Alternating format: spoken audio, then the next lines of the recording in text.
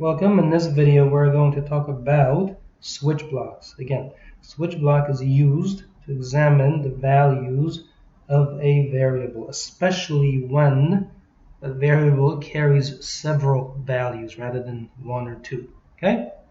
So let's take a look at it in action. In our case, what we're going to do is, again, examine some input from user and then produce some output, right? The logical heart of a program. Input of machine, process input, produce output. So make sure you have using static system.console like that. All right, let's take a look at the process. So in our case, first a prompt to the user, so a write line, and then we'll say enter fruit type like this. Now you're gonna type string s, or if you want, you can go, for example, fruit type. Remember, this is camel casing because the word type here, when it begins, is typed with an uppercase T. So fruit type is the name of the variable, and to get the value, you will do the following. You will type read line. That's a method, right? That returns a string. Now, because input from users can be messy, people can, for example, type apple spelled that way with those cases, or somebody might type apple like this, or somebody might type apple like that. Those could read to many different cases and a lot of inconsistency. So to ensure that we are always looking at things in only one case, you're going to take read line, you're going to put a period in here, and then you will apply to lower like that. This is called function or method chaining, and it's from left to right. So read line runs first, then you're going to convert it to lowercase, then you're going to start it over to fruit type. This is method or function chaining. We use periods like that. All right. So next you're going to type this. You're going to type switch, and you're going to switch to fruit type. You're going to examine the possible values entered into fruit type by the user. That's what it means, switch. Alright, so let's take a look at the specific constructs that define the body of a switch block. So you're going to type the following. You'll say case, and for example, imagine somebody enters apple. Then you're going to put a colon like that, and then we'll display some output. So we'll say write line and say the price of an apple. Okay, so apples cost 25. And now the question is, how can we produce a nice American cent symbol? To do that, you have to use a special code, and you can do that by typing a slash and then U, then 00A2. So this code here will produce a cent symbol, not a dollar symbol, but a cent symbol. So apples cost 25 cents each, and you close this with a semicolon. Then you complete that with a break like this. If you don't have the break, it's considered incomplete. Okay, so this here is a complete component of a switch block. You have the case, you have some processing, and of course this portion here can be very fancy. It doesn't have to be just write line. You can do all kinds of sub-processing, all kinds of things can be done. And then you break. And the break means leave the switch block. Okay? Alright, let's take a look at another case. So in that case, basically do Control-C to copy the code, and then Control-V to paste the code down below, like that. So here we will put, say, pair, like this. Okay, somebody's going to put pair. There you go. So we'll say pairs, like this, cost, say, more expensive, 40 cents each. You're going to write that out to the user and then break, leave the switch block. Let's do one more. Okay, maybe the case of a banana or something like that. And of course, this case here, I'm operating on strings, but you can operate on pretty much, many different data types. Keep that in mind. All right. So case, for example, 1, okay, rather than a string. So case and then in an integer data type as an example. All right. So now we're going to look at bananas and say bananas are the most expensive. So we'll say here bananas cost 50 cents each or something like that. And lastly, okay, so make sure that after each one you put a break. If you don't have a break, So if I take this and I comment it out, you see it says now control cannot flow through from one case label to another. So you must exit, in other words, right? You cannot have case apple or case pear, then you print something, and then it goes to case banana, right? If you don't have the break, then it would try to go to the case banana, but that's not possible. Only one of these applies. That's it. That's why you have to have a break. That break ensures that once this case label pear is processed, we leave the switch block. That's it. Nothing else is touched. And at the bottom, what's usual is to type something like this, the default. Okay, so when none of those cases is matched, the default case might be to right line, and now we'll say your input is not recognized, something like this. Okay, somebody inputs something that's not known to the system as programmed, and then we'll type break. That's it. Okay. Now notice these are highlighted. Because they are highlighted, that means logically they are related, correct? That break here goes with the switch. That break goes with the switch. That break goes with the switch. That break goes with the switch, and so on. Take a look at the operation of it. So debug. Start without debugging. All right, I'm going to put in apple, and notice I've cased it in a way that's kind of, I'll deliberately put the poor casing there. See? But it still works because I took APP, capital L, capital E, and I convert to lowercase. I'm always looking at the lowercase version of everything, so it's always consistent. So apples cost, and now we have a nice cent symbol showing, 25 cents each. That's it. Okay? And the cent symbol, remember, is the result of having that code present there, like that. So debug, let's do one more. Start without debugging. Enter some stuff like that, and then it says your input is not recognized. You see? So it doesn't crash, it doesn't fail, it doesn't give any error messages.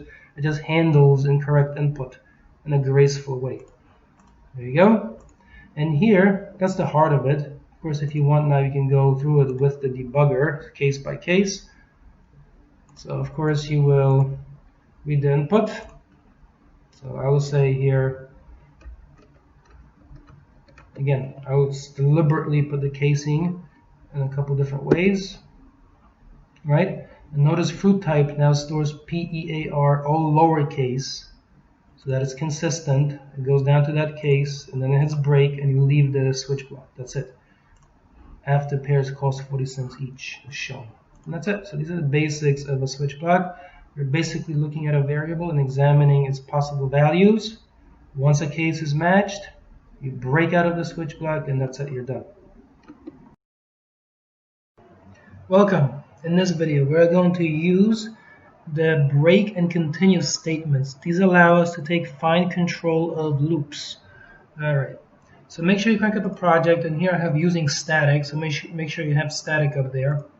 All right. So the first thing that we're going to do is the following. We will say double sum and set that equal to 0. This variable will store a sum. Okay, so we will add numbers together and store it in that variable. That's the purpose. Okay, and the name speaks for itself, so it's a sum. Next, you're going to say string input like this. This is for the input. Remember, when we enter input, it's first a string, so then we have to convert it to a numerical form. So that is what we are going to do. Next, we are going to say while. And now we're going to do this. If you want to prompt for input forever and ever and ever, this is what you can type. You can type while true. You see that? Now, while true simply means run the loop forever and ever and ever. There you go. So we are going to do this. We will take and we will read the input from the user. Read input. Up here, remember, this is a declaration of the input. It's read in down below. Next, you're going to say if input.contains the word exit, like this. So if somebody types the word exit, what we will do is leave the loop. To accomplish that, we can type break, like that, you see? And notice that break and while are highlighted, meaning that this break controls that while loop. All right? And you don't need that. I just put that there out of habit. All right, next. On the other hand, if somebody has not entered the word exit, we want to continue adding values together. So to accomplish that, we can say the following: else, like this, and now we can say sum plus equals. The plus equals has the effect of accumulating values inside the sum. And then you will say double.parse input. So here, convert to numerical form, and then of course store that into the sum variable, and then type continue. If you don't type continue, you will go down here and then back up. On the other hand, if you type continue, you will go back up to the top immediately. You'll see that when we run in a second. All right, at the end, what we're going to do, of course, is print the sum back to the user. So to accomplish that, we can type the following. All right, that looks like this. And now we're going to say here just right line, and then we'll say sum, and then close this with a semicolon. All right, let's delete it. So debug and start without debugging. Control F5 just to see the operation at first. But that's not useful. You got to still do it with the debugger, then you'll see it more clearly. Okay, enter 45, enter 45, 10, 20, 30. Now hit exit, and you see that the sum says 150. So we've been able to accumulate the sum and then print it back to the user. Now 45 and 45 is 90, and 10 is 100, and 20 and 30 is 150. So that's a very simple sum that you can check on your calculator to be sure that the logic is sound. All right, now take a look. Debug, step into. Now that we've confirmed that it works, take a look at a bit of detail that's useful so you can really understand what it's doing. All right, hold on, I gotta pin the window over. I gotta grab the pen. All right, that looks like this. Next, let's take a look. So while true, see that? You're going to read the first input, so I'll just put in 10, hit enter. That does not contain the word exit, so that means you skip past that block. You go to here, you convert that to numerical form, you store it. Look when you hit continue, it jumps right back to the top of the loop. It doesn't hit that curly brace on the bottom. Okay? Next step, I'm going to put in a 20, hit enter. That still does not contain exit, so we skip it. We parse it, we hit continue, that will go back to the top. See that? At the last stage, I'm going to actually type exit. Now, it does contain the word exit, so look very carefully. It hits the break and it pops out of the whole loop down to a right line sum. And then, of course, writes the sum, and then you exit. That's it. So you've seen the operation of continue and break in a somewhat, and an example that still fits in a single screen, but it still does something, somewhat interesting in terms of accumulating and then showing a sum of some values. And keep in mind that here, the number of values you are adding together is not known in advance, correct? I am not saying anywhere here that I am adding 50 values together.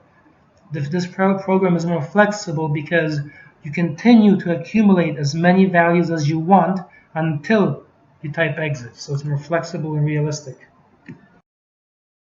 Welcome. In this video, we're going to talk about using the try parse function. I will show you one example, but this is a general logic. So make sure you have using static system.console up top. And now, we're going to type the following code. We will say double X out. Okay. So this is a numerical variable that will have the function of being used in an attempt to convert to numerical form.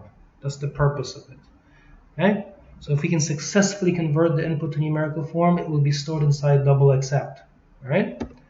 Then you're going to do string input like this. Of course, this will be for collecting input as in string form.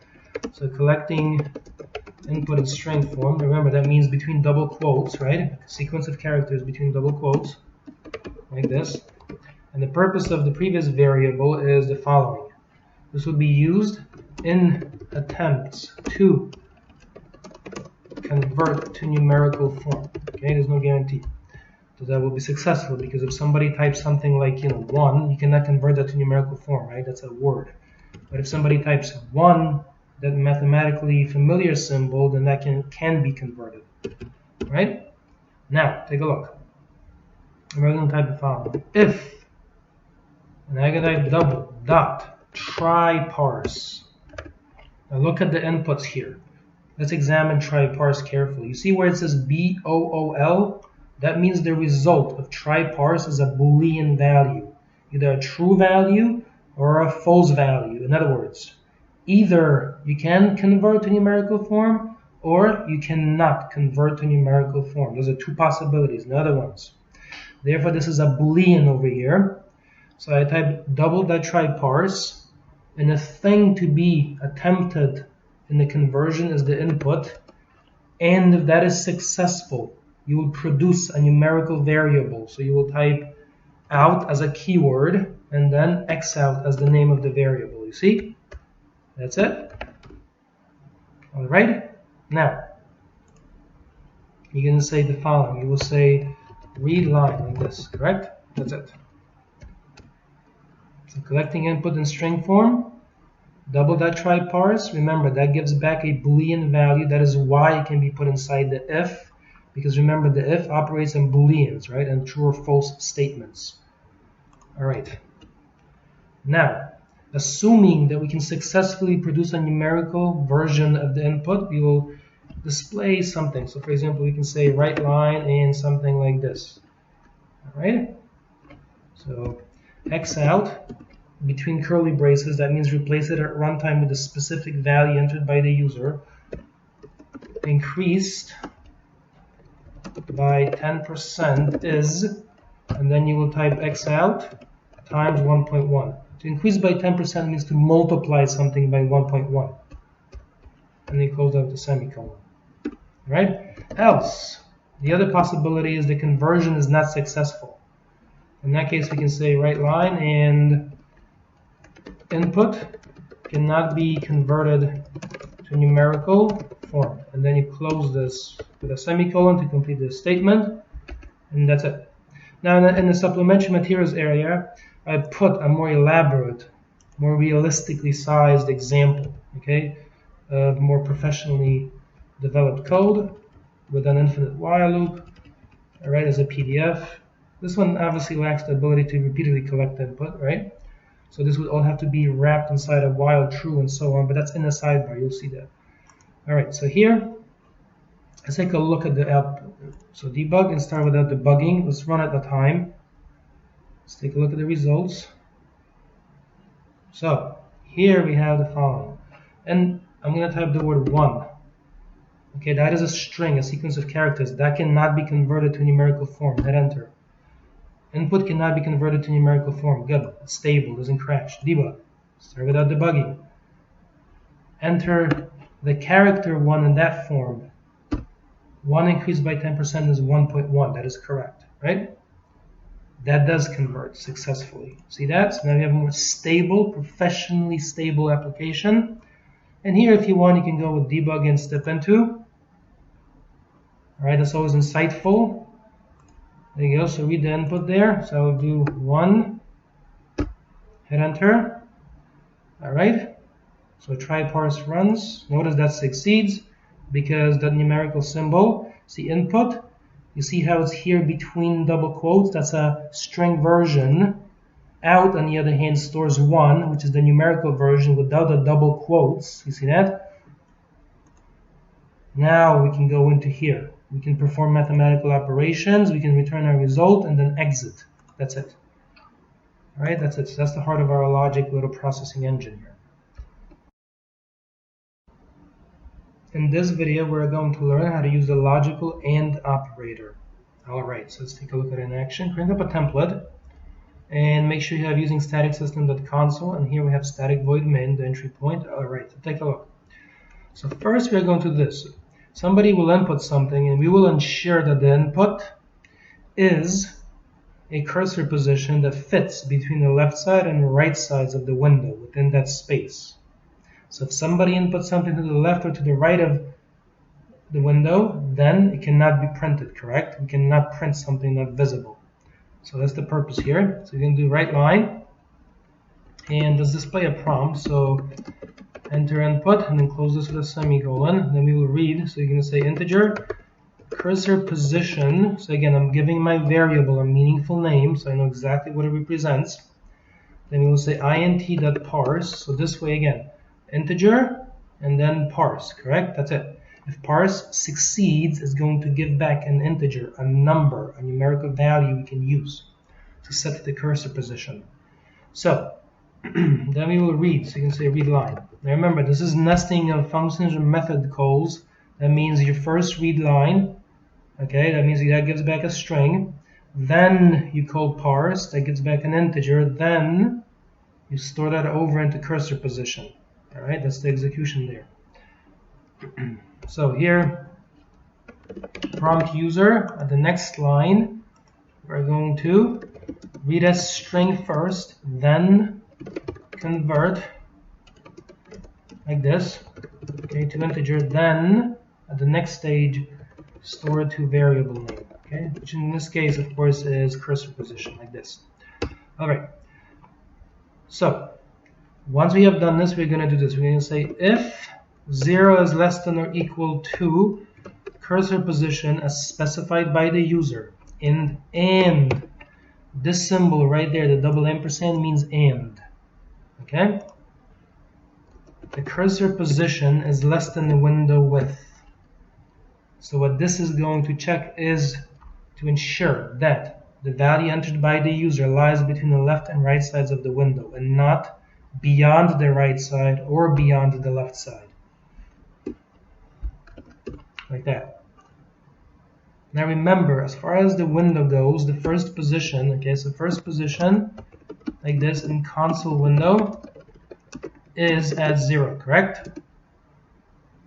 So keep that in mind. That's why over here I have 0 is less than or equal to the cursor position. That's fine, that's allowed. Alright? And in general, the principle is this, okay? A window that is 80 wide stores the entries that you put in at positions 0 to 79. Keep that in mind. That's why over here I have less than the window width and not less than or equal to the window width. There's a reason for having less than. Alright? Alright, so if the input falls between 0 and 1 character less than the window width, we can do the following. We'll say cursor left, set that equal to the cursor position. So set cursor position. That means, remember, cursor left is a feature of the console window. Okay? And we are setting it to our specific input. And then you're going to just write line, and that's it. Just put an X at that location to mark it. That's it. Alright, on the other hand, if somebody inputs something beyond the right side or the left side, we got to handle that also. So we'll do else, and then we'll type the following. We'll say cursor left, so set like a default value of 0, like this. So basically, by default, if somebody inputs an incorrect value, move cursor to first position at location 0, like this. And then just print some string there, right? So for example, here, incorrect input, okay? Like this, or incorrect position entered. And then close this with a semicolon, that's it. All right, that's the basic logic. So, this is the double ampersand logical AND. This works only if the left side is true and the right side is true. Both sides have to check, right? This is one logical condition. This is another logical condition. And the compound expression is this entire thing from left to right. And the only way this block will work is if the whole expression is true. Now, this is also known as a short-circuiting operator, like this, for the following reason. If this condition on the left side fails, then the right side condition is not checked. There's no need to check it. So one more time, if the condition here fails, the right side condition is not checked, the block is skipped, and you go directly down to else. That is what we mean by short-circuiting. That means you don't have to check the right side, you just check the left side. Alright. Let's take a look. Let me delete my reference code that I had stored there down below for reference. I make my own code and I store there. Sometimes, you know, when the code is complex enough, trying to remember it can be a bit tricky. There you go. So that's the heart of the program. Let's take a look at the execution. Debug. Start with that debugging.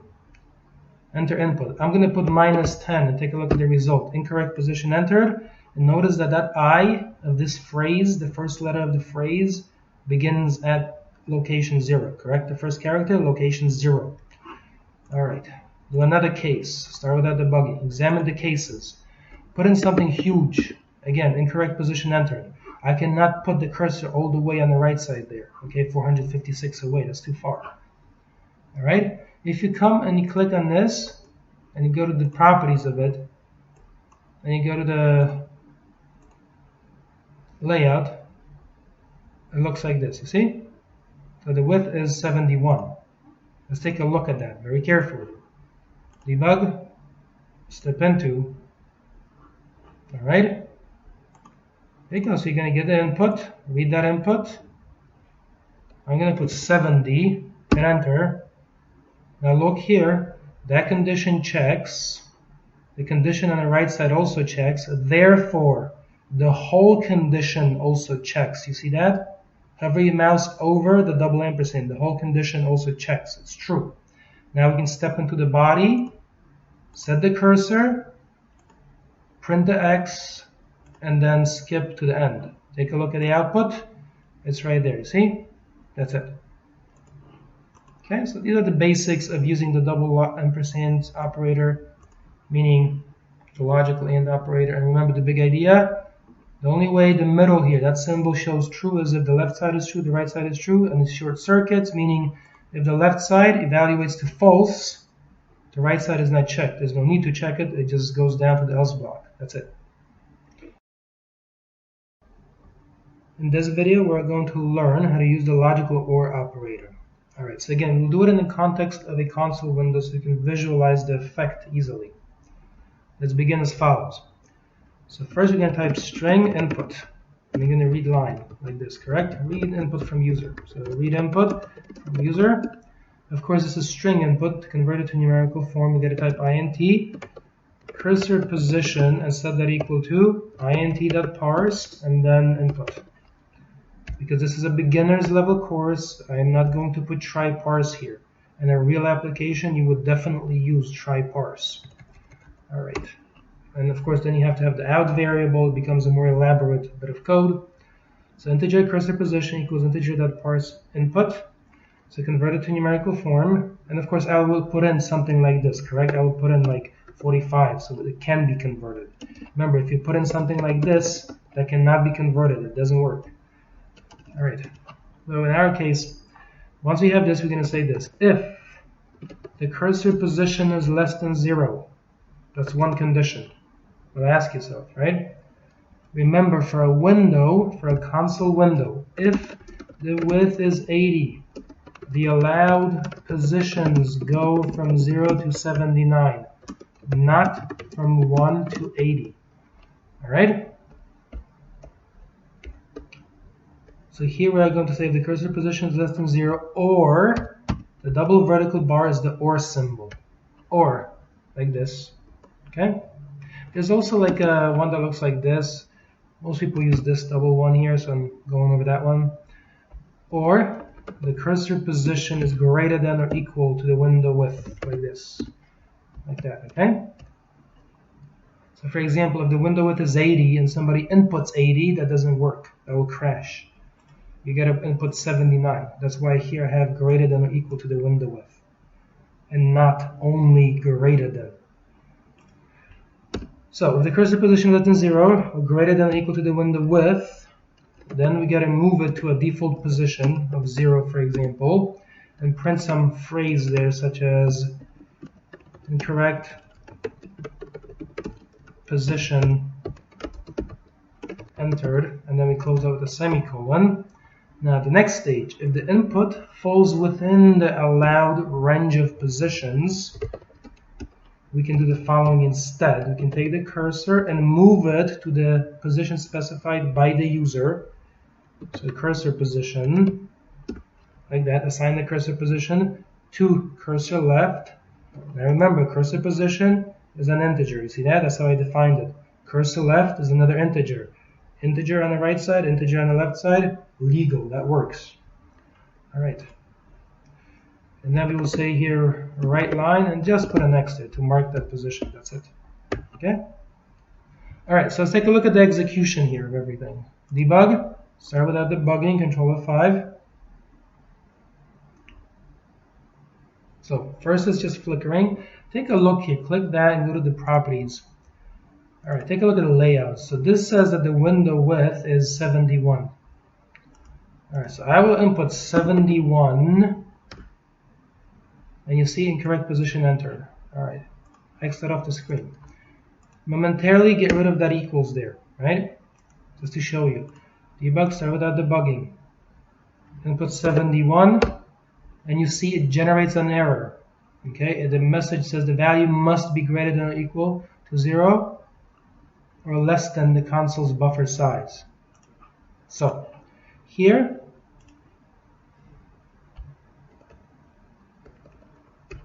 you've got to have that. All right, now take a look at debug, start without debugging. If I input 0, that's fine, right? That works perfectly well. Now we're just basically checking cases to be sure they work. And put a negative value, -10, it says incorrect position entered. Like that. If, for example, imagine I made this -5, right? Take a look, debug, start without debugging. Once you write your code, you start varying it. Input -4, and it says error, not allowed. Right? That's why here I have 0. Okay? And one more thing, debug, start without debugging. Remember here, if I go here, and look at the properties, and I look at the window width at 71 units. So if I enter a 70 here, let's take a look at the results. That does work, and that places it at the very end of the window. You see, that's what we want, stable behavior.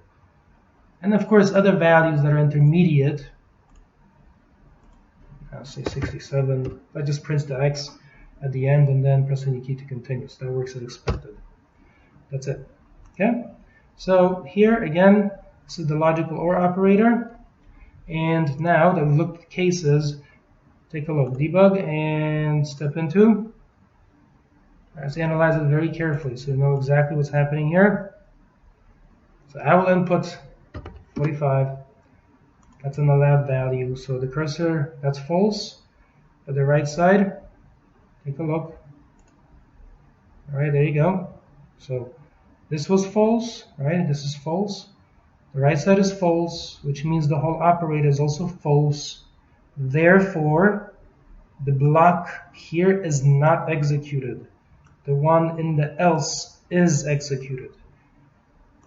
And then you print X, that's it.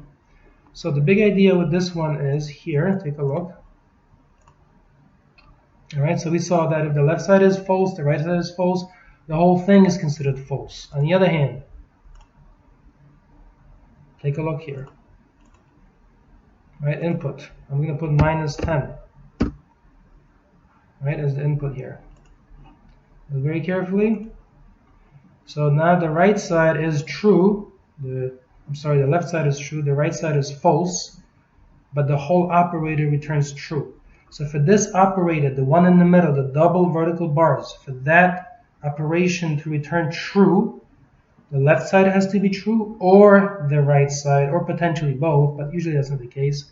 So again, either the left side is true or the right side, not necessarily both. In our case, the left side is true, but the right side is false. Take a look. Nonetheless, you go into the body, you execute, and then you step out. That's it. So these are the basics of this operator. In this video, we're going to talk about compound operators. So in other words, these are operators that perform the following. They will evaluate and assign like this, okay, using very compact notation. We have seen some of these until now in their more natural contexts. For example, we have seen this one, right? For example, put like a variable name and you put the ++. So we've seen that one, okay? For example, when you did the for loop, you did I++, correct? That's it. Now, we want to go through a brief summary of some of the other ones. All right? So you can understand more thoroughly what they do. All right. So first thing we're going to do is this. Type double x equals 5. So basically declare and set a variable like this. That's it. All right. Next, make sure we have using static system.console like this, like that. And now in the bottom here, we're going to go to some of these operators. Right? There's a plethora of them. There's a great number of them. So let's examine some of them, and they all operate pretty much the same in terms of logic. Let's take a look. Right line, and then you're going to put the dollar symbol, and now we will say print, and then increment by 1. So you're going to put that, then you're going to put x plus plus. Right? That's it. So notice this will first print the value of x, meaning it will first insert the value of x into the string and print it, then it will increment it. So use it first and then increment. All right? And to confirm that that is so, we're going to say right line and print the value of x. Okay, so print after incrementing by 1. There you go, and you're going to put the x in there and print it. That's it, to confirm that the value has been grown by 1 unit. Next, right line. Again, dollar symbol, and then you'll say decrement by 1, and then print. Okay? There you go. So decrement means subtract 1, like that. Diminish, decrease by 1. So you'll now do the following. You'll write minus minus in the next, and then close this with a semicolon. So this here will first, because that's minus minus in front of the x, it will first subtract 1 and then print the value of x. Once we run the code, all of this will become self-evident. Now, next, right line, and we're going to do this. Print after adding 2. So to do that, you will write the following. You will write x plus equals 2. So this compact symbol will have the action of adding 2 to the value of x, and then it will be printed. That increased new value will be printed. All right? That's what it means. So in other words, x plus equals is equivalent to writing x equals x plus 2 like this. That's what it means. All right? Like that. It's equivalent to that logically. Next. So right line, and for example, at the next stage. So print after subtracting 2, that means you will write the following here. X, like this, minus equals 2. This is equivalent to subtracting 2 and then printing that diminished, decreased value. Next, right line. And then we will say the following here, like this. Print after dividing by 4. So to do that, in place you will write x, division symbol, and then equals 4. So this will have the impact of dividing x by 4, and then that value is stored back into x and printed for both of these, all of them essentially. Okay? This one up here, that means first add 2, store that back into x. Right, this means subtract 2, store that back into x. This means divide by 4, store that back into x. Right, that's the action of those symbols. Next, right line, and let's do one more here. So print after multiplying by 3, like this, and then you're going to write x times equals 3. So this will have the action of, you're going to take x, multiply by 3, and then store that back into x, like this. The entire time, there's only one variable, x, that's it. Next, you're going to do the right line, and then you're going to put that and print after incrementing by 1. That means you're going to do this. You're going to put plus plus 1, or rather x, close with a semicolon. That's it. So this here, because the plus plus is in front of the x, means first increase the value, then print. Okay, that's the sequence. All right. So these are the basic operators here. Some people call these the unary operators, okay, compound operators. like that. This one specifically, because it acts after the variable is used, has the name postfix. This one specifically, because it applies before the variable is used, has the name prefix operator, like that. All right, and these you can describe as compound arithmetic operators, for example. Let's take a look. So debug, and let's go with step into. Otherwise, we'll produce all the results, and it's going to be overwhelming and meaningless. There you go. Especially if you're new, correct? Got to pace ourselves. So here, let me pin this like that. I look very carefully as I go through the process. So take a look. Right now, the value of x is 5. Take a look at what's printed on the screen. There you go. Like this. So first, 5 is printed like this. At the next stage, take a look. Right, print after incrementing by 1. Now it's 6. You see that? Next stage, decrement by 1 and then print. Well, if this is 6, you subtract 1, that gives you back 5. That is correct. Like that. Okay. Let me change the size of the font a little so it fits more naturally into the space available. So let me make that a 28. There you go. We can still see that, I think. There you go. Next. Now take a look. Right now it's 5. I take 5 and I add 2. That produces 7. That is correct. Next stage. I take 2 away from 7. That gives back 5. That is correct. Next stage. Well, take 5 and you calculate it and divide it by 4. It's going to give you 1.25. That is correct. Right? Notice that it prints there. So that means the division is done and then that value is stored back into x. Then it's printed. Next. Well, 1.25 times 3 is 3.75. That's correct. And lastly, print after incrementing by 1. That is correct. 1 added to 3.75 is 4.75. That is correct. There you go. So now you've seen the action of some of these operators. There you go. And remember, the big idea here is some of them act after the variable is used, like that one. That's the postfix. Some of them act before the variable is used, prefix.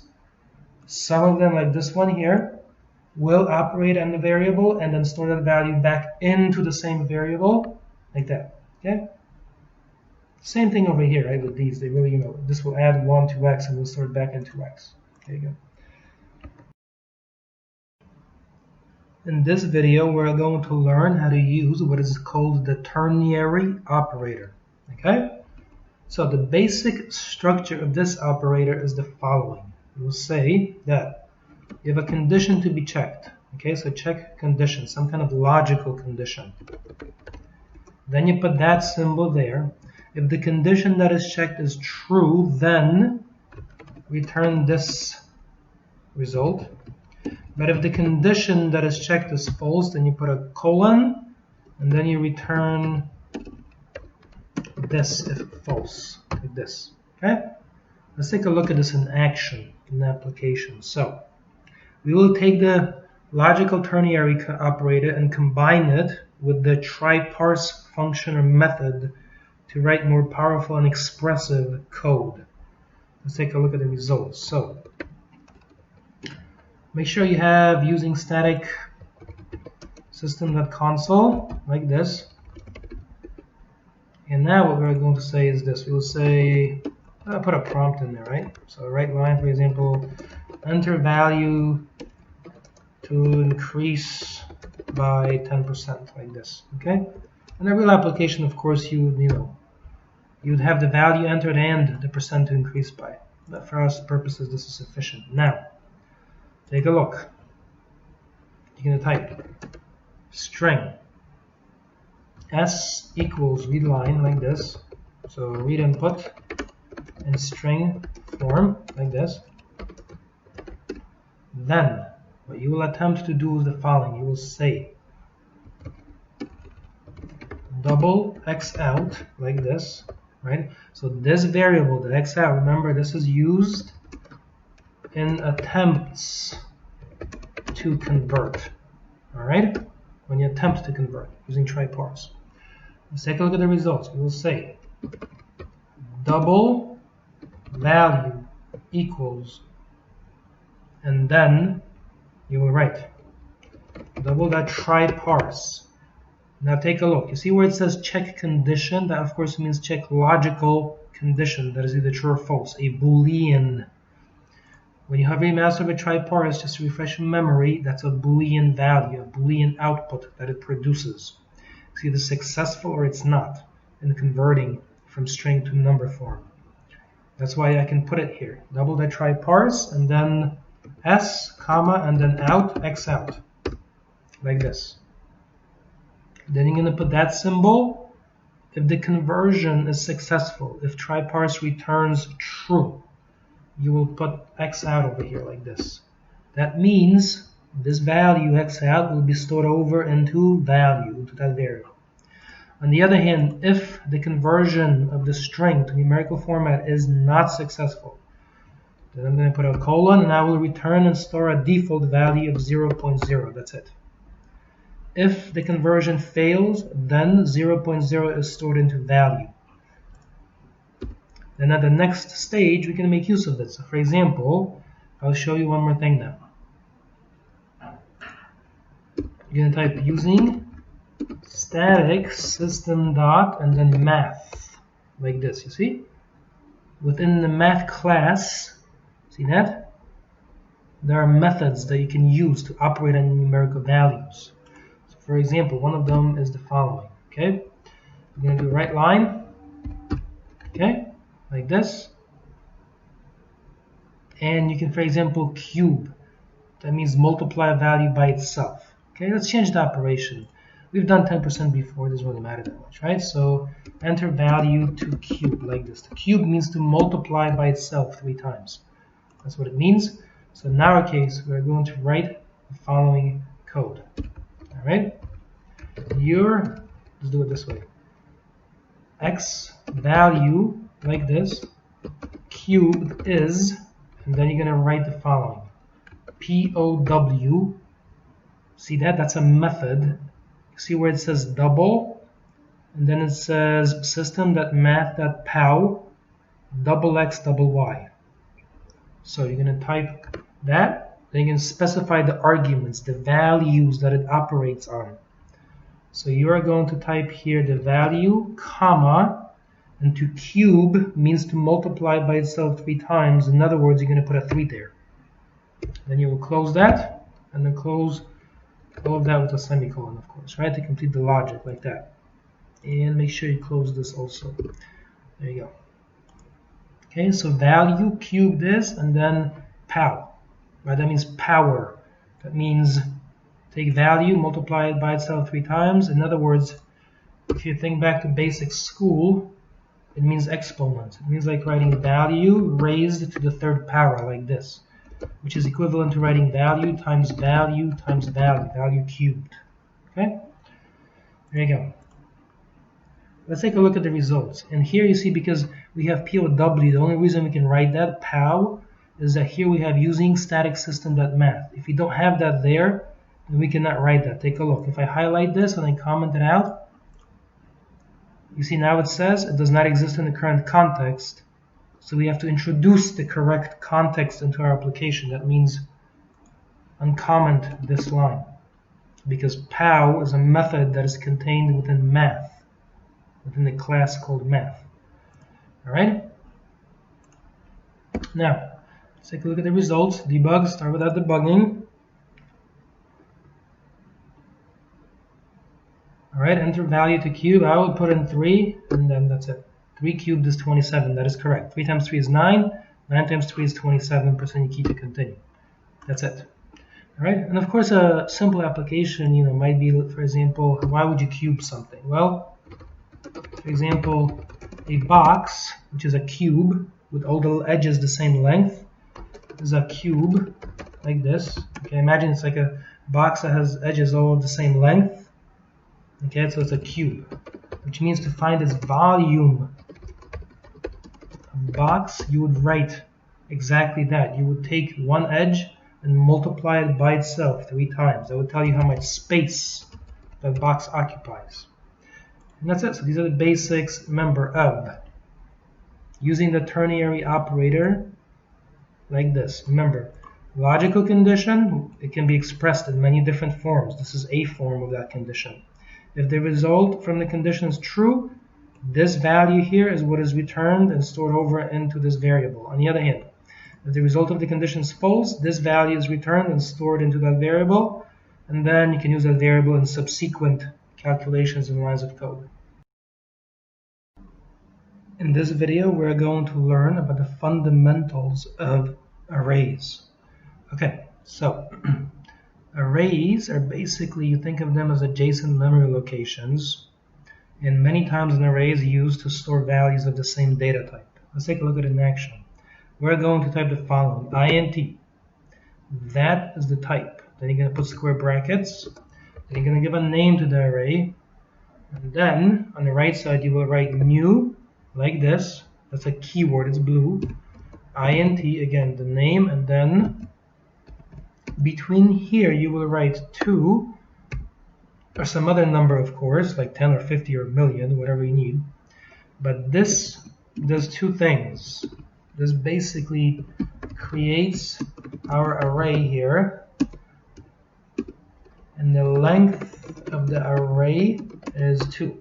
Now, an important question, of course, would be how do we fill this array? This is what we do. You're going to type the name of the array, then you're going to type the brackets, and then you're going to put a 0 in there, and then store a value, assign a value to it. So for example, because this is int, if I try to assign that, you see it says error.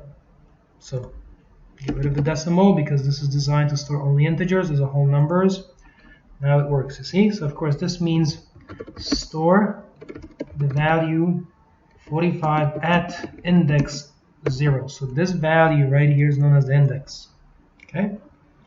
Next, and notice that the index number 1, the first index is a value of 0. It is not 1. Just as for strings, they begin at 0, correct? For the stuff that dealt with the console window, that began at 0. That's a general concept in programming. All right.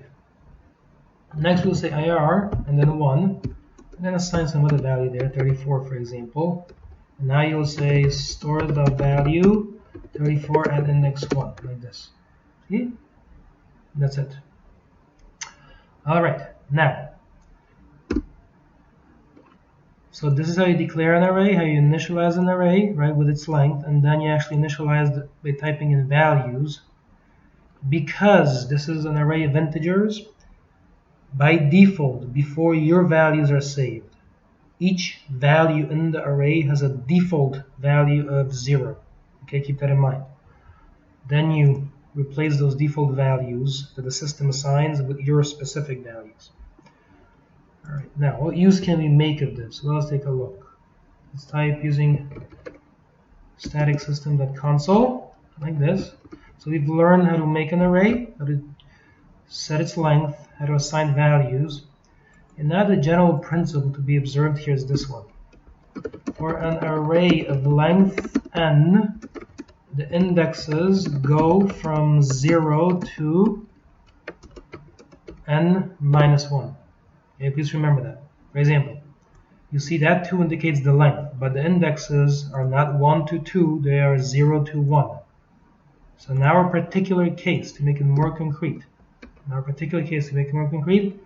n has the value 2, and then the indexes go from 0 to, well, n minus 2, that's like 2 minus 1, which is 1, right? So index 0, index 1, there are 2 of them, right? There are 2 things. The length is 2, the indexes go 0 to 1. Always keep that in mind as an offset of 1. All right. Now, let's take a look. What can we do with these things? For example, we can obviously print them. So for example, values stored at index 0 is, and to print it, you just type AR and type in the index. That's it. So this will get the value stored in index 0. In other words, this will insert 45 into this space at runtime. That's it. Of course, you can also combine them using mathematical operations, because under everything under the surface, this here just represents the number 45 and this represents the number 34. Okay? So take a look. ratio of entries is, and to specify the ratio, you're going to type AR as 0, like that, and then divided by AR 1. See? And then, of course, you'll close that, and close it with a semicolon. There you go. So you can also, of course, operate on them mathematically this way. You can divide one by the other. All right. Let's take a look at the results before we do anything else. We're going to build up our comprehension very gradually. So debug, start without debugging. Let's take a look at the results.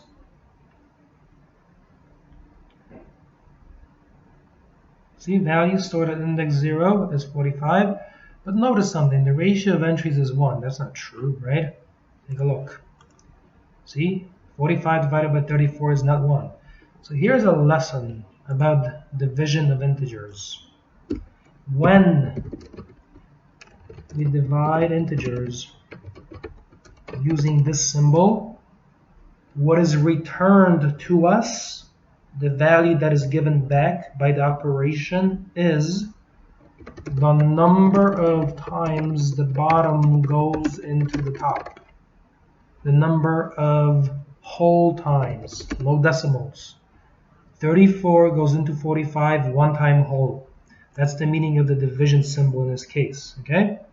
Hover your mouse over the division symbol, you see where it says int operator, and then it tells you that int left, int right. So it operates on two inputs, and then it produces an integer value as a result. Okay, it's not going to produce 2.58. That doesn't happen. However, imagine we did want to produce, okay, something with decimals. How might we go about that? So I'll tell you one more thing. Right, so the first one here simply tells you, to be more refined, number of times bottom goes into top, whole times, right? 34 goes into 45, one time whole, with something left over. But this division is not aware of that. All right, so now next, right line, like this. Decimal ratio is, and now take a look. We're going to do this. We're going to type double, and then you will type AR0, like this. This will have the effect of converting the entry 45 into a variable of type double, like that. All right, and then on the bottom we can put AR1, you see, and then close this with a semicolon. There you go. All right, now let's take a look at the results in this case. Debug, start without debugging. And you see now the decimal ratio is 1 point and then the leftover part, right, that decimal. There we go. So now this gives a nice double output, meaning something with decimals. So you can also apply data casts, right, to entries like this. You can cast them to another data form. All right, that's that. Now, another thing that you can do with arrays is this one. You can say, for example, string, like this, and we'll call this str array. Now I'm going to type new string. So this will be an array of strings, of sequences of characters. And now to initialize it, you can do it this way. You can type curly braces, and then at index 0, you can type a word like hello, and then comma, and then at index 1, you can write, for example, world. That's the famous hello world, right, used in programming. And you close out with a semicolon. You see? So this is hello, comma, space, and then world. This means by implication essentially that this here is at index 0 and this string is at index 1. I did not explicitly state the length of the array. I don't have to because I have an initializer, as it's called, that does that for me. And of course now I can do things like this, right? I can, for example, take str array at index 0 and I can concatenate or add together the two words by writing plus, put a space, and then plus, and then str array 1. See? Close this with a semicolon. There you go. All right. So this symbol here, this plus symbol, when you hover your mouse over it, you have to be careful. You see now it says string.operator, string left, string right. That means it accepts two quantities. On the right side is a string, on the left side is a string. And this one right there, the very first word that says string, in that little tooltip there, that is the return type. So this operates on two strings and produces another string. All right, in this context. All right, and that's it. Let's take a look. Debug, start without debugging. And you see value stored at index 0 is 45. Number of time bottom goes into top hole one time. Decimal ratio is that. Hello world is produced now as a single string. See? There you go. So these are the basics of arrays.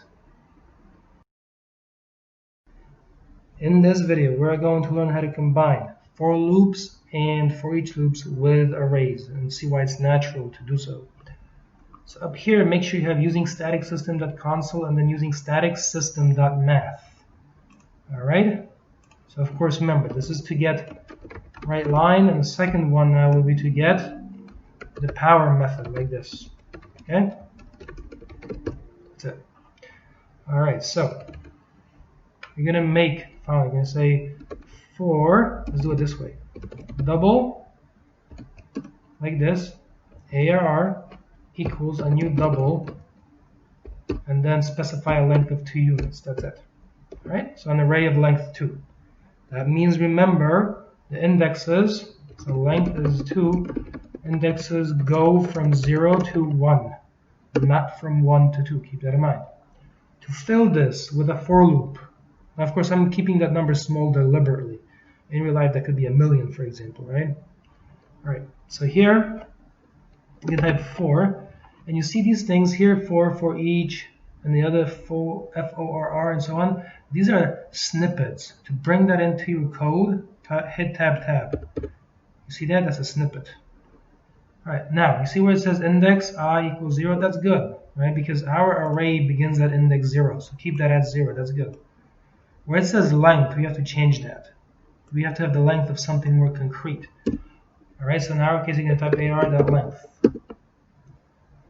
All right. And it's less than it, not equal to it. Do not put equal to it, because that will be like saying they can go up to 2. The indexes go up to 2. They don't. They go from 0 to 1. They do not go up to 2. That's why this has to be less than and not equal to. All right.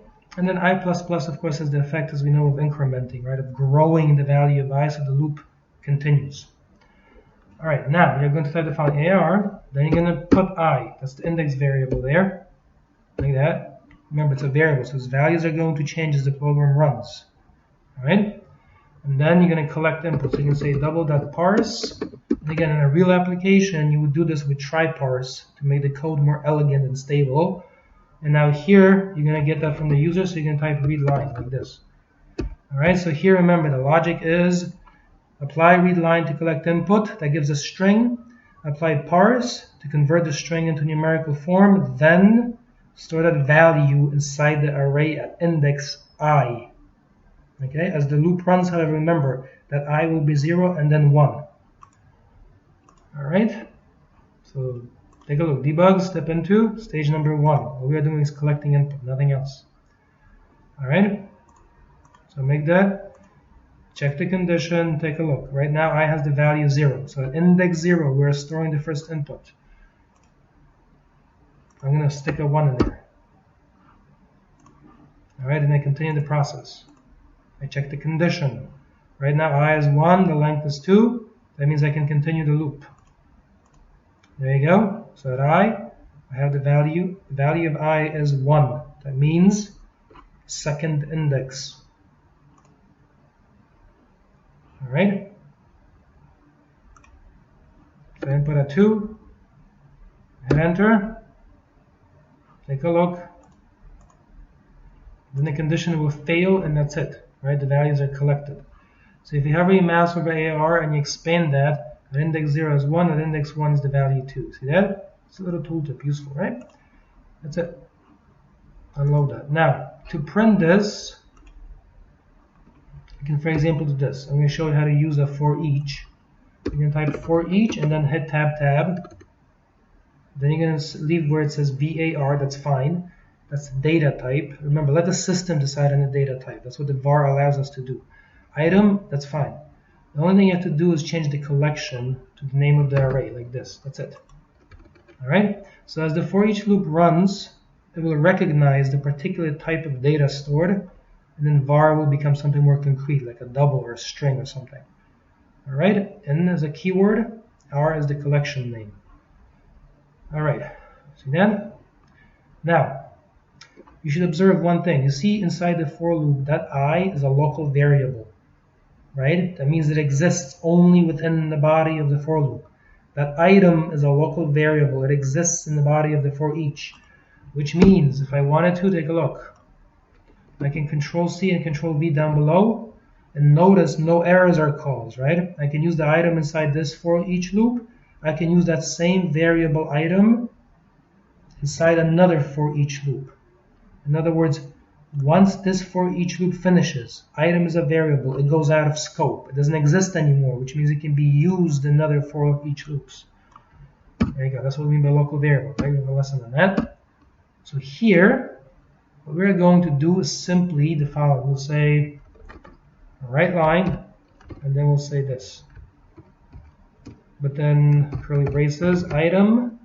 Remember, that will be replaced with a specific numerical value, squared as, and to square the item, you will type POW, which comes from up here, from the math class. You see that? System.math.power. That tells you where it's located. Within the system namespace is a class called math, which has a method called power, POW. All right? And it gives back a double. That's what that double indicates. That's the return result, the data type of the return. So now you're going to type item, comma 2, and it closes with a semicolon. See? All right, debug and start without debugging. Take a look at the results, collect the inputs, 1, 2, and 3, and so on, okay? And I gave back the results. I made this only too long to illustrate a basic concept. Just do it one more time. Debug, start without debugging. Now I'm going to put 10 and say 4 point whatever. So 2 squared is 4, right? 2 times 2 is 4. 4.56 squared is that. You can check that on any calculator. All right? That it's working. And that's it. So remember here, one thing about these arrays and for loops and so on is that you specify the size of the array in advance. That's not the most flexible thing. There are better things called lists. Okay? Lists are a very vast topic in their own right. I mean, this is an introductory course, but I'll give you a preview of some of the power of lists later in a subsequent lesson. In this video, we're going to learn about value type and reference type variables. Let's talk about the motivation. Imagine an array with 150,000 entries. If you try to mirror those entries into different memory locations, copy them from one place to another, that could take a long time, correct? Imagine 1.5 million entries, or 1 billion entries. It could take a very long time to shift, to make copies, right, from one set of memory locations to another. That's not a good way of doing it. However, imagine you have a number like 10, that's one value, that's easy to copy, right? It's very easy to copy that from one place to another, it's not a big deal, all right? So, here we are talking about reference type and value type variables, and specifically the way they are copied around in memory. I'm not talking about decimal, double, and so on, right? I'm not talking about the data type. I'm talking about reference type variables and simple type variables, all right? So here, remember the difference. Simple type variables copy the data from one place to another. Reference type variables simply create a new name. So then you have multiple names pointing to the same memory locations. The concepts are quite different. Let's take a look at the results. Integer x equals 5 and y equals 10, like this. So declare and initialize two variables. Now, it happens, because of the way the system is designed, that integer, double, decimal, and so on, those basic data types are also the ones that copy the data from place to place. All right, take a look. So I declare and initialize two variables. Now I will write that, for example, x over here equals y. Okay. Now the question is, this means set the value of y equal to x. In other words, to say it better, assign 10 to be stored at x, like this. Okay. Let's take a look at printing these. So we're going to do right line. Of course, make sure you have using static system.console. like that, and then you will say x equals, then you're going to put x like that, and y equals, and then you will put y like that, and close this with a semicolon. Now remember, at runtime, these will be replaced with a specific value, correct? And likewise with this. Now, the question is, I wrote here y, and I assigned the value of y to x. If I again change the value of y, will that have any impact on x? That's the question here, okay?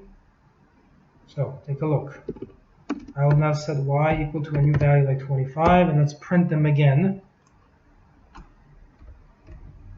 And then Control V down below. So debug, start without debugging. Take a look very carefully. X equals 10, y equals 10. At the next stage, I have changed the value of y from 10 to 25, but x retains its original value of 10, right, that I assigned. Like that. See that? So this confirms the following thing. This step here does nothing but copy the data. Alright? In other words, copy the data only. No other relationship exists.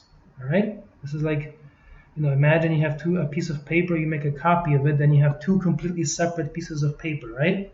Then if you change the original, we cannot simply immediately see that change in the copy, correct? You would have to make a new copy.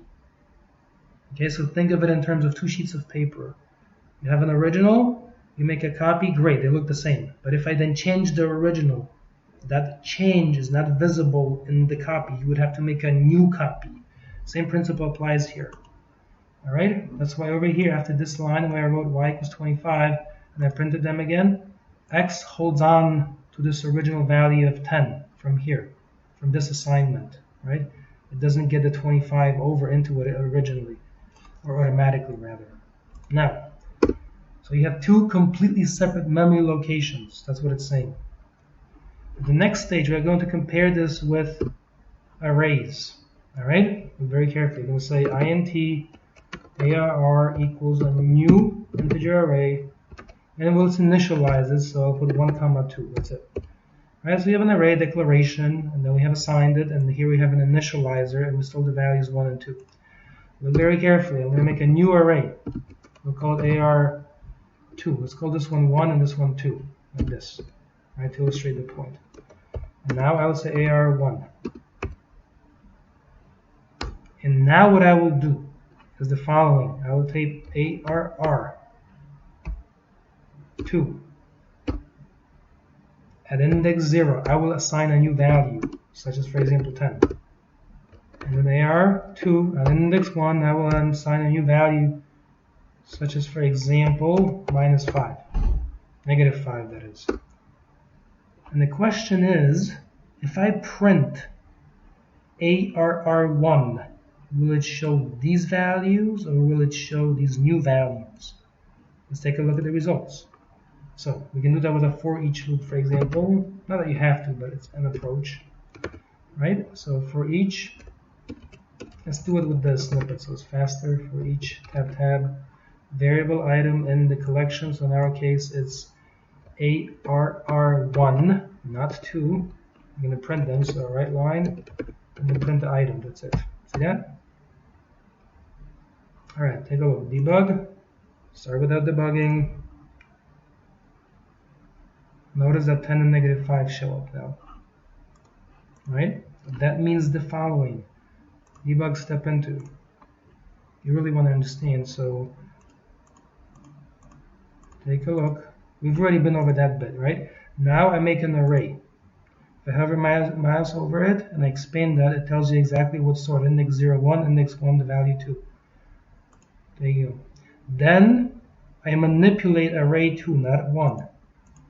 So now if I hold my mouse over R1 and I expand it, take a look. 10 is stored and -5 is stored. That shows us the following.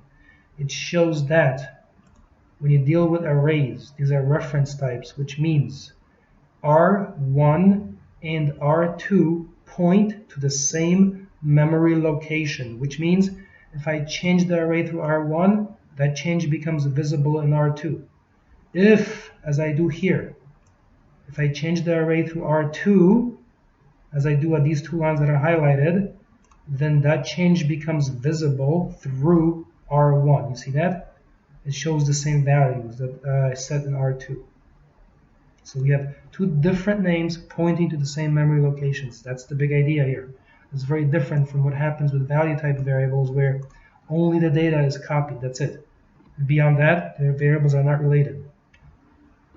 All right, and then of course you go and you print it. So after that, it's fairly mechanical, right? You go over the body here and you print the items, and that's it. It's fixed. All right? That's it. So remember, value type, copied by. Value meaning the data is copied. Reference type, that means you create new references. You have multiple names pointing to the same memory locations. In this video, we're going to learn about two-dimensional arrays. So what you see in front of you roughly is Excel. You happen to use OpenOffice Calc, right? Same functions, more or less. Now, very important lesson. This is a two-dimensional structure. One dimension is this way from left to right, and the other dimension is vertical from top to bottom, or bottom to top, it doesn't matter, right? But the point is, one is horizontal and the other one is vertical, like that. All right, that's two dimensions. Because that is the case, when we label the cells, this is a cell, we need two numbers, not one. So we're going to type the following. We're going to put 0, comma 0. In this context, the row is the value of the first, and the column, I'll call that COL, is the value of the second. See? So what this tells us is this is identified as row 0, column 0. When I go in the cell to the right and identify that, I will keep the row at 0, but the column is equal to 1. Now, as before, the same principle of offsetting applies, which means over here, as you can see, you have the following, right? This is row 0, this is column 0. This is row 0, this is column 1, like that. Okay? That means at the next stage, when you copy these, you will do this. You take this stuff here, you highlight it, and you copy it to identify the next cell correctly. When I paste that in there, like this, you got to change that over to a 2, correct? A 2. So the big idea is this. As you go across a row, that first number that identifies the row stays fixed. It's 0, 0, and 0, and further, the first row has an index of 0, not 1. All right, big idea. Now, you switch down, go down to the next row. Then you're going to say row equals 1, comma, and column equals 0. Well, that means now we are inside the second row. And to identify the next cell, I would type row equals 1, comma, and the column would be equal to 1.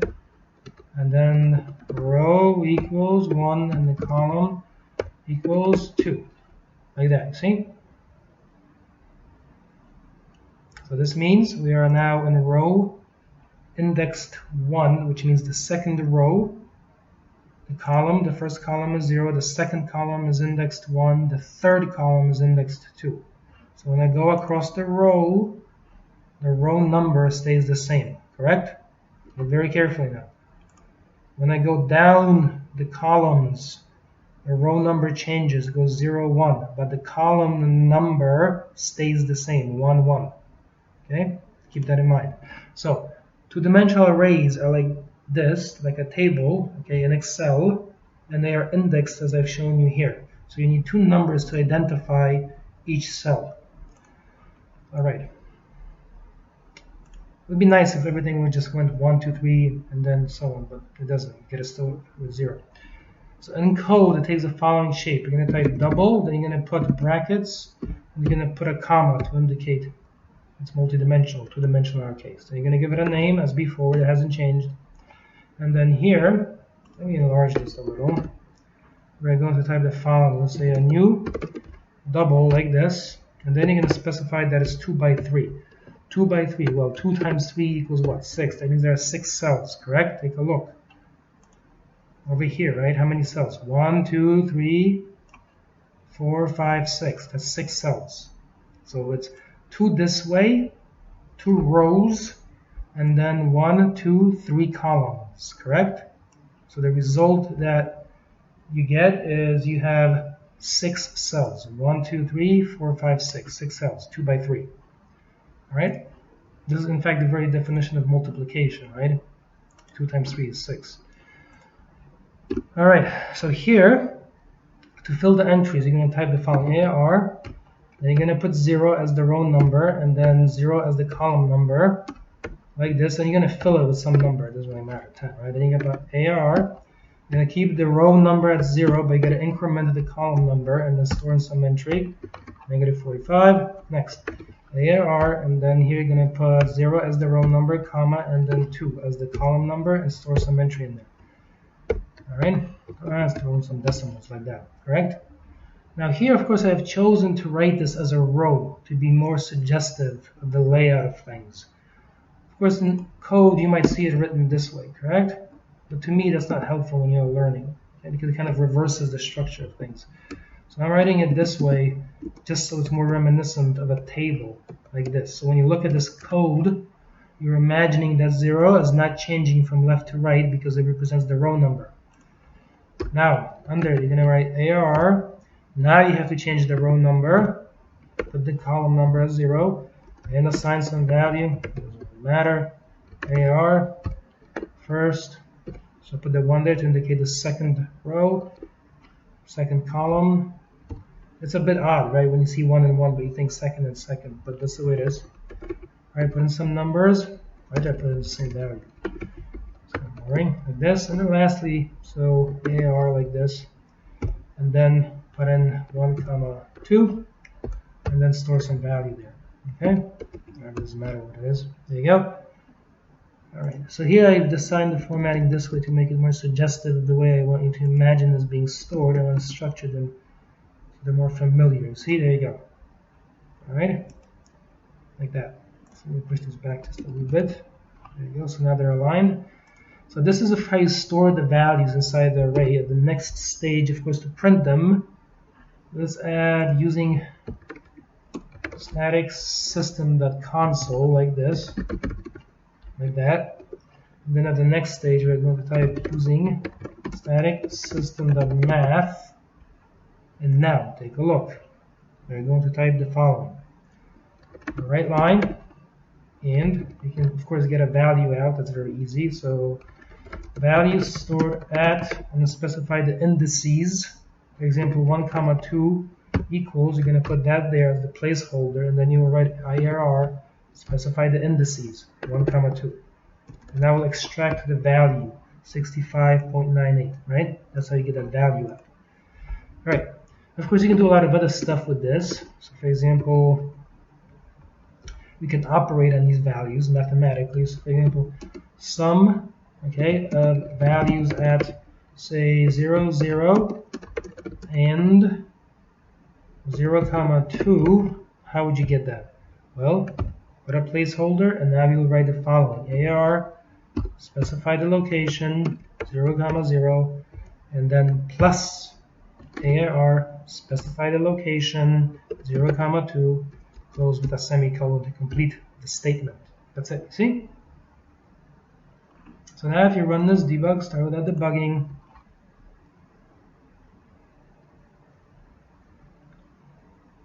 See, value stored at that index is 65.98. Sum of the values at 0, 0, and 0, 2 is negative 35.98.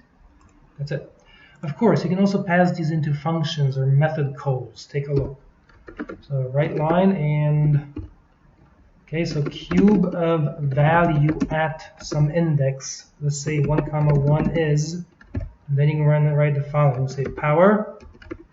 Then you can specify the entry. So you can type ARR, and then 1, 1. Remember this here. It doesn't matter how fancy it looks. It represents a number. This number right there. That's it. Okay. Then you're gonna put a comma, and then you're gonna put a 3 to indicate you want to cube that value. Multiply it by itself 3 times. Take a look. Debug. Start without debugging. See that? So cube of value at 1, 1 is that big number there, like that. If you want, can make things even prettier. So for example, you see how that gave us a lot of like weird decimals? One more thing that you can do is this. You can say round, and then here you're going to put a comma and say 2 decimal places like this. Alright, so what this is saying is get the value always from the inside to the outside. That's how you read code when you have nested structures. This means get the value. That means cube the value. That means round the value to 2 decimal places from the inside to the outside. Debug, start without debugging.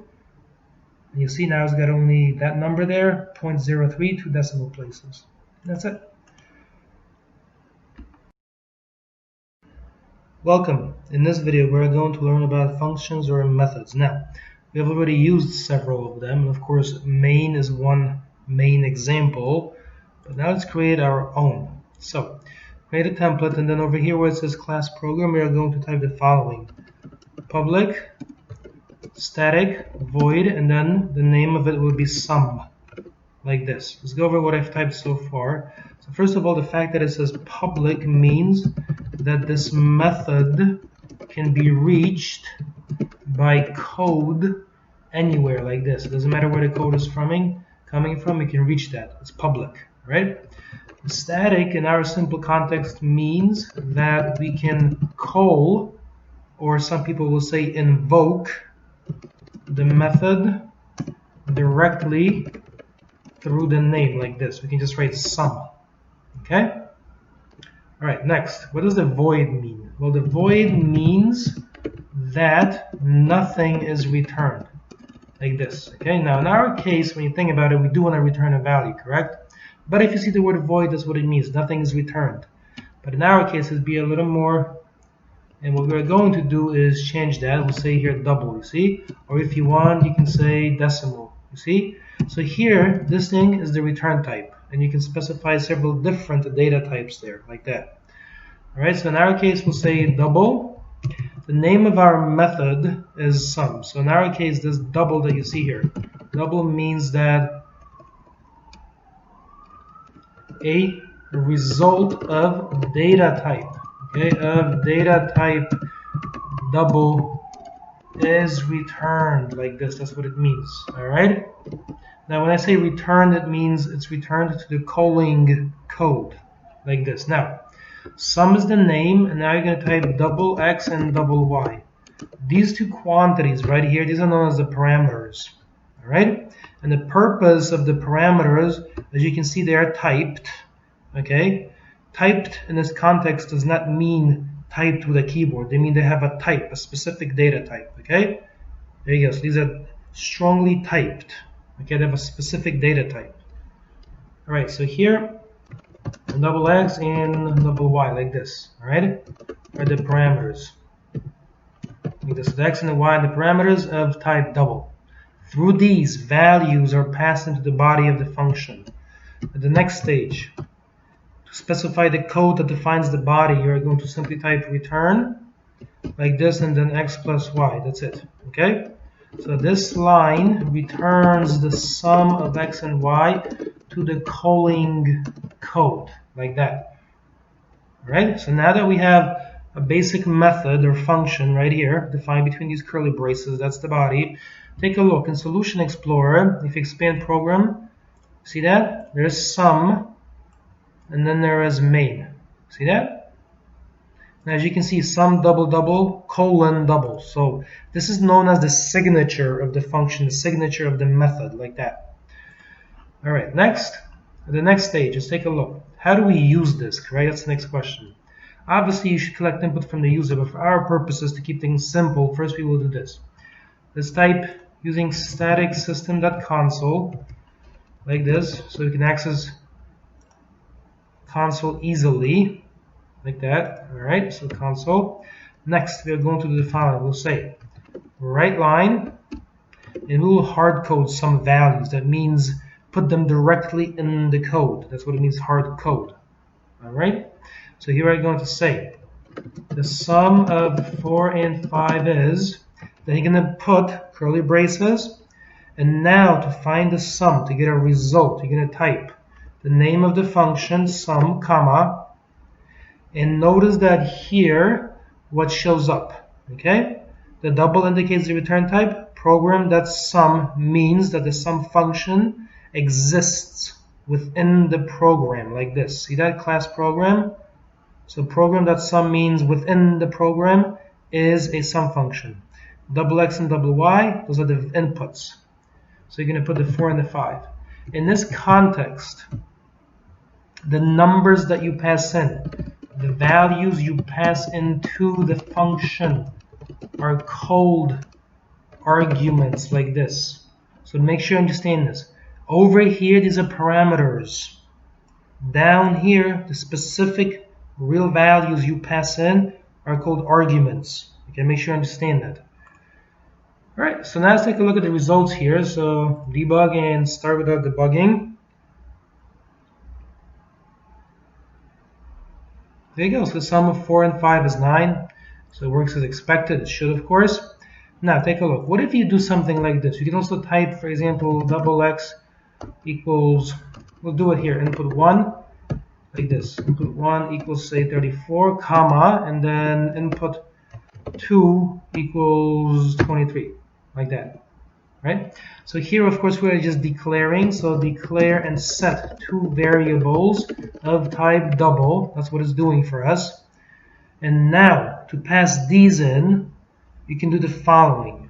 Okay, I'll show you another way of calling the code. You can type double over here, and then you can say result equals, and then you will type sum, and then you will type input 1, comma, input 2. All right? So here, I'm showing you something different. Here, the sum 4, comma 5, that will run first. The return number is then embedded in the string and constructed together with the string into the display. In this case, what we are saying is first declare initialize two variables, then pass them as arguments to the body of the function, get that result, okay? So pass values in and get result like this, then you can print that, okay? So the sum of, and now you're going to put a placeholder, okay, and put the dollar symbol here. I'm showing you a couple different ways. Input 1 and like this. Input 2 is, and then again you're going to type result. See? And this achieves something similar to what's above. There you go. Except this code here is more sequential. So debug, start without debugging. Let's take a look at the results. There you go. The sum of 34 and 32 is 66. That's it. Okay. So here on that line below, show the values of input, okay, of the variables defined, and the value of result, which is, remember, the result of a calculation. Notice that on the left side it says double result, right? The type of the result is double. The return type of sum is also double. So you have a double on the left, a double on the right, and then it's synchronized and it works as it should. And there you go. So these are some of the basics of creating your own functions, and then a couple different ways of invoking the function or calling it. This is what's known as the called code, and this is known as the calling code. In this video, we're going to learn how to pass an array into a function. Alright, so connect up a project. Now, again, class program, and then right under it, we're going to type the following. So public, like this. Okay, again, static. And then we'll type double, and then you will say sum array. And then you're going to type double, like this, and then R. So here the meaning of the words is pretty much the same as in the previous lesson. Specifically, of course, remember public means accessible anywhere, like this. That's the meaning of that. Okay, static, of course, means we can call it just by writing sum array. Okay, and then there you type in the argument like this, right? You gotta pass an argument into the body of it through the parameter. Double is the return type, like this, and then of course the name is sum array, and now here the parameter, okay, through which values are passed is an array of type double. In other words, this here is the parameter. See that?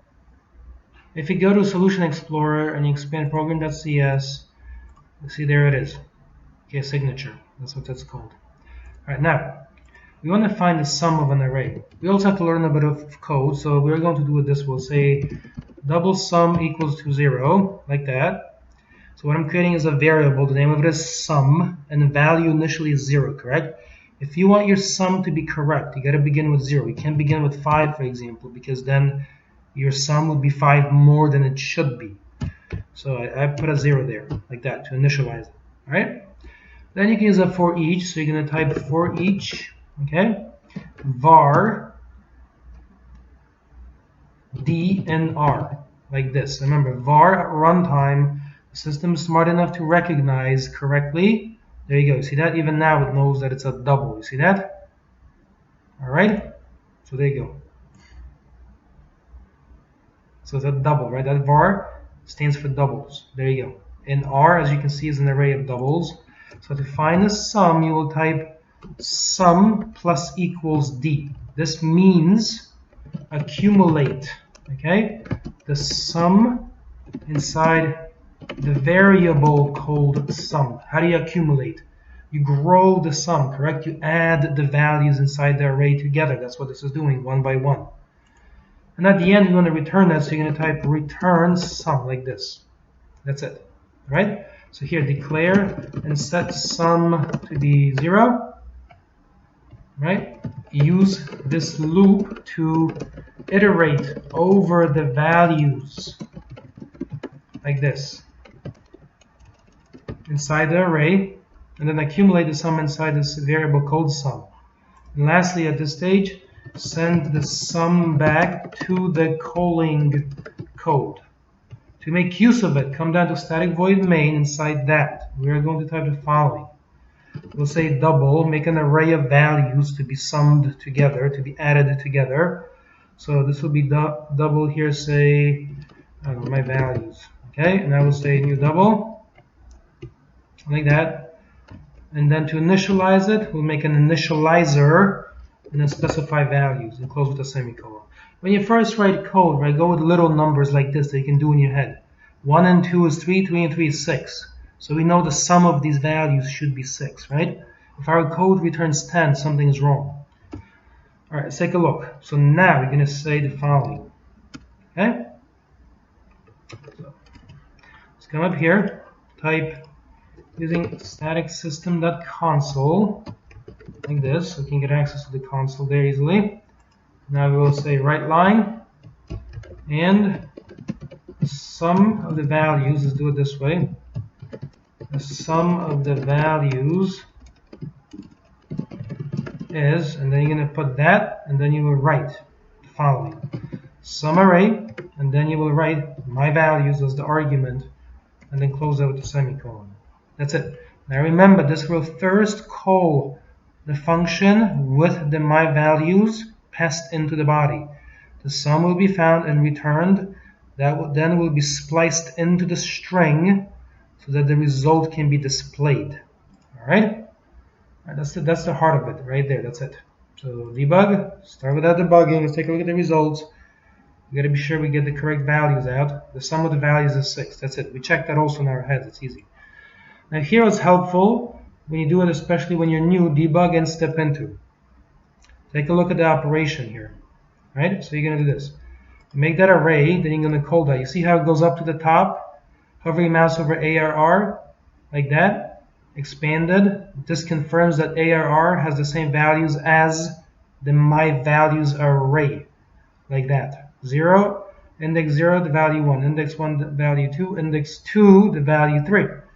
That's it. Now you go through the values and you sum. You see that? You sum using the for each loop. That's it. This is how you can track the execution. Then you return, then you print, and then you exit the application. That's it. Right? So you've seen it in incredibly fine detail for maximum comprehension. In this video, we're going to talk about the params keyword. Okay? So the great advantage is the following. You can pass in a number of arguments that is not known in advance. Let's take a look at the code. So again, this time we'll change the word a little bit. Okay, we'll say public like this. Actually, let's make it this way. Type private static like this, double sum, and now you will type this params. That's a keyword. You see that? Double R. All right, there you go. So that private means this method or function can be accessed only here. You cannot access it, for example, using the code in another application. It will not work. All right. Of course, we know what static means. So static means you can launch it directly just by typing like this, sum, correct? Double is the return type, and in this case, params means the number of values like this. Okay, you pass into it can change. It's not 2 or 3. You don't have to know how many in advance. All right, that's the flexibility here. So now, what we're going to do, of course, is say return the sum again. So let's take a look at the code. Now, we're going to, of course, type double here, sum equals 0, like this. So basic variable for keeping track of sum. Right, of sum like this. And now I'll show you something. If the only code that runs after a for loop, for each loop, is one line. So if all you have to do is run one line of code after a for each, you don't need the curly braces. So that means you can just type the following. Okay? You can just say for each like this, variable d and r. We've seen that before. You don't need the curly braces. You can just say sum plus equals d. That's it. Okay? So grow the sum, right, by adding the values inside the array like this. All right, that's it. You don't need curly braces because this is the only line that executes. At the end, you will type return sum. That's it. Okay. Now, when you don't use the curly braces, it's implied, right, that this is the construct. These are the things that go together, not the return. Those are the two things that go together. All right. So at the end, send sum back to calling code like that. That's it. All right. Now, to make use of this, to see the flexibility that the params keyword gives, we're going to say the following. All right. Let's type here using static system.console like that. And down below, take a look. You will type the following. So right line like this. All right, put that in there. And say sum of 1, 2, and 3 is, and now to find the sum, put a placeholder. That means put in the curly braces, and within them you put the name of the function. So you're going to type sum, and now you can specify the arguments. So 1, 2, and 3. See that? And then you close that with a semicolon. All right, so that's great. In this case, I'm passing in 3 arguments, 1, 2, and 3, and it's fine. It works perfectly well. Okay? Now take a look at the added flexibility. If I take this code here, Control C and Control V down below, I can extend it. I can say the sum of 1, 2, 3, and 4, see, is, and now I can just add the 4 at the end, like that, see? And it works perfectly well in either case. So in this particular case, I chose to pass 3 values in. In this case, I'm choosing to pass 4 values into the body. And because I'm using the params keyword, okay, this works in either case. So this code is, the params keyword, as you can see, adds flexibility to the number of arguments that you can pass in. Debug, start without debugging. See that? So the sum of 1, 2, and 3 is 6. The sum of 1, 2, 3, and 4 is 10. 1 and 2 is 3. 3 and 3 is 6. 6 and 4 is 10. That's it. Simple enough. So it's working as expected. You can move on if you want. But if you do this with step into now, take a look. This is kind of interesting, especially the bit where you get over here, right? ARR stores those values. Now look very carefully just to confirm. When the only line is one line, after the for each, you see how it goes over that line? It doesn't touch the return sum until the very end. Then, once it gets to the ends, the value is returned. Right, next stage. See that? It's going to go over and they're going to do the sum, only the sum. Right? Until you get to the end and then there are more values to add. Then it returns only the sum and then it displays, and that's it. So that's the whole operation of the application. And that's it. So these are the fundamentals of using the params keyword. And in the supplementary materials area, I put one more, for example, how to do this with strings. In this video, we're going to learn how to use the out keyword to send back multiple values from functions. So don't forget the big idea here. Okay? Using out keyword to send back multiple values from functions or methods. So this is quite useful. All right, we'll also take a look at a new access modifier, protection modifier. So in this case, we're going to say here private. That means our code, the method we create, will be accessible only here. Private, static, void. Notice that now I'm using void. That simply means no value is returned. It means no value is returned using a return keyword. Keep that in mind. So private static void, and then we will say summarize like this. And what are we going to summarize? We'll have an array of double values. And then you're going to write out double sum and out double average like this. You see? All right. Now within the body of summarize, right here, hover your mouse and it says that out parameter sum must be assigned to.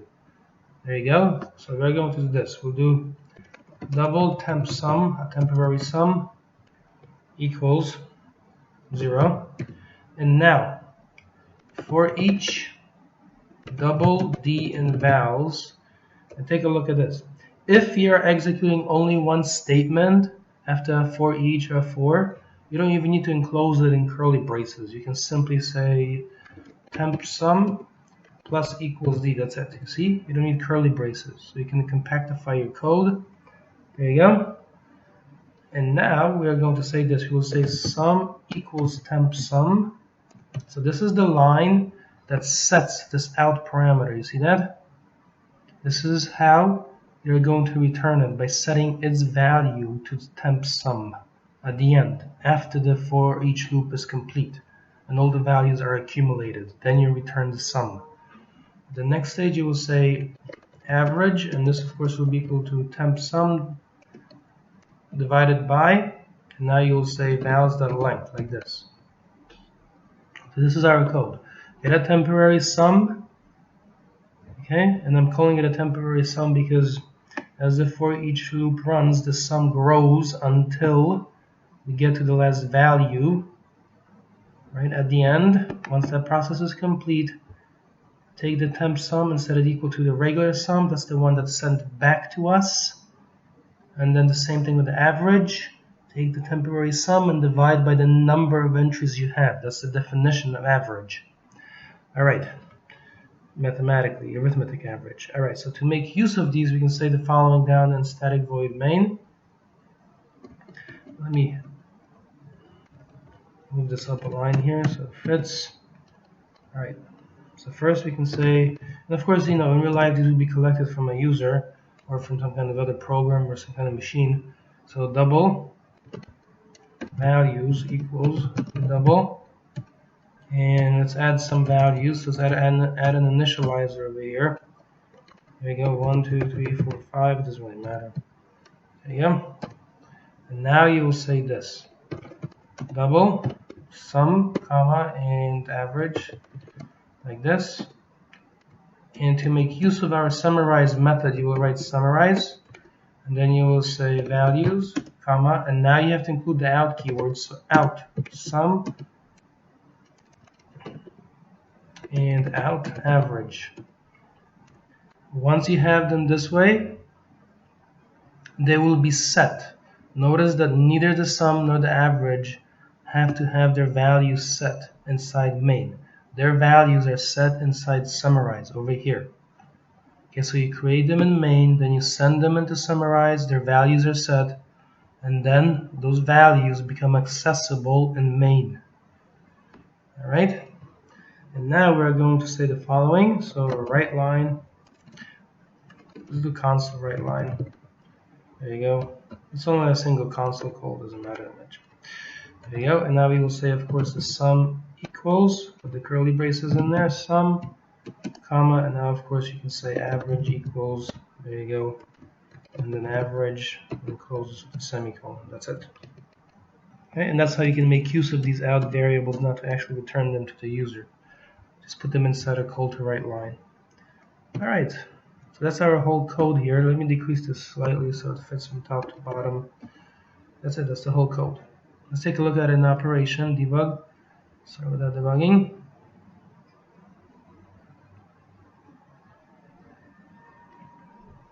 There you go, sum is 15, average is 3. Simple enough.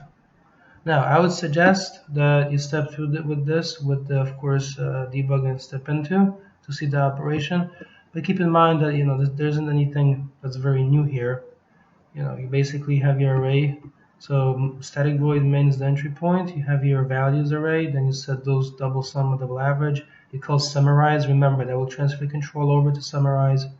Then you use the for each loop, accumulate the values. Then the temp sum is set to the sum. The temp sum divided by the length becomes the average. Those values then become accessible down below in main, so you can print them, and that's it. Okay. But go through it with the debugger. I think it's helpful. In this video, we're going to learn how to use the ref keyword. This ref keyword allows us essentially to pass simple data types, for example, like doubles by reference. Remember, when you copy those things around, correct? You copy just the data. So here we're introducing a somewhat different behavior. All right, let's take a look. So inside class program, we're going to type private static void swap. We have seen private static and void. So at the next stage, you're going to type ref, and then you're going to say the data type x, comma, and then ref double y. So the objective here is to write a method that switches the values of x and y. That is the objective. So to accomplish this, we're going to type double temp equals x. Okay? So why am I writing that there? Because the objective is store x to a temporary variable, then switch them. That means you're going to type x equals y. In other words, assign the value of y to x like this. And then at the end, you're going to go y equals temp. Now remember, temp, from line 10 over here, temp represents the value of x. So when I write down in 12 y equals temp, what I'm really saying is assign the value of x to y.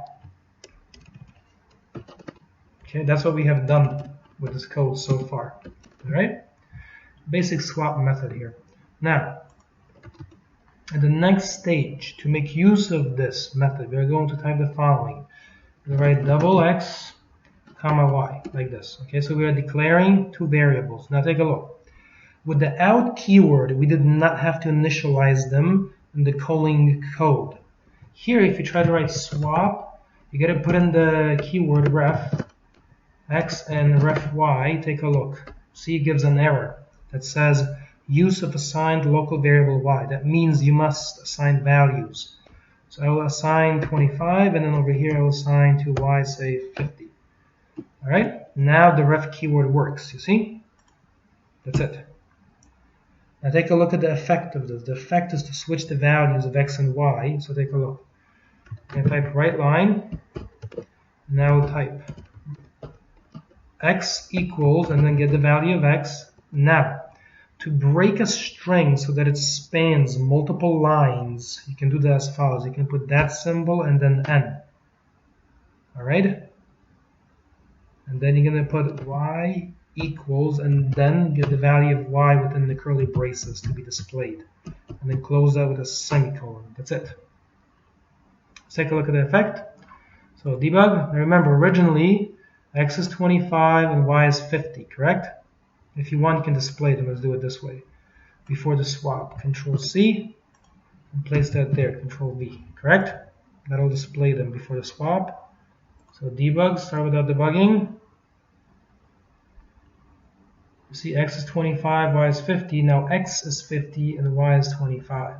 See that? And the fact that x is on one line and y is on another line is the result of having this right there. See that? What I've just highlighted. That slash with the end. That means introduce a new line. If you don't want a new line, you're going to separate them with a comma, put a comma in there, right? If that's more comfortable for you. There you go. Okay, that's it. So it looks like this. Debug, start with that debugging. You see x is 25, y is 50. On the new line, the two values have been swapped or switched around, and that's it. All right, and notice that, again, private, so always keep reviewing the fundamentals until you know them inside out. You don't have to think about them anymore, right? So private means accessible only here, like this. Static, of course, means that you can call directly. We'll talk about that thing there later. Okay, so static means call through name directly, right? Void means does not return a value, but we can still pass in a couple values and you can set them and they can then still be accessible in the calling code, right? So it's still very useful. It's not a useless thing. All right? And of course the ref keyword means essentially, that simple types like integers, doubles, and decimals, okay, simple data types like that, simple types like doubles can be passed by reference like this, which means, remember, if I make a change over here, that change becomes visible in the calling code. Remember when we talked about copying simple data types, right? In that case, we basically copied the data from one place to another, and that's it. There was no other relationship. Here, this is a little different, and there's more happening under the surface, but for our purposes, we simply see it as this, all right? You can pass simple data types essentially by reference, which means if you make a change in a method like this, that change becomes visible inside the calling code. That's why here, x gives a new value when it's printed, and y shows a new value when it's printed. In this video, we're going to learn about the dynamic keyword. So, think up a project, and let's make sure we have using static system.console, like that. All right. So here we're going to do this. Now, the dynamic keyword is good when you, for example, you have data that you're going to bring in from the internet. But we'll take a look at a slightly different context, because that would be too complicated for a course of this level. So here, for example, you're going to type private static dynamic like this, sum, and then you'll type dynamic x and dynamic y. That dynamic is a new keyword. So hover your mouse over it, and it says represents an object whose operations will be resolved at runtime, like that. In other words, with the dynamic keyword, you have a more flexible method or function, because now you can pass in different data types. Take a look as an example. All right, so right line like this. Now you'll say, let's actually even declare it up here like this. Say first dynamic like this, x equals 5, comma y equals 10, like this. So over here, if you have your mouse over y, it says dynamic y. On the right side, it says this is an integer. All right. So take a look. You're gonna write line, and now you'll say, put a placeholder plus y equals, now to get the sum, of course, you're going to type the curly braces. Now you will type sum and x comma y, and we'll close this with a semicolon. See, that's it. All right, so when we run this one, we need to add the logic. So the logic will simply be return x plus y. That's it. Okay, so give back sum to calling code like that. And dynamic basically is a keyword, right? Dynamic adds flexibility, because now you can pass in different data types. Take a look at this. So debug, start with that debugging. All right, there it goes. 5 plus 10 is 15. That's perfectly fine. Now, here, if you want to look at the data type of a variable, I'll show you how. You type right line like this. Again, placeholder, and now you're going to type, okay, so type of x, you're going to put x dot get type, like this. This will tell you the data type of x, okay? And then type of y, you're going to put that equal there, and then you can type y.getType. Okay, and close this with a semicolon. So it's pretty smart this way. Take a look, debug, start without debugging. And it tells you that the type of x is integer 32, the type of y is also integer. Okay, these are integers, right? They're represented a certain way in memory. All right, and so on. So that's fine. But the cool thing with the dynamic keyword is that now you can write the following: x equals 45.98. Okay, and y equals negative 89.98, for example. Right? Now that's a double and that's a double, and notice because I made these dynamic over here, I can assign new data types to x and y very easily, no problem. Take a look. Control C, Control V, that code down below is the same code. You don't have to change anything. Alright, those three lines go together, so very carefully now. Debug, start with that debugging. And you see that first the 5 and 10 are recognized as integers. You see they're treated like integers. At the next stage, as you can see, they're treated as doubles. But the code that we have created works equally well with both, because we are using this dynamic keyword. And as you can see there, it says represents an object whose operations will be resolved at runtime. There you go. So we've added a bit of flexibility essentially, right?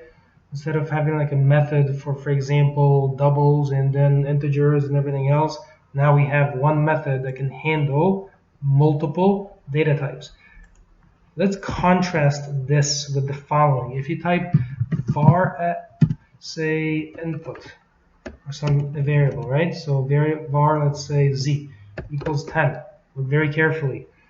Hover your mouse over var. It says represents a 32-bit integer. This here is known to be an integer right now, right? This line makes z an integer.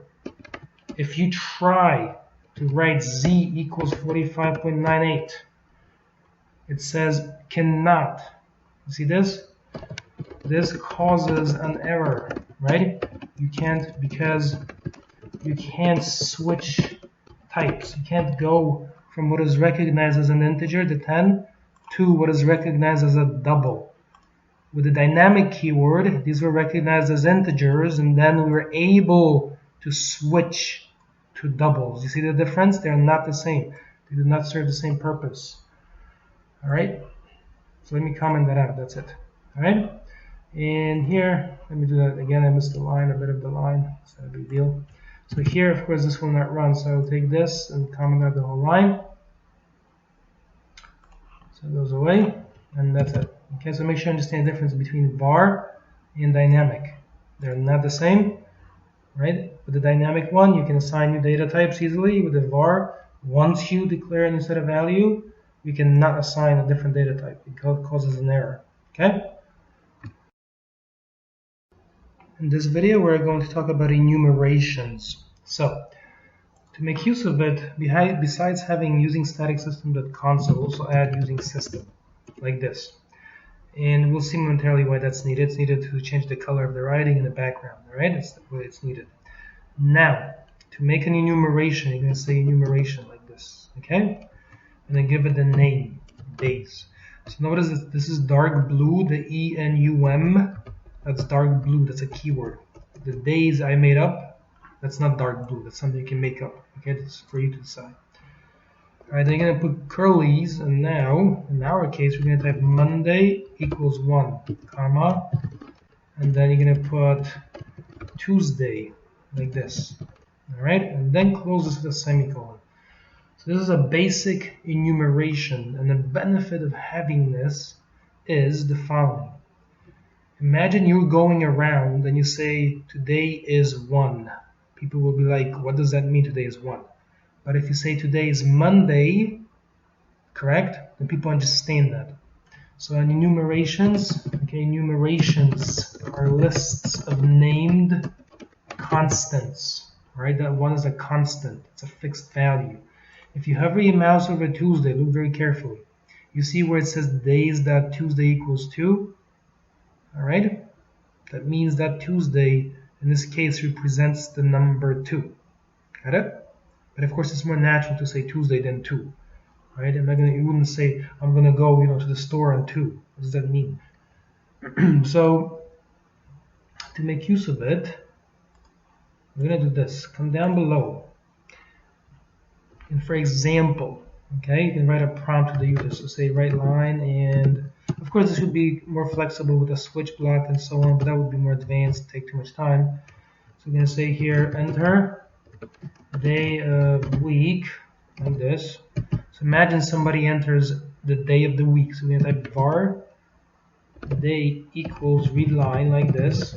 Now notice, in this case, read line on the right side returns a string. On the left side, therefore, var is recognized immediately as representing a string variable. Okay? That's it. And now, for example, we can do something like this. You can say, write line, placeholders, and now, day is day number. Now remember, the day here will be replaced with the word that I put in, which will be Monday, right? Is day number, and to get the number, to get the underlying value of 1 from the enumeration, right? You can type the following. You can say int like this,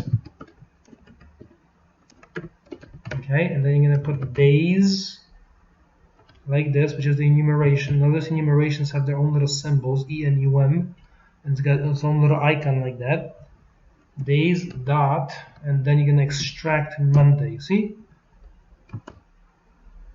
Of the week, and then close it with a semicolon. There you go. Now, let's run this code to take a look at the effect. So debug, start without debugging. Right, into day of week, so I'll put in Monday, and it says Monday is day number 1 of the week. So Monday comes from what I put in, but the fact that there's a 1 here is the result of doing this data cast, right? Of typing days at Monday and then putting int in front of it. Now they say the cast is redundant. All right, so let's remove it and run it. It says, okay, Monday, and notice it says Monday is day number Monday of the week. We don't mean that, obviously. So in this case, even though the system says that, I'll leave it as that, okay? The int actually, if you want to get the numerical value out, you can do a cast like this, right? There you go. Remember this dot notation, that dot, right? That means days that Monday. That means first look at the days enumeration, and then inside look at Monday, and then the int says get the number that represents, the 1. That's it. All right? And of course, Tuesday is implied then to have the value 2. Okay, I didn't assign it explicitly, but it's implied to have that particular value. All right, so with that in place, at the next stage, we're going to accomplish this. I want to show you some of the other enumerations. All right, so here, what we're going to do is this. You're going to say, see this? Foreground color equals, now you're going to type console color. Hover your mouse over console color, that's an enumeration that's built into the system. Dot. And for example, if I choose a value like blue, that represents the number 9. See that numerically, so choose blue. Okay, or red, whatever one you want. Okay, say dark red, not that it matters much. Like this dark red, and close that, that's it. So this dark red, this console color is an enumeration specified by the system. To learn more about it, you right click it, you go to the definition of it, and here's the enumeration. So, and these are the mappings. The black keyword here maps over to 0, dark blue maps to 1, white maps to 15, and so on. Alright? So here, organ.cs, let's run this now. Debug, start without debugging.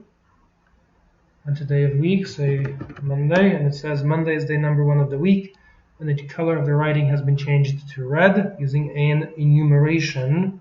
And again, it's much easier to talk and say, something is dark red, not something is 4. 4 doesn't mean anything. Dark red, I understand that. We all understand that, right? Well, more or less. We have some sense of what it means to be dark red. Of course, with these enumerations, you should keep in mind that you can do other things with them. You can, for example, put them inside an array. So take a look. I'll type this console color like this. See? So colors equals a new console color array. See that? And then you can specify which colors you want to store. So type console color, say the blue, black, and then say console color dot, choose some cayenne or something, or cyan. I don't know how you pronounce that exactly, but that's it. So you can also store them that way. See? There you go. And of course, to make use of it, you would do something like this. You might say, let's change the foreground color again this time. So you can do now colors, which is the name of the array. Then you're going to get the value, say the cayenne one. So to get that, you got to put a 1 in there as the index, because this is at index number 1. So it's going to set the foreground color using the array. And then you can print again, right? So here, right line, and this is printed using, and to get the using, right, the specific color, you're going to type foreground color, close out the semicolon, of course, like that, and then make sure you put the dollar symbol, right? Without the dollar symbol, you just get the exact string. We don't want that. We want foreground color to be replaced with an actual value. So dollar symbol turns black, and that replaces it. All right, take a look at the effect. Debug, start without debugging. So Monday, and you see this is printed using cayenne. I don't know, that is some kind of very bright greenish thing, or bluish thing. And that's it. So you've learned a little about enumerations, how to make them, the fact that they represent a list of named constants. The reason for having them is it's much easier to remember a natural name than some arbitrary value like 1. And you've also learned about a built-in enumeration called console color, right? That stores colors that you can use in your applications. In this video, we are going to learn about the basics of classes. So, a class is basically a template for making objects. Alright, so make a template, project, and now here you see where it says class, change that. Change that to calculator, like this. So class is a keyword, calculator as you can see, and it also groups this way, see? There you go. This is our data type. That's what this is. We're constructing our own coder-defined data type. So, an important piece of code that goes into this is what's known as a constructor. So type public calculator. So this public calculator, and then you're going to do this. You're going to type here console color cc. All right. This is the constructor. This is the code that runs when we make a calculator. Okay. There you go. Public means accessible anywhere. This name here is the same as the name there. Okay, the name of the class. Like this. The console color is a parameter, correct? See, this is a parameter, like this. The same as in methods, that doesn't change. Same principle applies. In our case, let's change this to using static system.console up here. And then let's also add using system. So now take a look. Inside that, type foreground color and set that equal to CC. This here will have the effect of setting the color like this of the font for writing, like this. There you go. Alright, so when you make a calculator, we will have to pass in a color from the console color. Remember, enumeration, right? Console color is an enumeration, so we'll use that just to show you that you can use enumerations like this as a parameter data type. There you go. Alright, now, so this code runs when you make an object, constructor code. Next stage, we're going to write the following. We need to ask ourselves some basic questions. What can the calculator do? Well, it can add, and many other things obviously, but it can add. That's one behavior, one thing, one action that it can perform. So, methods or functions represent behaviors. In our case, we'll write a public double sum, and then of course double x and double y. And here you will type, of course, return x plus y. See? That's it. So methods represent behaviors, things that the objects of this class can do. There you go. Now, that's all we have here. Let's go down to static void main, which is the entry point into the program. Inside static void main, we're going to type the following. We're going to type calculator. This is a data type. See that? We have made our own data type. See where it says calculator is a type? Then you're going to give the name. So in our case, we'll call it calc. Then the right side, to actually make the object, to put it in memory so that it lives, it exists. You're going to type new calculator, like this. And then you have to specify a console color. So remember, this, don't click off the IntelliSense because it's there for a reason, right? When you click that and you hit period, it gives you the next possible options. These are the ones that you have to choose from. Alright, so choose magenta, why not? I don't know what color that is, but I'm sure it's fine. There you go. So this means make a calculator object whose writing color is magenta, whatever that is. Now, that's that. This process is known as this. Calc is an instance of the calculator, like this, class, okay? And to make an object of a class, the correct word to be used is instantiate, okay? So instantiate means make an object of a class, like this. So the class is calculator. The specific calculator that we have made is named calc, and this is the constructor call that initializes the color of the writing. That's it. And now to use calc, take a look. You can type, for example, a right line, and I'll hard code this, meaning I will put the values right inside the stuff to be printed. We'll say 4 plus 5 equals, and now to get the sum, put in the curly braces, and write the name of the object, calc, put a period, and notice when you put the period, the members that are available show up. Alright, so the one that we have defined is called sum. So you choose sum. And then you specify the arguments, which of course are the values to be passed in, so you put 4, 5. See? Double calculator dot sum, double x, double y. Alright? Now, take a look at the execution here. Debug step into. This is very important so we can do it properly.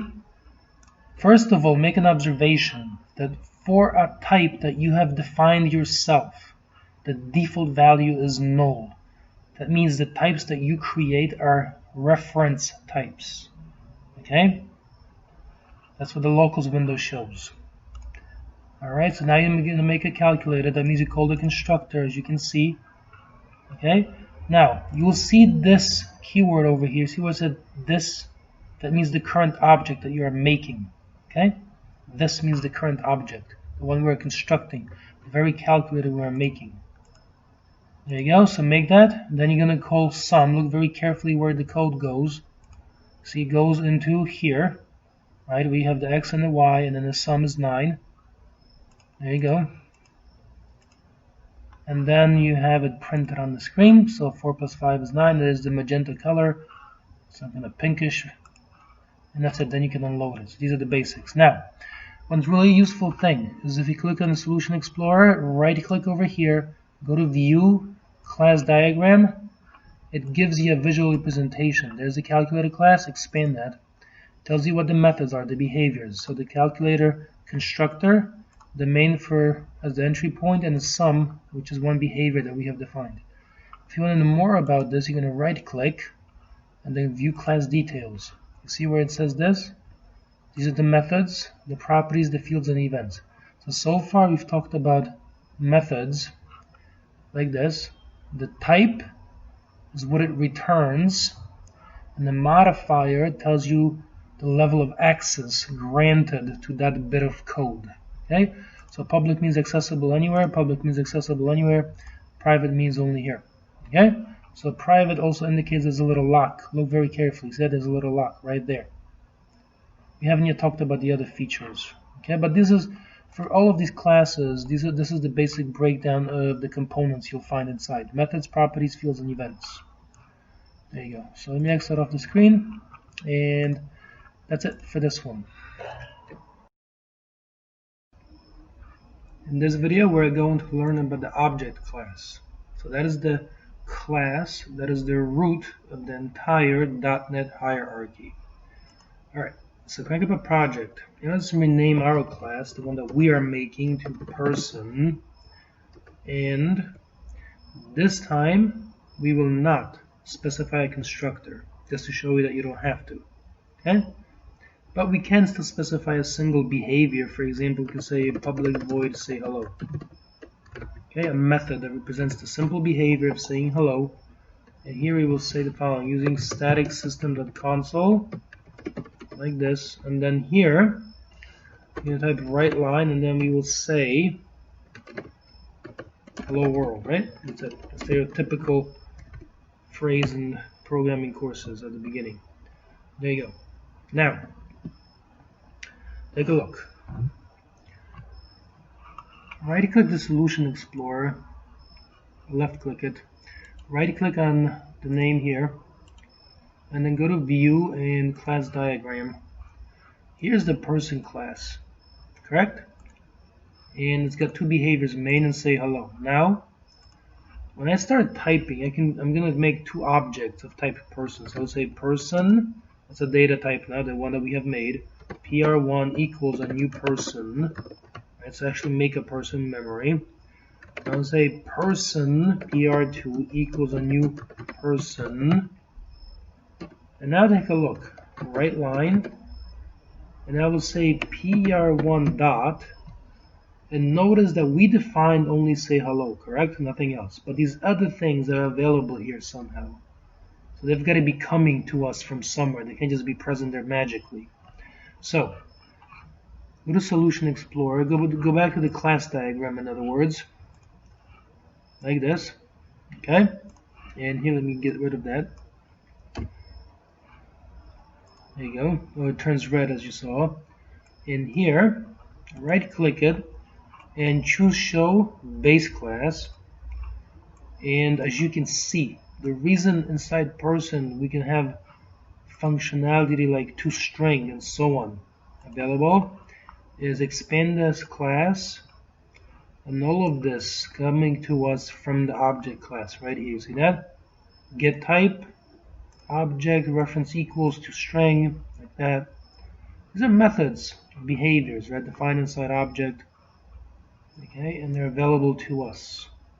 Now some of these, if you hover a mouse over them, see that? If you go to class details here, well, this is the root of it, the object, like that. Right, so if you expand equals, there you go. The type is Boolean, so it returns true or false. Modifier is public, so it's accessible everywhere. There you go. This protected keyword on this method called memberwise clone makes this available only to derived classes. So we'll talk about that later, but for our purposes, keep in mind there's an ultimate base class called object. And it's got behaviors, and those behaviors are accessible in child classes, okay? In our class, for example. There you go. So now take a look, how can we use it?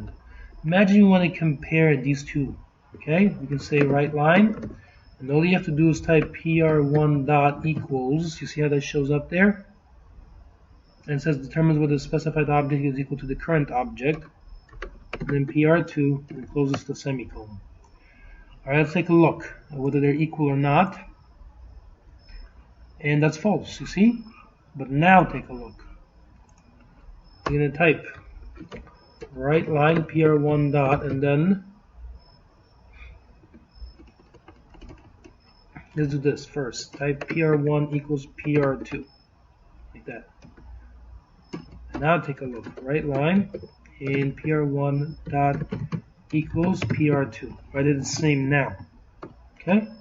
Here remember you have made two objects, two separate memory locations. Like that. So clearly this equals returns false. But when you make an assignment like this, because your own data types are reference types. Both of these will now point to the same place, which means equals. Take a look. In a simple sense, when you run this, you see how it returns true, not false anymore. Now it's true. There you go. And there's some other methods. Of course, if we call PR1, let's say hello, that speaks for itself. That will just print hello world. Let's do one more here, right line. What if you want to display a representation of the object? You can type PR1.toString. Let's take a look. So debug, start without debugging. And as you can see, it says person. That's great, but that's not refined enough. Okay, we'll improve on that later. Let me exit this off the screen. So to review, when you make your own type, okay, there are several methods that become available to you from the object class. And then you can use them when you deal with your own data types.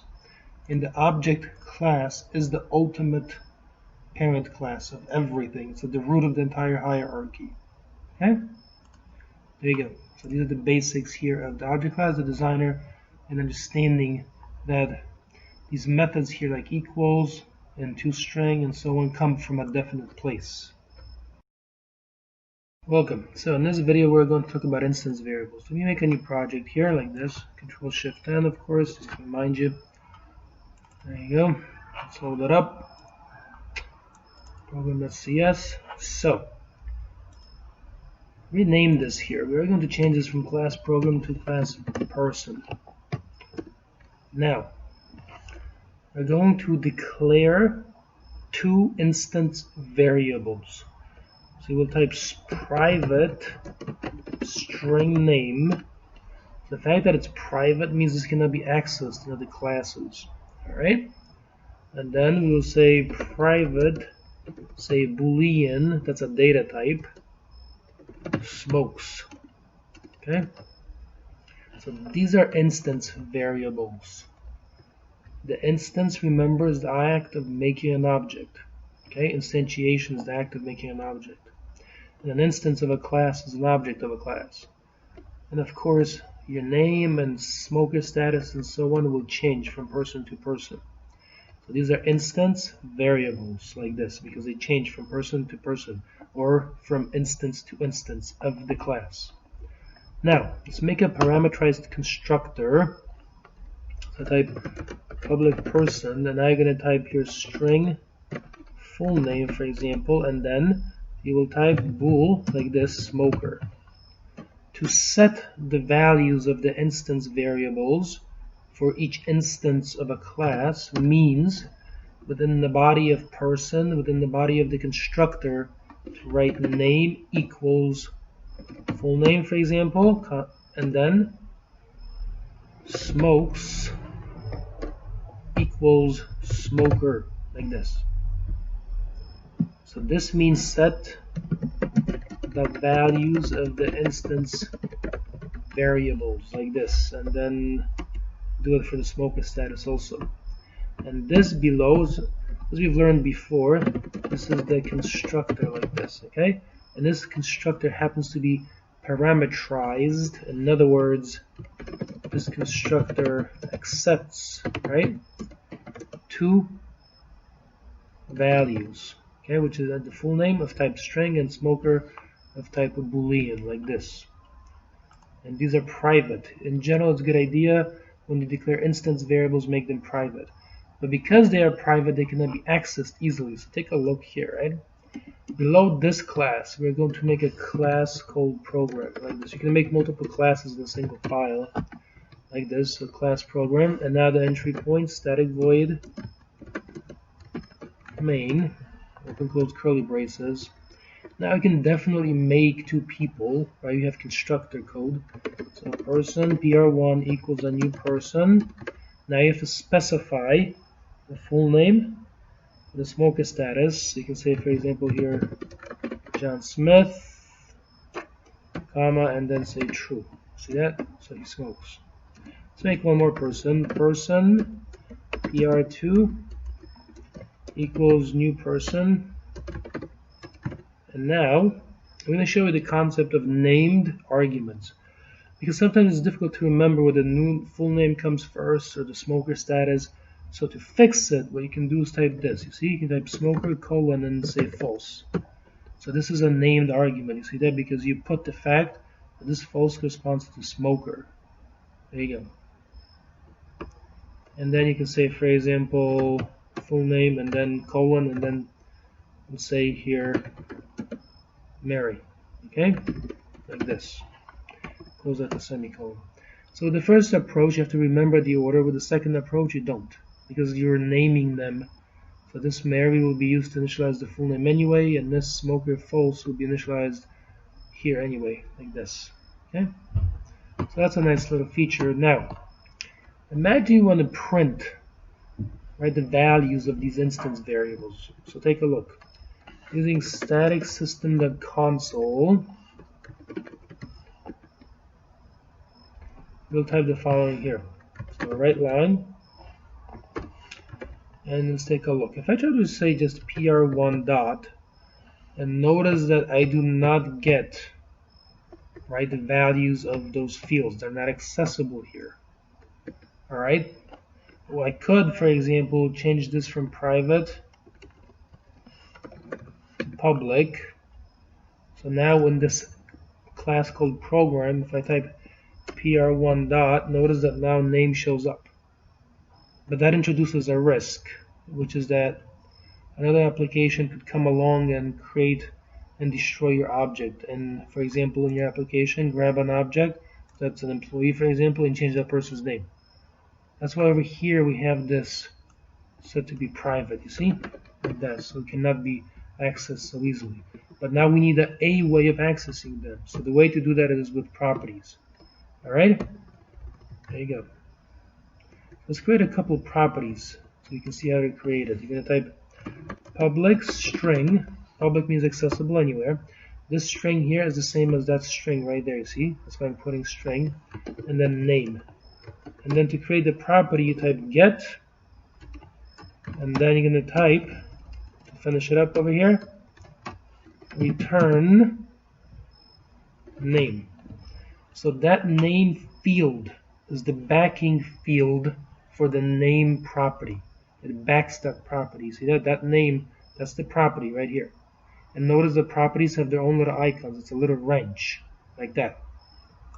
Alright? Let's do one more for the smoker. So you can say now public bool like this. And I will say here smokes. Open close curlies. And again, you can type get. And then you will type return smokes like this. That's it. That's another property.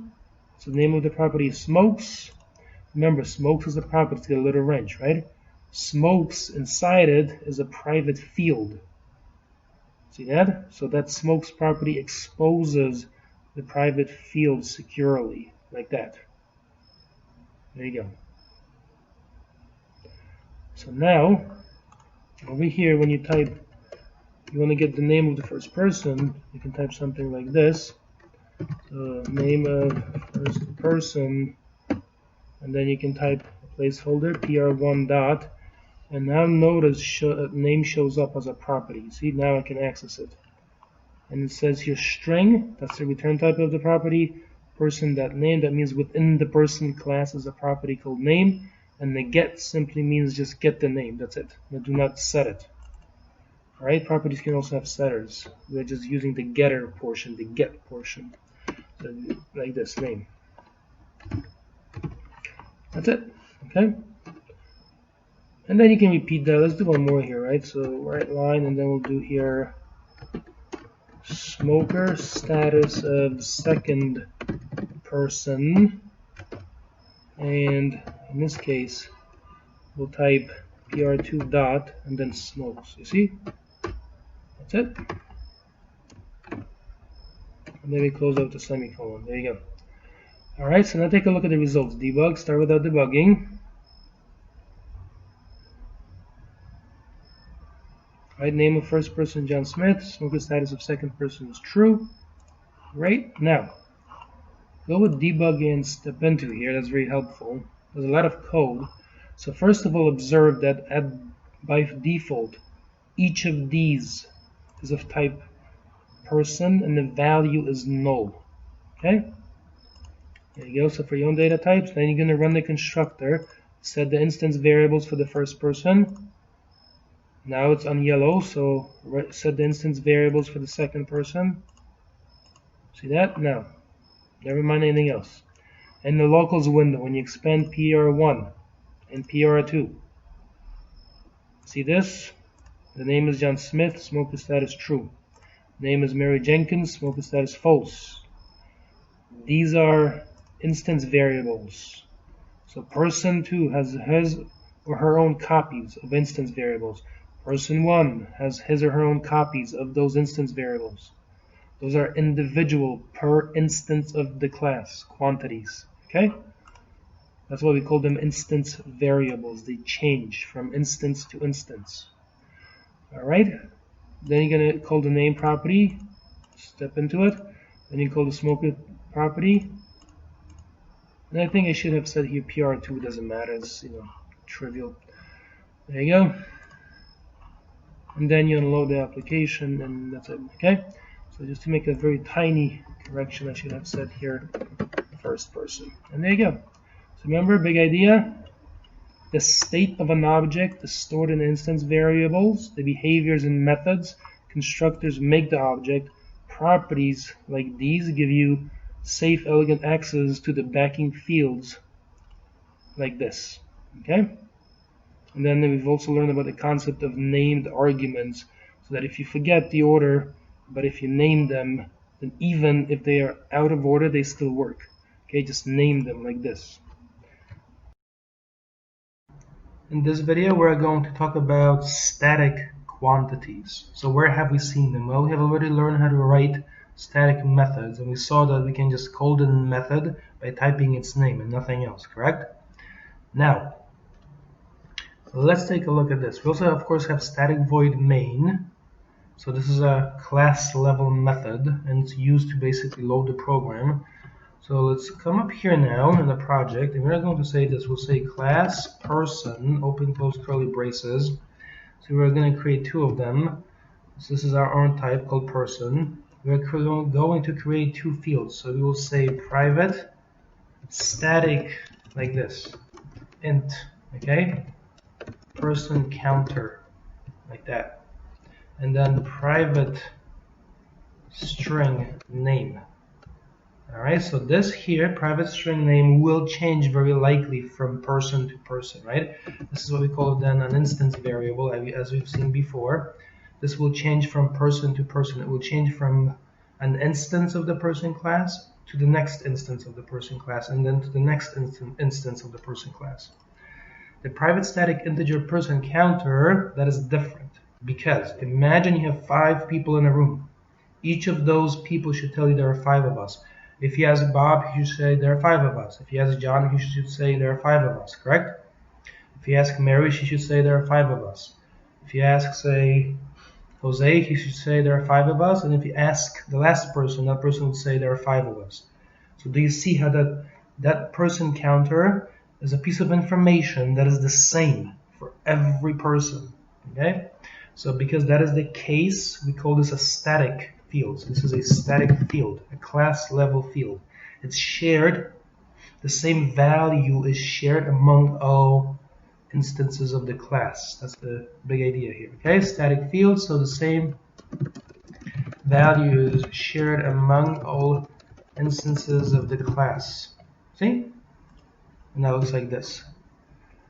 Now, at the next stage, let's do this. You can say public person, that's the constructor that we are making.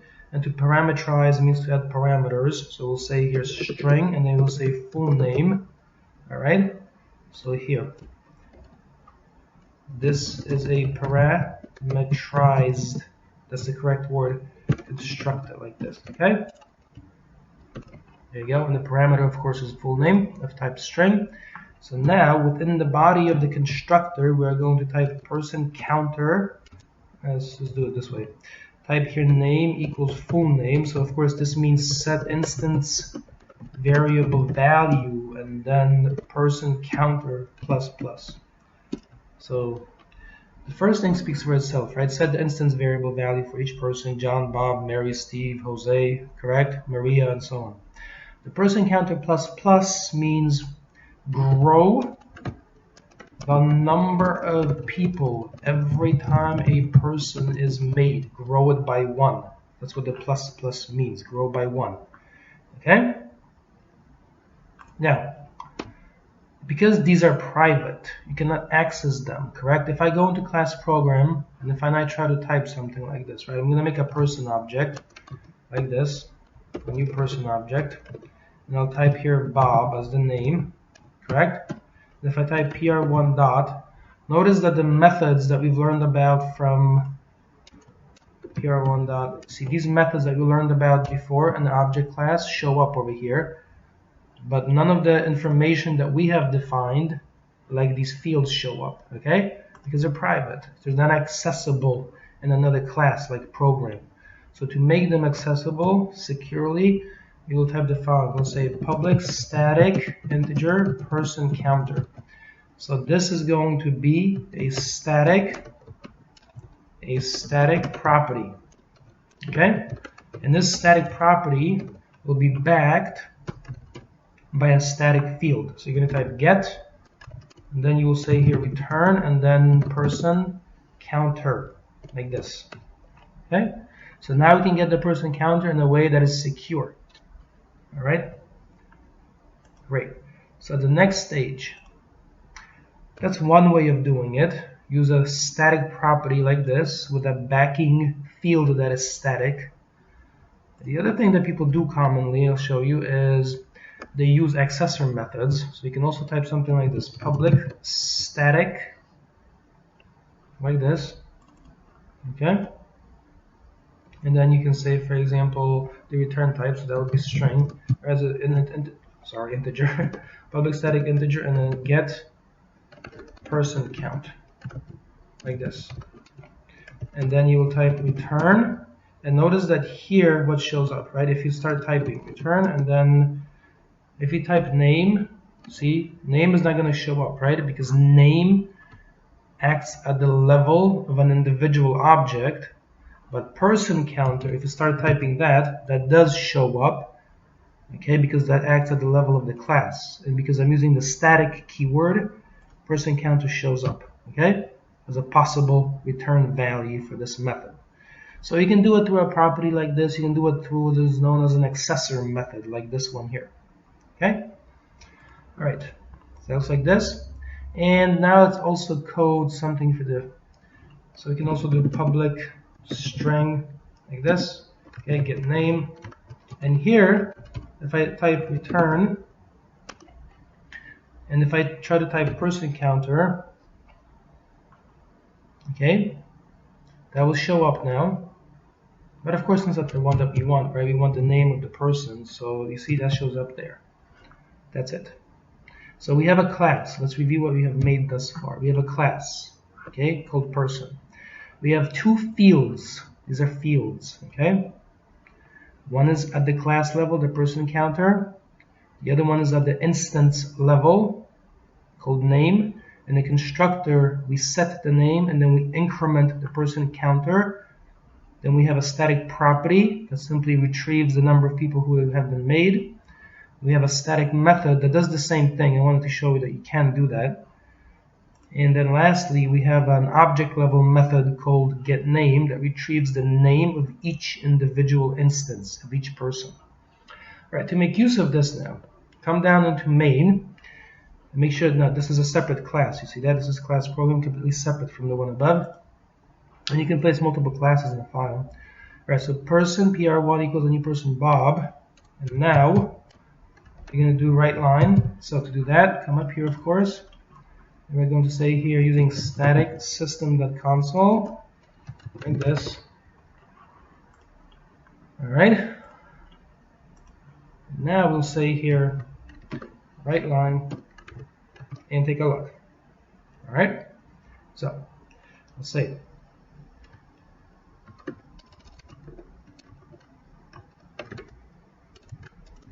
first person's name is, and then you're going to put in here pr1 dot, and then You see, get name shows up in a list of methods like this. That's our member, correct?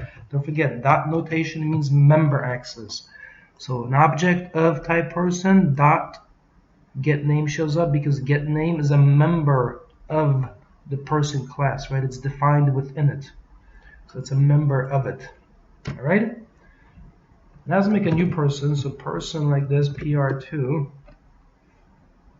equals a new person. Make a new person object. That's John, and then close this with a semicolon. At the next stage, we'll say right line, and here we will now say second person's name is. And now you're going to type pr2.getName. All right, and of course, in this case, getName will return the second person's name, which is John, like that. All right, that's it. And now, imagine we want to summarize the number of people who exist. So to do that, you're going to type right line and ennull there are, and then you're going to put the following. You will say the name of the class, which is person dot. And what shows up for person at the class level is the person counter property with the little wrench. So you selected, and then you close this with a semicolon. You see? All right, that's it. So debug, start without debugging. Give it a second to build the executable file, go through the whole process. There you go. See that? Ennull there are two people. Now take a look. When this runs like that, right?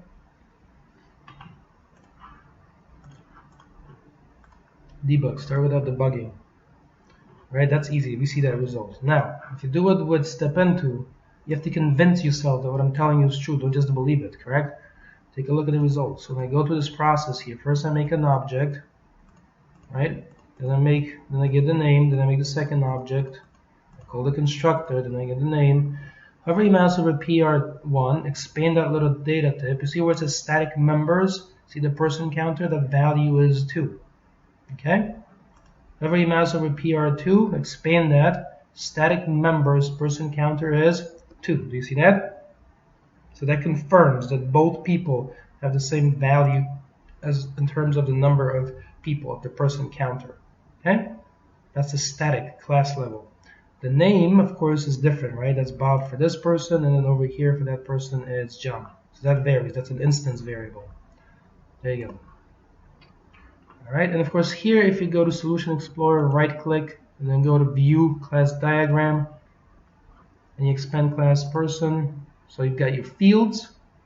Okay, they're both private, as you can see. Then you've got methods, and then you've got a single property. There you go. So these are the fundamentals here.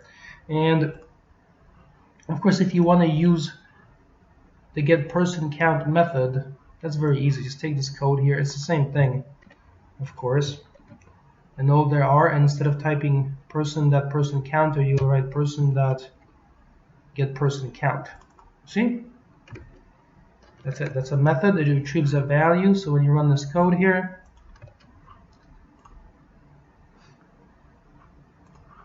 debugs, start without debugging, it gives the same result. There you go. See that?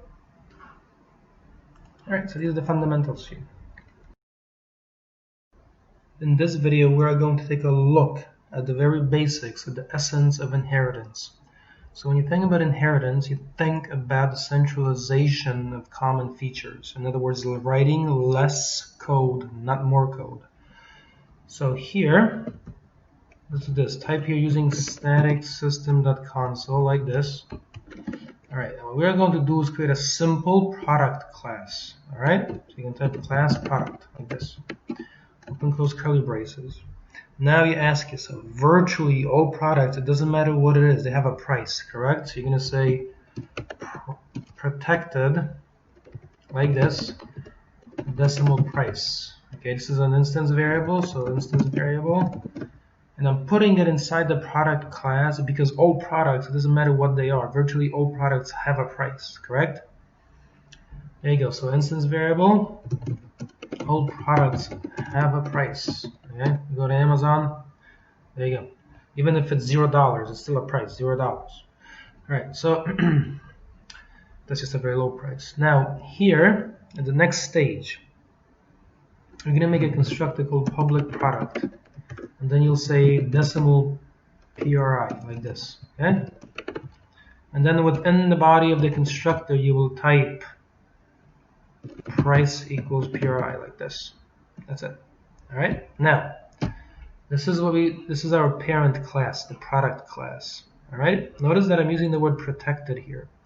That means this field is available for use in derived classes. So now we're going to make our product class more concrete by typing class computer like this, you see? And then you're going to put a colon, and then you're going to type product. So this symbolism here that I've typed like this, where it says computer colon product, indicates inheritance. Okay? So this notation shows inheritance. And now take a look. You see how it says computer, and it says there's no argument given? To make use of this price so that I don't have to code it again down below, right? I don't have to introduce it again because it's available to me already. I can just go public computer, and then I will say here decimal PRI, and then to call the base class constructor, right? So that I don't have to copy this code into my computer class. I want to reuse that code inside the product class. So to call the base class constructor, I'm going to put that, and I'm going to type base, and then I will type PRI. And then I can put a couple curlies. See that? So this line here, basically says to set the price of a computer, call the base class constructor. Okay, because all products have a price. There's no need to take this code and bring it into the computer class again, right? Now, another common feature of inheritance is to add refinements. So this time I'm going to type private, say int, and then speed, like this, okay? Well, think of it. If you're getting a pair of shoes, there's no need to talk about speed when you get a pair of shoes, correct? When you get a computer, the speed of the CPU, of the central processing unit, is an important feature, right? It's one of the measures of quality of that computer. Since that is the case, see where it says private integer speed? That's why I'm introducing it in the computer class only. There's no need to put it up here in the product class because not every product under the sun has a speed. It's not relevant to every product. So this here, this field, adds information specific to computers. Okay? If I had a class called shoes, you wouldn't have a speed field, right? Like that. All right? If I had a class called shoes, you might have something like, you know, high top, low top, correct? In the class computer, you would not have a field low top or high top, right? Like low shoes or high shoes. That doesn't make sense. So add basically a touch of refinement to the computer class by introducing the speed field. And of course, now to get and set that field, I'll show you a new way. You can type something like this as a way. You can type, for example, here public, like this, int speed. That's a property. See? And now take a look. You're going to type get.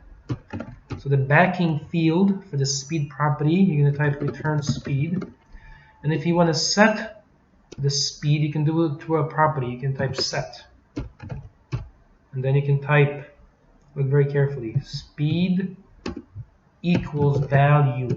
That value keyword is not something that we have created. Value exists by definition of properties like this. Okay, this is the way they're designed. Value, as you can see, it's blue.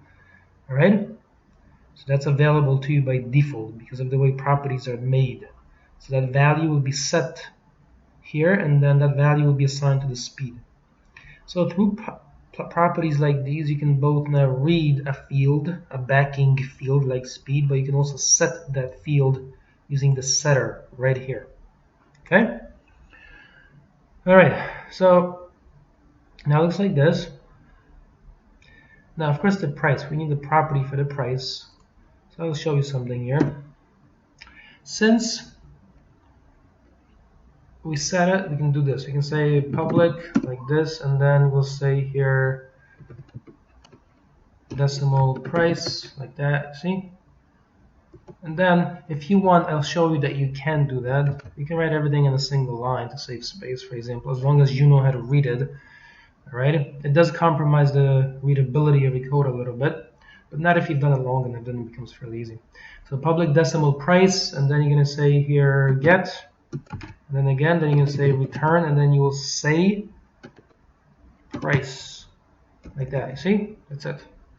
So public decimal price, price is the name of the property, get, and then you can type return price. So the backing field for the price property is the price field right here, all right, which remember is inherited from the product class.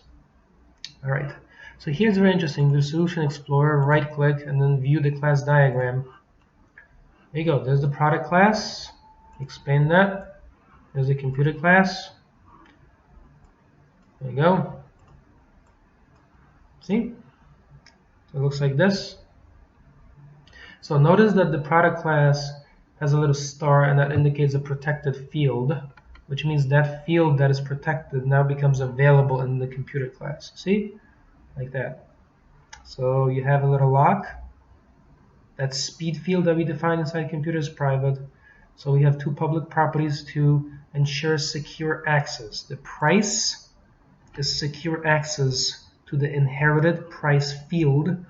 The speed is secure access to that, okay, to the speed field. And of course, then we have the computer constructor. All right, that's the basic hierarchy here. There you go. Now, to make use of all of this, down below we have class program, like that. So now, take a look. You're going to make a computer. You're going to type computer comp equals a new computer, and then you specify the price. So type, I don't know whether it's a good price, but it's a price, right? So like that. Make sure you put the M there. The M indicates it's a decimal data type. That's why it's important to have it. Now, make sure you have using static system.console. So now we will write our line like that, and then you will say something like this. Okay. So the price is, let's do it this, imagine it's a catalog, so we'll just say price, like this, colon, and then you're going to get the price of the computer, so you're going to type comp dot, and notice that here, price shows up as a property, so it's selected, and then you close out the semicolon, see? Next, right line, and then, so we have the speed, so speed, colon, and then you will say comp.speed, that's a property, and then you close out the semicolon. See? There it goes. So it looks like this. Alright, so we will display those two main features like that. Alright, let's take a look at the results here now. When we run the code, so debug and start with that debugging.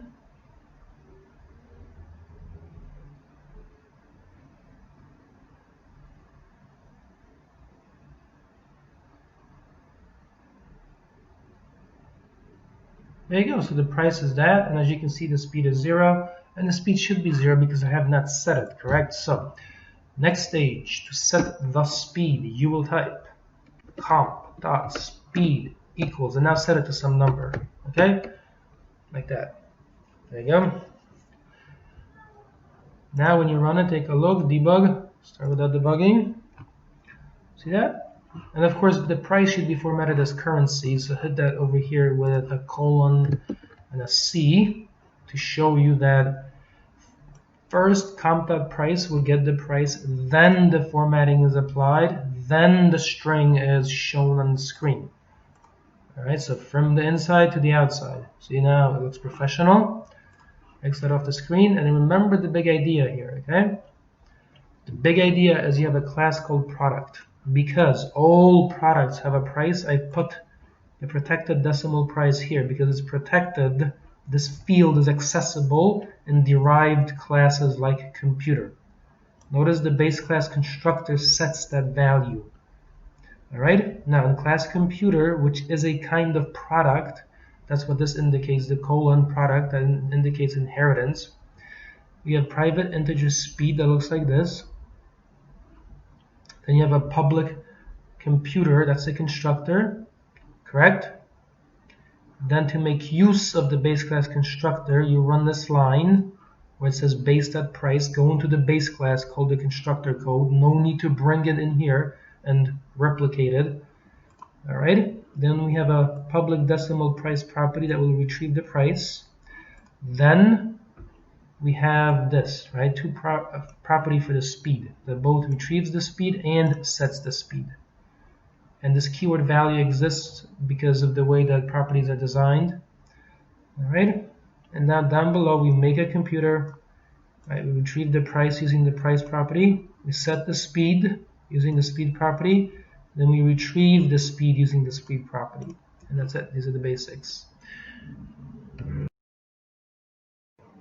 In this video, we're going to learn how to make an array of our own data types. All right. So crank up a project, delete all of the code. Let's go from scratch here. So stage number 1 will be typed using static system.console, like this. Okay. Now, the custom type that we make will be this. We're going to say class employee, like this. Now, well, employees have names, so we're going to say here private string name. That's an instance variable. Remember, it's called that because it changes from person to person. So next we're going to say here public employee. That's the constructor. And we'll say string full name. Say the name is really a full name. To set the instance variable, we will write name equals full name, like this. So every time you make a new employee, you set the person's name. That's very reasonable. Next, because we want to control access to this instance variable name, for example, you don't want some external application that somebody else has made to come and change, your manager's name in the system, right? It could, for example, lead to identity theft. So we have to do control access to it. We do that, remember, with properties. So we're going to say here public string name, like this. Now in our case, we'll just say get, and then you'll type return name. That's it. So this will simply return the name of each employee. Got it? Now, how can you make an array of employees? So now you're going to type class program, like this. Open, close curly braces, static void main as the entry point into the program.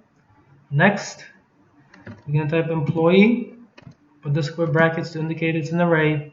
You're going to type EMPS for the name of the array, and on the right side you will type new employee, square brackets, and now we have to initialize each employee with that person's name. So we're going to type new employee and string full name. So we'll just make up something generic, John Smith. Then you're going to put a comma. Now, for example, new employee. See? And now, for example, you will say here, Yarissa, like this. Okay, Gomez or something like that. And then you will close this with a semicolon. See? So I'm trying to make this fit within a single page. And of course, the question next is, how can we show the employees, right? If you have an array of employees, how can you display all of them? And as you can imagine, we could have a method for displaying them. Or if you want, we can do it this way. We'll say for each VARE in EMPS. So this means for each employee in the employees array, we're going to display that employee's name. So to do that, we're going to write right line, put the dollar symbol, and now you will say name colon, right? Remember, if it's brown like that, I'm just making that up. We get the name property of each person. Now you will write E dot, and notice that name shows up as a member.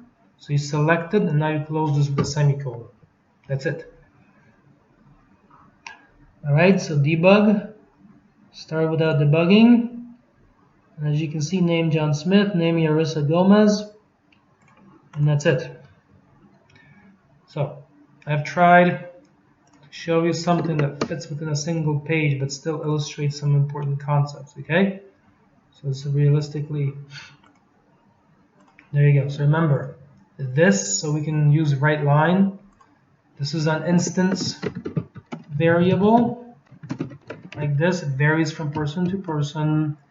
The constructor, of course, this is used to set value of instance variable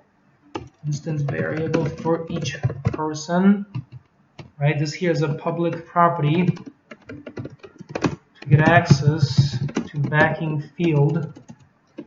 And when I say backing field, I mean the big capital name is how we get the instance variable spelled NAME with lowercase. That's the backing field behind the property, right? You hover your mouse over it, they're highlighted all at once. They're all the same name, right? You hover, you put your cursor there, highlighted, name. Notice that's highlighted down below. All right. This next line down below, of course.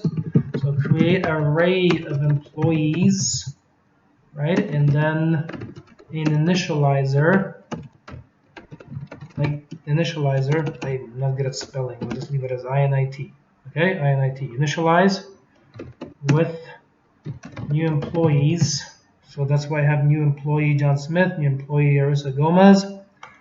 Lastly, to examine the name of each employee inside the employees array, use a for each loop to iterate over the employees inside the array so you can display them. See that? That's it. Now, at this point, this is basically it. Here, if you go to Solution Explorer, right-click, and View Class Diagram, right, employees looks like this. You've got fields, properties, and methods. So we know what these are, right? That carries information for each person. This is how you access that information securely. And then employee, of course, is the constructor, which in this case simply makes employees. And notice there is no error connecting these two, correct? An employee is not a kind of program. So there's no, of course, the program simply uses the employee, but there's no relationship in terms of inheritance between these classes. All right, let me exit off the screen. We have to save it. And in the next stage, if you want, you can go through it with the debugger step into feature, just so you can see how it operates. All right.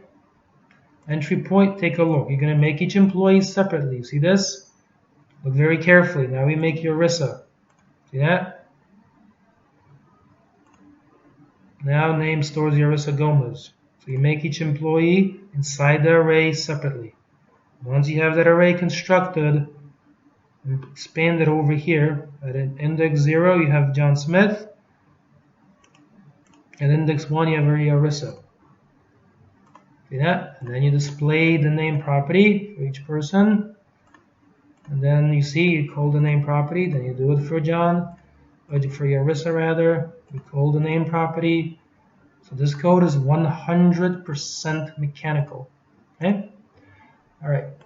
That's it. So if I could, of course, I would fit it all in one screen, but that's not so easy when it's realistically sized. There you go. So that's about 101%.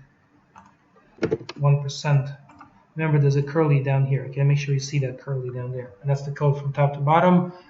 Of course, it's also in the sidebar as a PDF if you need to see it larger. In this video, we're going to talk about virtual methods. So, let's go here with using static system.console like this. And we have to understand why these virtual methods are needed, correct? So we're going to do this. We'll type public. Let's do it this way. We need public here, doesn't matter for us. Class shape, like this. Open, close curly braces. And within it, you're going to declare a method that is virtual. And inside that method, we will write code that provides some default behavior for all shapes that you want to draw. Okay, so you're going to say here public virtual, like this, void draw. Open, close curly braces. Public means accessible anywhere. Virtual means that this can be overridden, this can be refined. Okay, we'll take a look in a moment at what that means in more detail. Void doesn't return anything, the name is draw. And now, because we're making a shape class, let's ask ourselves a basic fact, right? Imagine, okay, so imagine you have to draw a square, or a circle, or a triangle, right? You have to draw any of these, it doesn't matter. For all of these, you need, conceptually speaking, say canvas, you need a brush and some ink, correct? You need to configure the canvas, the brush, and the ink so you can draw. So inside here, where it says public virtual void draw, here, we will take care of that. That's why I'm placing this draw here inside the shape. Because remember, one of the concepts of inheritance is centralization of functionality so that you don't have to keep recreating it in child classes and derived classes. So here, because this is basically common to all of them, doesn't matter whether you're doing a triangle, a square, whatever, you're going to put it in the parent class. So in our case, you can type right line, and then you'll do something like, for example, here, canvas, brush, and ink are now ready. Right, we're pretending here. We could write actual code, right? Say make an actual, like, something the size of a rectangle, for example, on the console window, but this is sufficient for our purposes here, like this. Now, take a look. You're going to make a class called square. You will derive from shape, and it makes sense to do so because a square is a kind of shape. All right, so is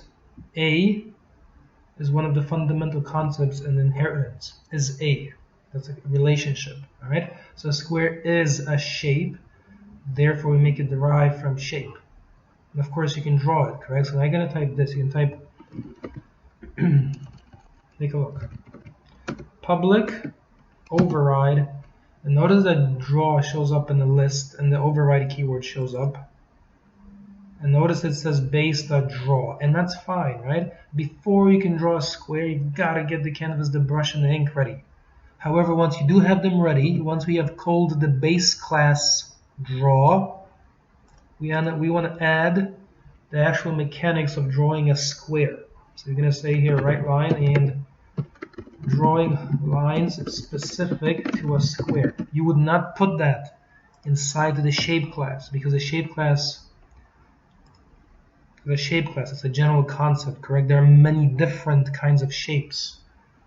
Right? So base.draw means call this code over here. Right? Prepare the canvas, the brush, and the ink. Once you've done that, then perform the specifics of drawing a square, like that. All right, next. Class circle. Again, make it inherit from shape because a circle is a kind of shape. Then you're going to type public override void draw. Notice that shows up again. If you want to draw a circle, guess what? You got to get the canvas, the brush, and the ink ready. You got to call base.draw. Once you have the materials prepared, then you can do the specifics of drawing a circle. So you'll say here drawing a circle, right? Now for a circle, what really matters is the perimeter, which is called the circumference. Okay, so drawing the circumference of the circle, like this. All right? Let's do one more to really emphasize the point. So class, and now let's say triangle. Again, that is a kind of shape, so you make it inherit from shape, like that. All right, then you're going to do public override void and then draw.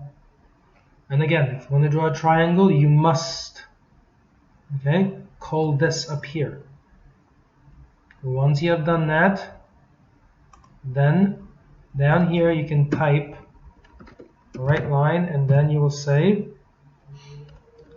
so drawing like this, lines specific to our triangle. That's it. So I've given you 3 classes that are inherited from shape, and I hope you understand the purpose of a virtual method like this draw here, okay? And the fact that it provides some default code that's useful. Okay, it makes sense to provide this default code inside this. And then in each of the overridden versions, it makes sense to call base.draw and then provide a slight refinement that is more specific to each type. All right? There you go. And now to make use of all of this, inside class program, we can say, for example, you can make a circle, CArc equals a new circle, like this. And you want to draw the circle, so you can type CRC, and then draw. See? Like this. That's it. Then you're going to make a square, for example, SQR equals a new square, like this. And then you're going to draw the square, so SQR dot draw, like that. And then the last shape is a triangle, so triangle TR equals a new triangle. And then you're going to type tr.draw. That's it. Okay? Alright, great. So, debug, start without debugging. Let's take a look at the effects of what we have created. You use canvas, brush, and ink are now ready, drawing the circumference of the circle. That's it, you see? So this confirms that the base class draw is called, and then the refined child class portion is called. There you go. And here, of course, if you want quickly debug and step into, will be of some help, right? I like to understand everything in great depth the first time.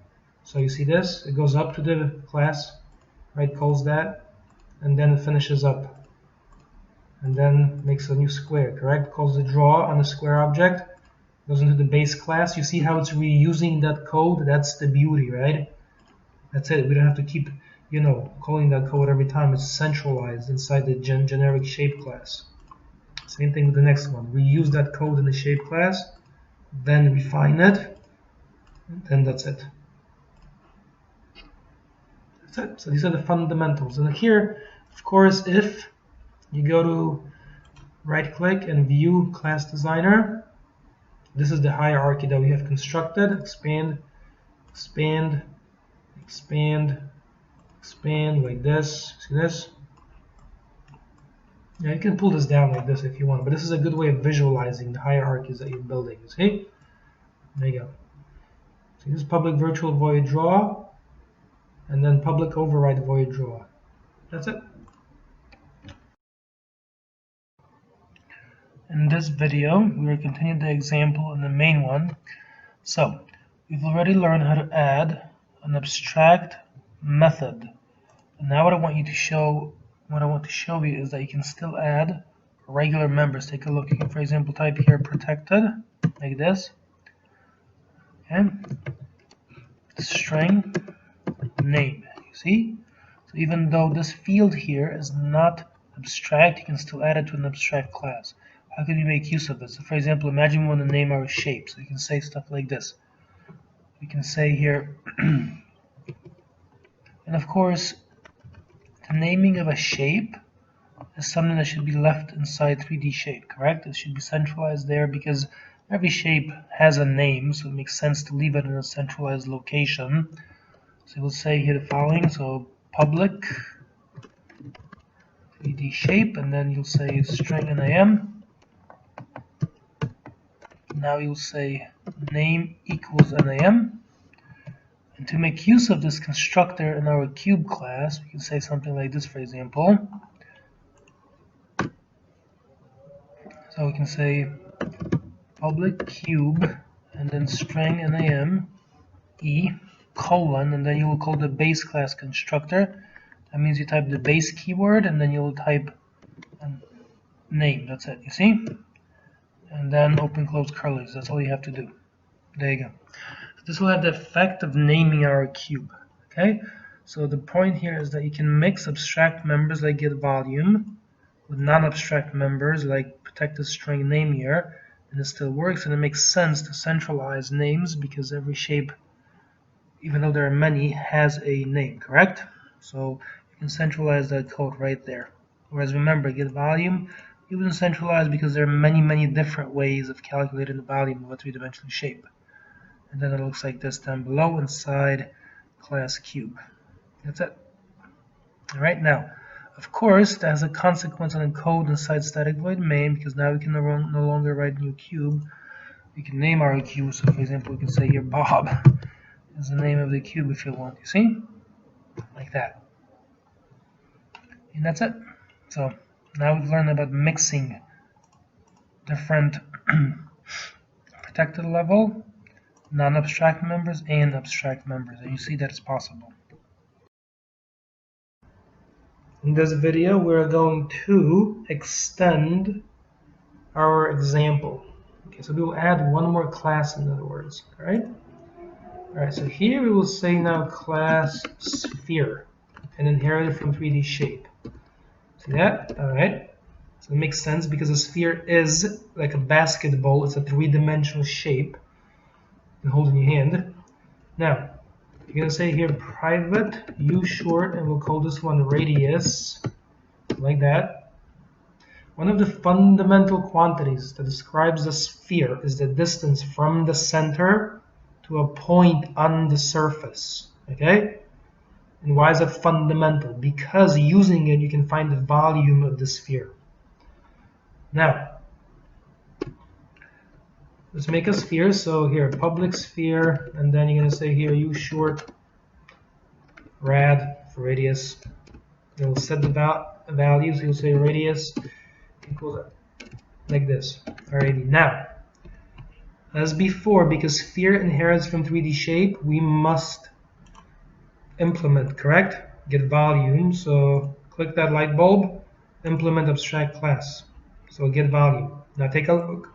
For a sphere, the particulars of finding the volume are very different from the particulars, okay, from finding it for a cube. So we will write here the following. Return, and then you're going to do 4.00 divided by 3.00, like that. Okay, so it's 4/3 pi r cubed. So now you will say math dot pi. See, that's a constant in the math class. If you want, in fact, we can just write pi, okay, because it's from the math class, and we already have a reference to static system.math. So you can just write pi times, and then you can write math dot power,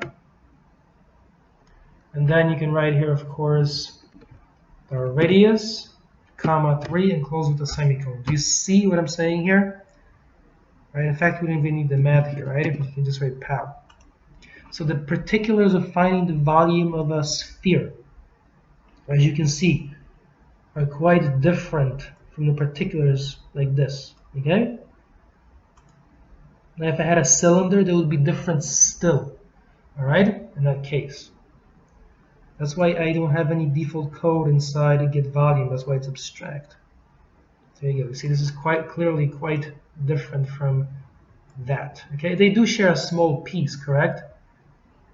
But keep in mind that for here, the side is one physical quantity, and the radius is a completely different physical quantity. So the math looks a little bit similar, but the quantities you're thinking about physically represent very different things.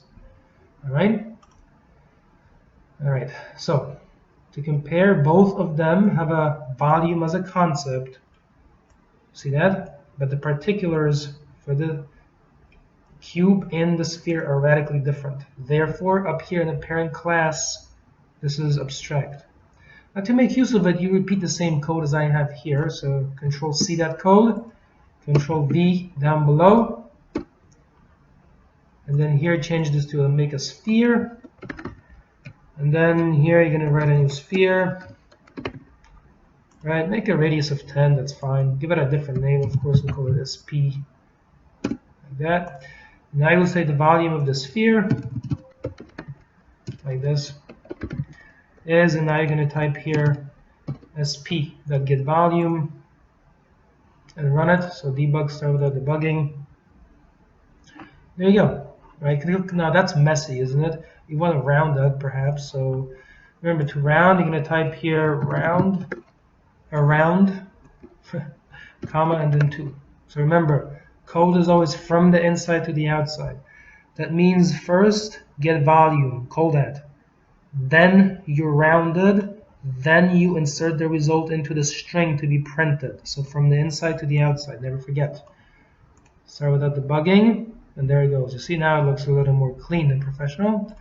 Exit off the screen. There you go. So, and of course, if you did a cylinder now, and whatever other three-dimensional shape you can think of, for example, some kind of cone that's three-dimensional, right? They have so many crazy different formulas.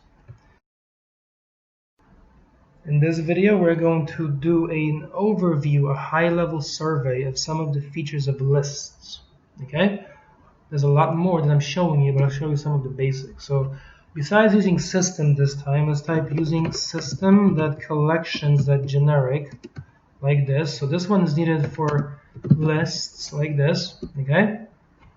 And then also add this one using system.link, and this one is needed for methods that work with lists. In other words, as you will see momentarily, you can replace a lot of code that is far more elegant and streamlined. Take a look. So you're going to make a list. You're going to type list, and then you see those little things that it says list, and then between the little arrows you see T. And it says represent a strongly typed list of objects. So that means the following. You're going to type the type. You're going to say double. This is a list of double typed values. We'll call it LST. On the right side, you're going to make that list. You're going to say new list of doubles, and no size is necessary. So this is how you declare and then make a list of new doubles. Now, next you're going to say here double X out like this. So this one here will be for attempts to convert. So for attempts to convert to numerical form like this.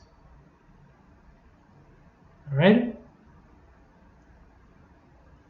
Then at the next stage you will type this while. Okay. You're going to read input. So string s. Okay, let's read input one time like this. Read line one time. You just have to add using static system.console.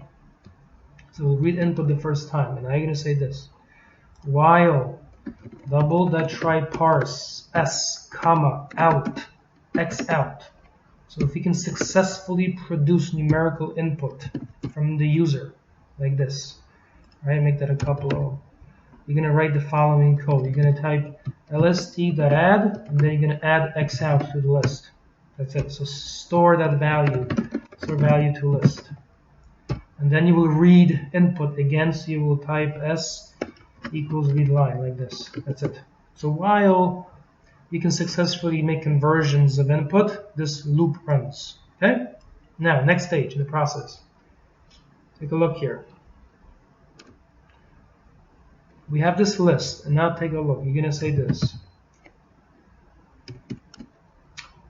lst dot, and then notice all of this functionality shows up here. You can type for each, and then you'll type x, and then you'll type this notation equals greater than, and then you're going to put right line and then x, and then close this with a semicolon. So this notation here, okay, allows us to write each x in the list to the screen using this very compact notation. You don't need a for loop anymore. You can use this for each like this. Okay? There you go. And then here, this is very particular. The x is the subject, and over here you see where it says that this is the action that you take on each x. Okay? All right. Now, of course, this is not the only thing. Take a look. You can, for example, do right line. Okay? And now you can say sum of the list. No special code required. You can just type lst.sum. See that? Call the sum method, and then close this with a semicolon, of course, like this. There you go. This is known as an extension method. It allows you to act on a list, and you can find the sum of the list. But this is just one of many different things. Take a look. You can also do this. You can type now average. Remember how you had to do averages by hand with for each and so on? Too complicated. Now we've got lst.average. See that? That's it. It returns the average of the list, right? Right line, and take a look. So max value in the list, return it. You're going to type ls here, lst.max, and then return it. All right. And then let's do one more just so you can see. There's a whole bunch of these things, for example. See that? Now you're going to do the minimum value. So does that equal? You're going to put lst.min, and then you'll close this with a semicolon, like that. All right? At the next stage in the process, what are we going to do? Take a look. If you want, you can type lst.sort. So then you can sort the list. All right? And if you want, you can even find certain subsets of data within the list. This is incredible. Take a look. You can, for example, type here list double, okay, and then you're going to type results equals, and then you will type lst.findAll. You see that? Find all. Hover your mouse over find all. You see where it says list double? So this find all method returns another list. And the condition to be applied. You see where it says system.predicate? That means apply a certain condition. So you're going to type x, and to apply the predicate, you're going to do that. X, and then equals, then the arrow, and now the action to be applied, the thing to be done, the condition to be checked, for example. So in our case, we'll say that x is greater than 3. Okay, or say 4, or equal to it, like that. So this compact little thing here will get all of the values from our list, whose value is 4 or more, and the result will then be stored over into this list of doubles. And then guess what? Then we can print them if you want, correct? So then we can say results dot for each result. You're going to do this. You're going to take x, and then you're going to print it. So right line. And then close with a semicolon. See? So I've given you a very high-level overview of the power of this. This is replacing God knows how many lines of code now. So debug. Start without debugging. Let's take a look at the results. Right. So make sure that the input is convertible. We'll put in 1, 2, 3, 4, 5, 6, 7, 8, 9, 10, and then type exit. That will not be convertible. And take a look. All of this is given to us. Beautiful, huh? We've got the sum of 55, the average, the max, the min, and all of the values that are 4 or more and nicely listed for us. There you go. So I hope you see the great eloquence, right, that this introduces for us. And remember, the fact that I can use this list here comes from having this generic namespace. The fact that we can use WriteLine comes from having system.console. And the fact that I have methods like max, min, average, sum comes from having LINQ, Language Integrated Query. Powerful. All right, there you go. In this video, we're going to talk about polymorphism. This is a fancy word that means having many forms. Okay, so poly means many, and of course morph roughly means form, like this. Okay, so polymorphism means having several forms. And the benefit of polymorphism is that you can write less code. Let's take a look at that in action. So we're going to make a class called shape, like this. Okay. And we'll have a private here string name, like that. Okay. Now every shape has to have a name, so we can centralize, and you can type here public like this, shape string NAM, and then we can set the name equal to NAM like this, right? Remember, I'm centralizing this here so that we don't have to put that in every single separate class that's derived from shape. All right, because remember, every shape does have a name. And I'm going to put here class circle like this and make it inherit from shape, so it is a kind of shape, like that. See that? Now, to name it, you're going to type public circle, and then you're going to call the base class constructor. So you're going to put here, say, string, like that, and then colon, and then base NAM, like that. Okay, and then you put those. Now, take a look at the next stage. We're going to make public virtual void draw, correct? Open, close, curly braces. So it's virtual, that means you're going to override it, of course. as we learned before. So here let's add using static system.console like this. All right, and also add one more namespace. So using system.collections, they're generic like this. That's why I talked about generics in the previous lesson, so we know about lists. Okay, so here now we're going to say this is the base class version of draws. So we'll say right line. We learned before. We gotta get the canvas and so on. So canvas, brushes and ink are ready.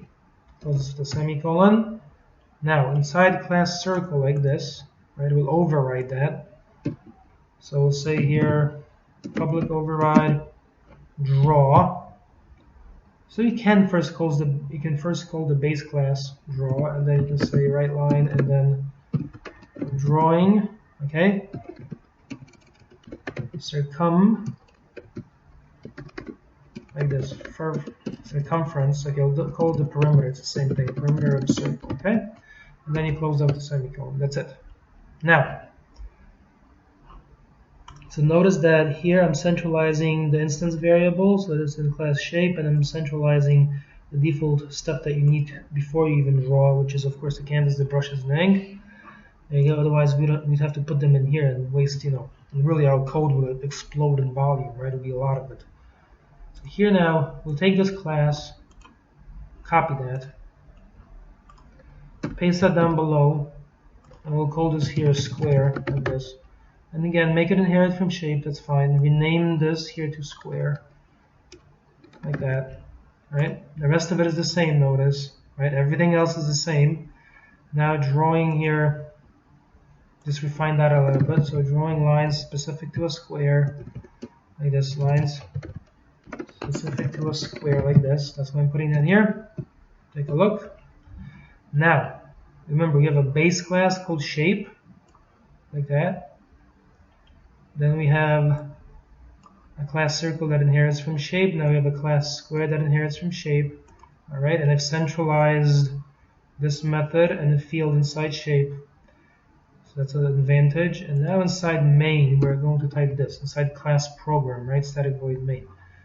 You're going to type list, and then you're going to specify a list of shapes like this. You see this? So you can make a list of your own data types. Then you call it LST, and then you're going to say here a new list of shapes, and that's it. Further, to add items to this list, you'll type lst.add. And now, let's do it this way. Type square here, like this, okay, SQR, equals a new square, and then you got to give it the name here, right? So we'll call our first square Bob or something, right? That's it. Then you're going to make a circle. So the circle, CAR, equals a new circle. And then here you will type, say, Jerry is the name of the circle. There you go. Okay? Now to add Bob and Jerry to our list of shapes, you can type LST and then dot. And then add is available. Now you type the name of the object, SQR. And then again, LST.add. And then SCIR. So here, polymorphism means having many forms. Well, those two lines I've highlighted indicate polymorphism because the following holds. Square is now treated like a shape. See this? So it can be stored in a list of shapes. Same thing with the circle. Circle is now treated like a shape, so it can be stored in a list of shapes. See? That's the advantage of everything here. The fact that we can now store, we can have a single list. So the advantage here is a single list of type shape can store objects of several derived types, right? You don't need to have a separate list of squares, separate list of circles, and so on. You can have a single list that works equally well with both. That's an advantage here, okay? There you go. Next. I mean, if you have to have a list of squares, then you got to duplicate this code here, right, with the list. You have to have a list of circles. You got to duplicate the code again. You see how we are writing less code with polymorphism? All right, next, take a look. You're going to do this. You're going to type for each, and now you'll say var in lst. See that? So we'll call this here shape. So for each shape in the list of shapes, right? Like this, see that? That's a collection. A list is a collection of items, correct? In this case, shapes. The question is, when I code this, when I write shape dot and then draw, which method will be called? That's the question. Well, our items, the square and the circle, are in a list of shapes, correct? So when I code draw, this is again polymorphism for the following reason. When this line runs, the correct derived version of draw is called. So even though this is a list of shapes at runtime, when we run this loop, the correct derived version of draw is called. Alright, that means, take a look in action. Debug, start with that debugging. See, canvas brushes ink already, drawing line specific to a square. See that? And then canvas brushes ink already, drawing perimeter of circle, like that. I misspelled circle, not a big deal. Alright, there you go. So, point is that here, this now is polymorphism in action. Alright, now each shape is recognized as a more concrete type of object, right? So the call to draw is correctly resolved like this, okay? To resolve in this context means to go to the correct method. That's what it means. So debug, start without debugging, and there are the results. You see? Now here's very helpful, not that you have to, but if you step through it, you will see all of that happen in perfect clarity. Take a look. Right? Make a list of shapes. Make a square. Right? Call the base class constructor and a square. Next. Right? Make a circle. Call the base class constructor to make the circle. Next. Right? Now you're going to add to the list. Add to the list. Now var. If you have a mouse over var, right? At the next stage here. See that? As you can see, shape. As you can see, shape is not correctly recognized as a square. Therefore, when I call draw, it goes to the draw version defined in square. Right? Then it calls base.draw to get the canvas and brushes ready. Then it draws the line specific. And then it continues the process. Grab the next one. Now, as you can see, shape is correctly recognized as a circle. Right? It goes through the process of drawing it. And that's it. And then it ends, then it's over. There you go. So two types. Here in this particular, in these two lines that I've highlighted, 3 lines, you're adding derived types to a list of parent types. Here with this one, when you call a method, the correct version of draw is resolved, meaning the derived method is called. And that's what you want. So now the shape here is assuming the shape of a circle or a square. You see, that's polymorphism, having several forms. In this video, we're going to take a look at a very simple, relatively simple example of interfaces. So, to make an interface, you used to type something like this, interface, and then you're going to give it a name like this. Okay, so type interface, and then printable. There you go. Now an interface is just a contract. It's a collection basically of method signatures. Alright, and then a class that implements the interface promises to fulfill that contract, which means it promises to provide implementations of the methods. So in our case, we'll have one of them. We'll have here that says the following. We'll say void print. That's it. Okay, so this is our interface. The name of it is iPrintable void print. Now think back. when we talked about classes, right, in context of classes, we had a strong is a relationship, correct? For example, we talked about how a square is a shape, how a circle is a shape. So in the context of interfaces like this, think more like can be used as. So for example, as an example, okay, a document can be used as something printable, correct? You can print a document. It makes sense. Okay? On the other hand, also, person can also be printable, right? Specifically, you can print the fields, the values of the fields that define a person. So person can also be printable, can be used as a printable object. Okay, there's a different relationship, can be used as, correct? Like that, as opposed to is a. So can be used as. All right, that's the nature of the relationship. Now with this in place, that means that a single interface can apply equally well to many different unrelated classes. All right, like that. So let's take a look. We're going to do a class here, document, right? Just to make it somewhat obvious at first. Of course, a document should be printable, so you're going to implement iPrintable. Put that colon there, and then iPrintable is implemented. You see? Like that. Now, you have to implement the method, so you're going to define a field, private string text like this. Then you're going to set the text when you make the document. And here I misspelled it, 1 second. So you can type here public document and then string txt like that. I keep spelling string for some reason.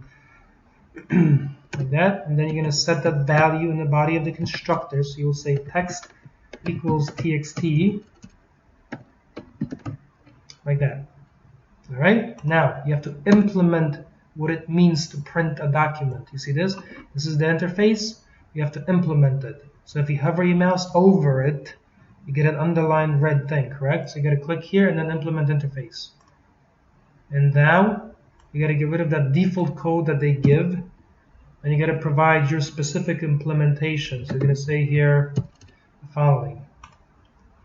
Come up here and type using static system.console like that.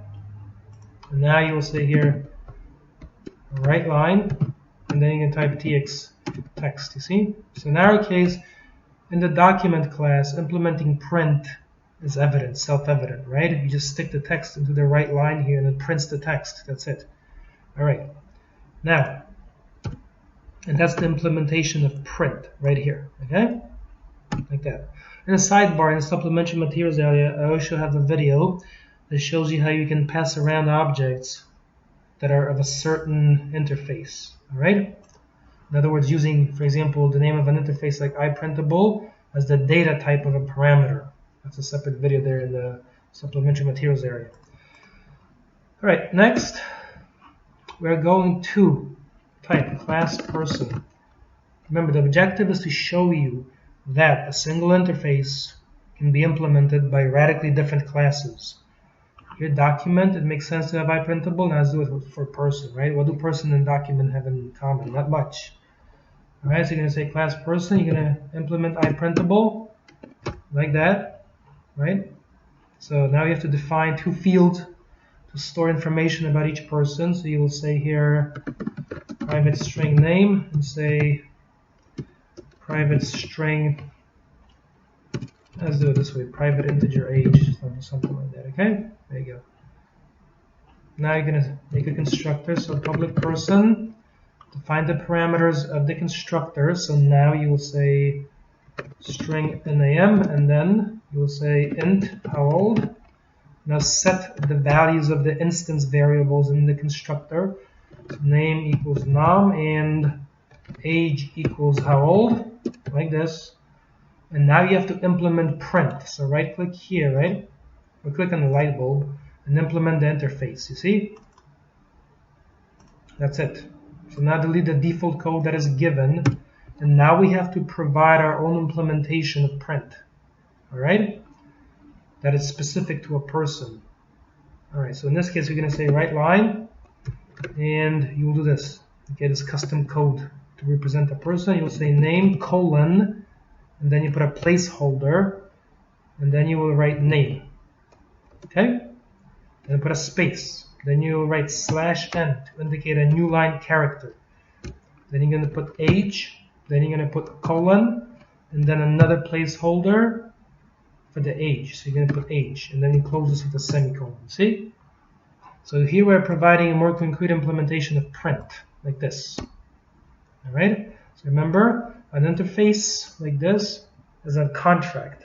When you implement it, you promise to fulfill the contract by providing implementations of the interface, like this. And further, you have a method signature here. Okay? And then the big idea also is many different classes can implement a single interface very sensibly, like this, because the relationship can be used as not is a. All right. So now, down in static void main, we're going to make this a person, PR equals a new person, like this. So let's see, name. So put John Smith here. And then comma, and then throw in his age, say he's 45, goes at the semicolon. Now let's make a document, doc equals a new document, and then here we'll specify the text. So it came to pass that one day, of course, as many stories begin in English specifically. All right, and now take a look. I'm going to type pr.print, and this will print a person because we have given a meaning to what it means to print a person. All right, give a visual representation. And next, we'll type doc.print because we have given a meaning to what it means to print a document. Take a look. Debug. Start without debugging. See, name John Smith, age 45. It came to pass that one day, and now it's working beautifully. And that's it. Okay, so interface. Many different classes can implement a single interface. These classes do not have to be related at all. Okay, document and person, not very related on face value, of course. See that? But because they both have colon I printable, they got to implement print, and they got to implement print like this. And now, in the supplementary materials area, I show you how to pass around objects of, say, iPrintable or iSaveable and so on. Okay? How you can make that a parameter, a data type. All right? So then it makes even more sense. And that's it. Welcome. In this video, we're going to talk about overloading operators. Overloading operators, like that. Now, the question is, why is this necessary? So imagine we have two documents and we want to add them. So imagine we have to give a meaning to what it means to add two documents. So a possible meaning of that, of course, is to simply take the text from one and put it at the bottom of the other, correct? That could be a possible way of adding documents. All right. So here, we're going to type this using static system.console. Now we'll make a class called document, and we're going to make a private field. So private string text. So this will simply, of course, store the writing that defines the document. Okay, so the body of the document, the writing. Let's make a constructor. So now I can say public document like this, and then string body. In the body of the constructor, we set the text instance variable, so text equals body. Now we have to expose the text field through a property, so we'll say public string text. Now we will say get, and we will say return text like this. Okay, that's it. So we are exposing the text field, which is private, through a public property, so it's secure and controlled. Now, here's type class program, open close curly braces, And now you will say the following: document doc1. Actually, let's do it this way. First type static void main, and then we will say here document doc1 equals a new document. And notice that it's defined by the body. So here you will say the following. Okay, you will say, this is a great day to be. Put a space there, close this with a semicolon. Now let's make a second document. So document doc2 equals, make a new document. So new document. Now you will say, this is a great day to be alive. Okay, like this. Let's change this. There you go. I think I speed up too much sometimes. A great day, like this. Okay, that's it. So what we want to do now, of course, is define some operation that will add these two. So take a look. Type document over here, doc3, and now you will write this, doc1 plus doc2. Let's try to add them, correct? And notice that that's underlined red, and it says operator plus cannot be applied to parents of type document and document. In other words, you cannot just add documents together in any easy way, right? We have to assign a meaning to that in some fashion. So next, what we're going to say is this. Come back to the document class. We're going to introduce the following concept. You will type public static operator, okay? And before that, you're going to put what the result is of the operation. So in our case, document. So public means accessible anywhere. Static means, of course, it acts at the class level. Like this. Document is the return type. The operator is a keyword. And then to put the operator, you're going to go plus. And now you're going to type document 1, doc1, and then document doc2. Like this. So this will have the effect of allowing us to define the sum of two documents. And so in our case, you will say return a new document, and all you will do is take doc1, the text from that, and add to a doc2.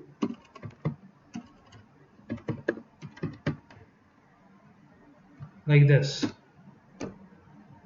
See that? So that looks like this. So now take a look down below. If you type doc1 plus doc2, now you no longer get an error. Now the addition of two documents has been defined as a meaningful operation. Hover your mouse over it, and it says document dot operator plus document doc1, document doc2. That means you can stick into documents and you get back a third document. Okay? That's what it means. And of course now we can do stuff like this. So right line over here, and now you will say, so new text, colon, curly braces as placeholders, and you will say doc3. That text is called the text property of the document, and then that's it. Okay? Let's take a look at the results. So debug, start without debugging. You see, new text. This is a great day to be alive, and now it's been merged into one text. All right, so that looks like this. Now, remember the concept. So imagine you have to give a meaning to what it means to add two documents. To accomplish that, we introduce the concept of an overloaded operator. So in our specific concrete case, the overloaded operator is the plus symbol. Okay? And the construct looks like this. Public, accessible anywhere, static of course. Document is what it gives back when it acts. Operator is a keyword, the symbol itself. And in our case, it means you're going to add two documents together. And more specifically, we define that to be the text of the first document plus the text of the second document. And notice that down below, without this code here, one more time, be sure. right? If I remove that, that gets underlined red because the plus symbol does not have a meaning in the context of two documents. So to give it a correct meaning, a possible meaning, you've got to have that uncommented, and then it works, you see? All right? And of course, this is not the only symbol that can be overloaded. Many other symbols can be overloaded. In the attached video, I show you how to do this similarly, but this time also how to implement, whether two documents are equal or not equal. Welcome. In this video, I'm going to show you some of the fundamentals of using several different string functions. So these are useful when you want to work with strings, clean them up, and so on, right? Somebody sends you some data, it's messy, you want to clean it up or something like that. So take a look here. Using static system.console. Next, you're going to say class program, and of course static void main. There you go. So that looks like this. Now, first we're going to create a string that's very messy. That's my code down below for reference. So say string s1 equals, and now we'll make it messy, so I'll put it this way. Okay? We'll write the following here. We'll say this string is, as they say, badly formatted, like this, with the hash mark at the end. See? Then a period and close this with a semicolon. So we've got some additional spaces repeated, for example, punctuation like commas and so on. Right? We want to make this look decent. Alright, so stage number 1, for example, will be to get rid of some of the spaces. So how can we do that? You can type, for example, string s2 equals, and now you'll say s1 dot and then trim. And this function, as you can see, it says params char trim characters. We've learned about the params keyword, how you can operate on a different number of data. So here we can type the following. We can say new char, and then specifically you're going to put those symbols, and then you're going to put like this, okay, to indicate a space, nothing else. And close this with a semicolon. So to see the effect of applying this, we have to print s2. So type right line, and then type s2, and then see the effect of it immediately. Okay? So let's take a look. So debug, start with that debugging. Notice these have blank spaces over here. Alright. I have a stray mark here. Debug, start without debugging. There you go. Alright. Sounds like this. Now if you of course want to see everything sequentially, you should always write line and then S1, right? That will allow you to compare visually. So debug, start without debugging. So as you can see, S1 is up there, and now S2 is down below, right? That space in front has been removed. There you go. Alright, so that's one transformation of the string to make it look a little more clean. Now, next stage you can say this. String S3, and we will take S2 and we will replace. That's a method, you see that? So character, old character, and then a new character. Alright, if you want, you can also do string old value, string new value. So you can replace either characters or strings. So in our case, let's say those double commas are to be replaced with something that looks like a comma followed by a space, like that. And now once we do the replacing, you want to display the results. So right line S3, and then close this with a semicolon. So debug, start without debugging. There you go. So as you can see now, this is a comma, whereas before it was 2 commas. There you go. So that's that. All right, next stage in the process, we're going to say here the following. We can also replace the following. So you can say string s4 equals, and now you'll write s3 dot replace like this. And now you can, for example, replace the period with the comma, and you can replace that with, for example, just a comma, okay, with no space. Maybe you want to do it this way, see? So of course, to see the effect, let's write it out. So right line S4, and then close this with a semicolon. Debug, start without debugging. So as you can see now, there's just a comma here and no more period comma. So the appearance of the string is definitely improving, you see? There you go. All right. Next. What might be helpful, of course, is to fix the casing, right? This is like this is uppercase S and T. You're going to fix the casing, right? So it looks a little more clean. So one thing that we can do is the following. We can say, for example, string S5 equals, and I will write S4 to lower, like this. And at the next stage, what you can do with this is the following. You can say string S6, and now you'll say here S5 dot substring 0, 1. So grab only the first character from S5, convert that to uppercase, and then type S5 dot substring 1, comma, and then S5 dot length -1. Okay, so that means grab the rest of the string. Remember, this is index 0, that means the first character. The 1 means grab only one character. This is index 1, that, remember, means the second character, and then go all the way to the end. So the length -1 means all the way to the end. Remember, for a string, okay, if imagine the string is just this word this, okay, this is the string. This is the word that is the string, right? Like this, put it between double quotes. Keep in mind here, right, that P is at index 0, right? H is at index 1, I is at index 2, and further S is at index 3. Right? Keep that in mind. Therefore, the last index, right? Remember, a string will go from index 0 to index n -1. In other words, the length of the string -1 character. All right, look at here. This is 4, right? This has 4 letters in it. The indexes go 0, 1. I switched the letters around. 0, 1, 2, 3, correct? So a length of 4 means indexes go from 0 to 3. That's why over here I have S5 dot length -1 and not length.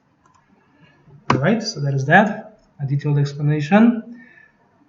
Alright, now of course, now if you do right line and you write out S6 to the console window, debug, start without debugging, let's take a look at the results. Okay, that looks like this. So now, as you can see, it's a little more neat, correct? Alright, there you go. Now of course here, it would be helpful if you took this and you converted it to lowercase, correct? Just to be sure. Okay, although it doesn't matter after all, because we did that up here also, you see? So if you do, it's not a big deal, but it's not necessary. Alright, at the next stage, what we're going to do is this. We're going to get rid of that hash mark. So you're going to say the string S7. Okay, let's put the right line back up here, like this. And notice I'm making all of this highly sequential, right? I make a modification, then I look at the results. I don't try to pretend that I know exactly what will happen. And I say remove, and I will say S6 dot index of, and the character is the hash mark, and from there remove that one character, and then close this with a semicolon. That's it. So this here is the nesting of methods, index of and remove, like that. Let's take a look at the results. Right line S7, like this. So clearly this will find the index of the hash mark, okay, of only that one character, like this, and then it's going to remove it. So you're going to find the index of the hash mark, and then the remove method will get rid of it from the end there, okay? So locate it and then remove it. That's the purpose. So from the inside to the outside. Debug, start without debugging.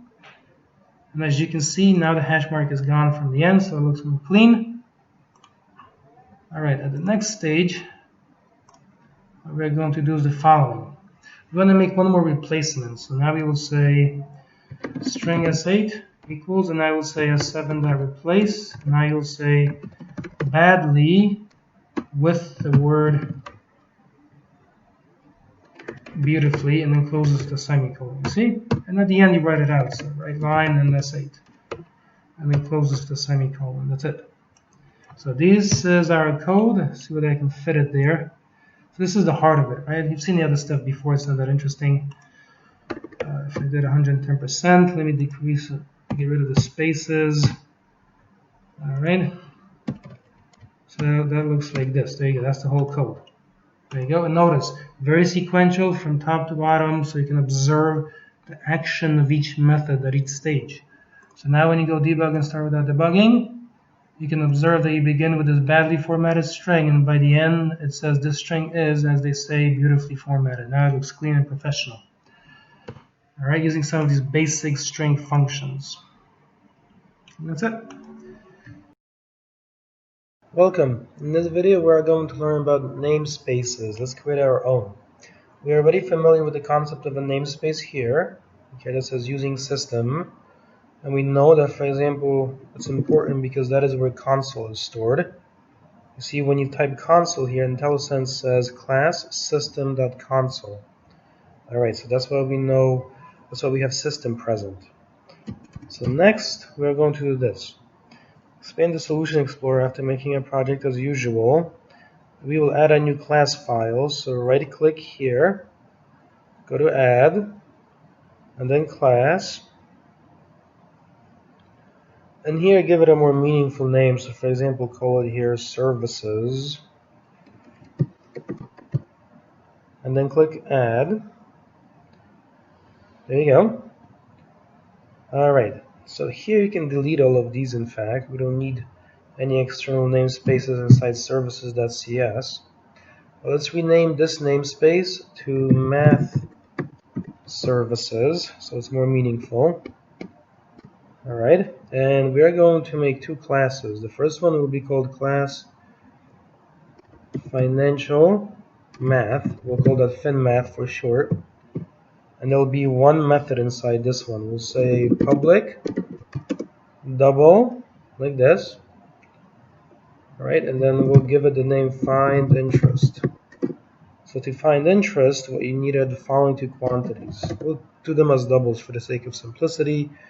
Double principal, which I will call prin, and double rate. So this function then to calculate the interest must do the following. We'll say double interest equals prin times rate. That's how you calculate interest. You take the principal and multiply by the rate. And then you can type return interest. And that's it. Okay, so this will get the interest for us and some principal given by this, and then at some rate given by this quantity here. Alright. Next, you can make a class called basic math. Inside this class, we can type something like public double, of course, sum, and then double x and double y. And now you can say here return x plus y. That's it. Okay. So you have a namespace called math services. Within math services, we have a class called FinMath, and then another one called basic math. All right. Now, to make use of find interest, I would first have to declare an object of type financial math. But if I don't want to do that, then I can type public static like this. You see? Same thing over here. I can just type public static. See? So now I'll be able to call find interest like this. If you hover your mouse over it, it says finmath.findInterest, and it says basicmath.sum. So I can call sum directly in the basic math class. So this is our namespace here. To make use of this, we can do the following. Go into program.cs. Okay? And then you're going to type here cw tab like this. And you can say, for example, 23% of, say, 645 is, and then put a placeholder, and then double quote, comma, and now you will write the following.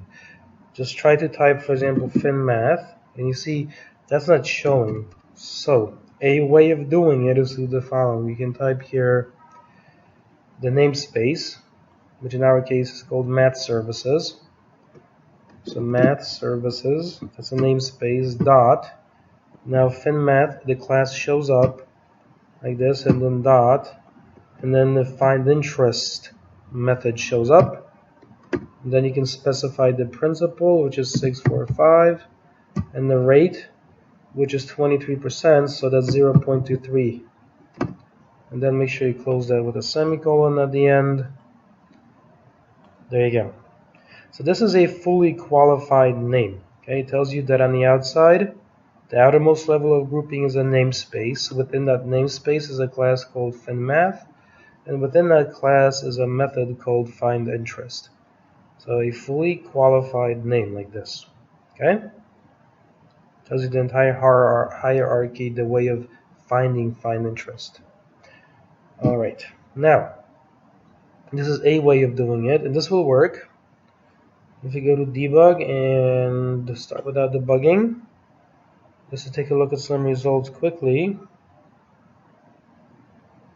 it says, there you go, so 23% of whatever is 148.35%, you keep to continue. There you go.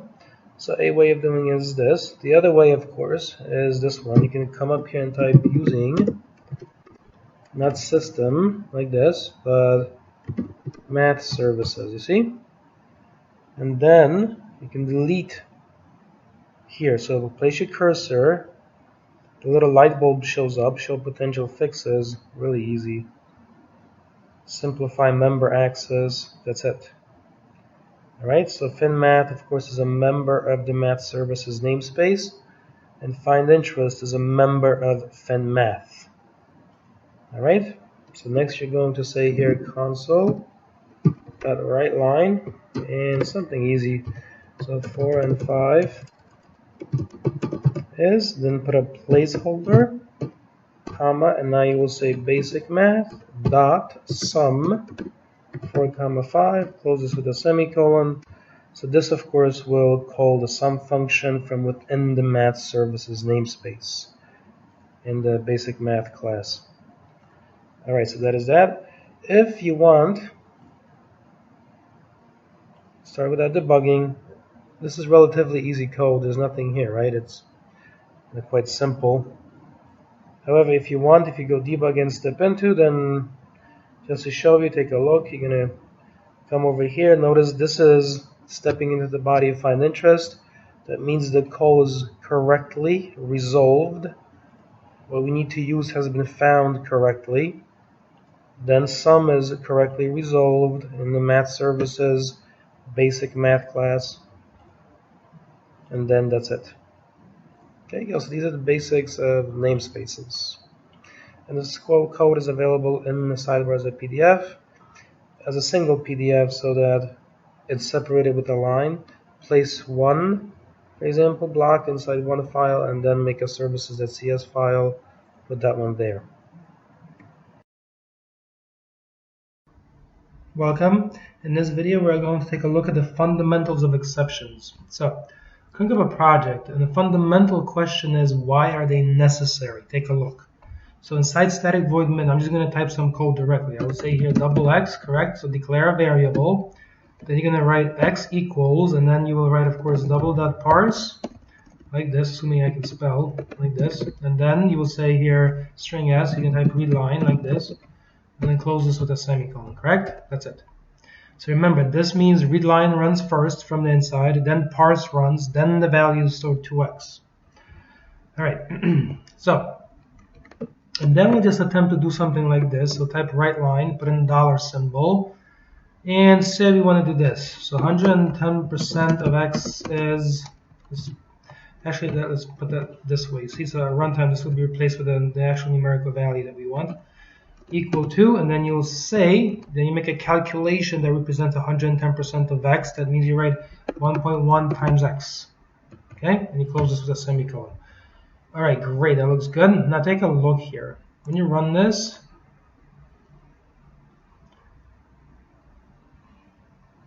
all right, I'm going to type the word 5, and So this application has crashed, no good, correct?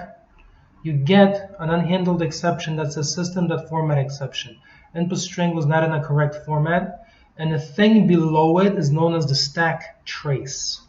And the usefulness of that is that, for example, it tells you the line number that generates the error. All right. So here, we are going to learn how to handle this more gracefully and professionally. And the way to do that is to type try, and any code that might generate an error, you place inside a try, like this. All right? See that?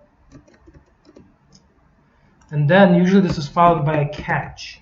And the question is, what do you catch, right? What is like baseball? You're catching a ball, kind of, to be honest. All right, the try is like the person who's throwing it, and the catch is catching it. So take a look. We got to decide what to catch, and the way to do that is this. Right-click on parse. Okay, make sure you're on parse. Right-click it, and then go to the definition of it, F12. Never mind all the other stuff around it. Expand that node.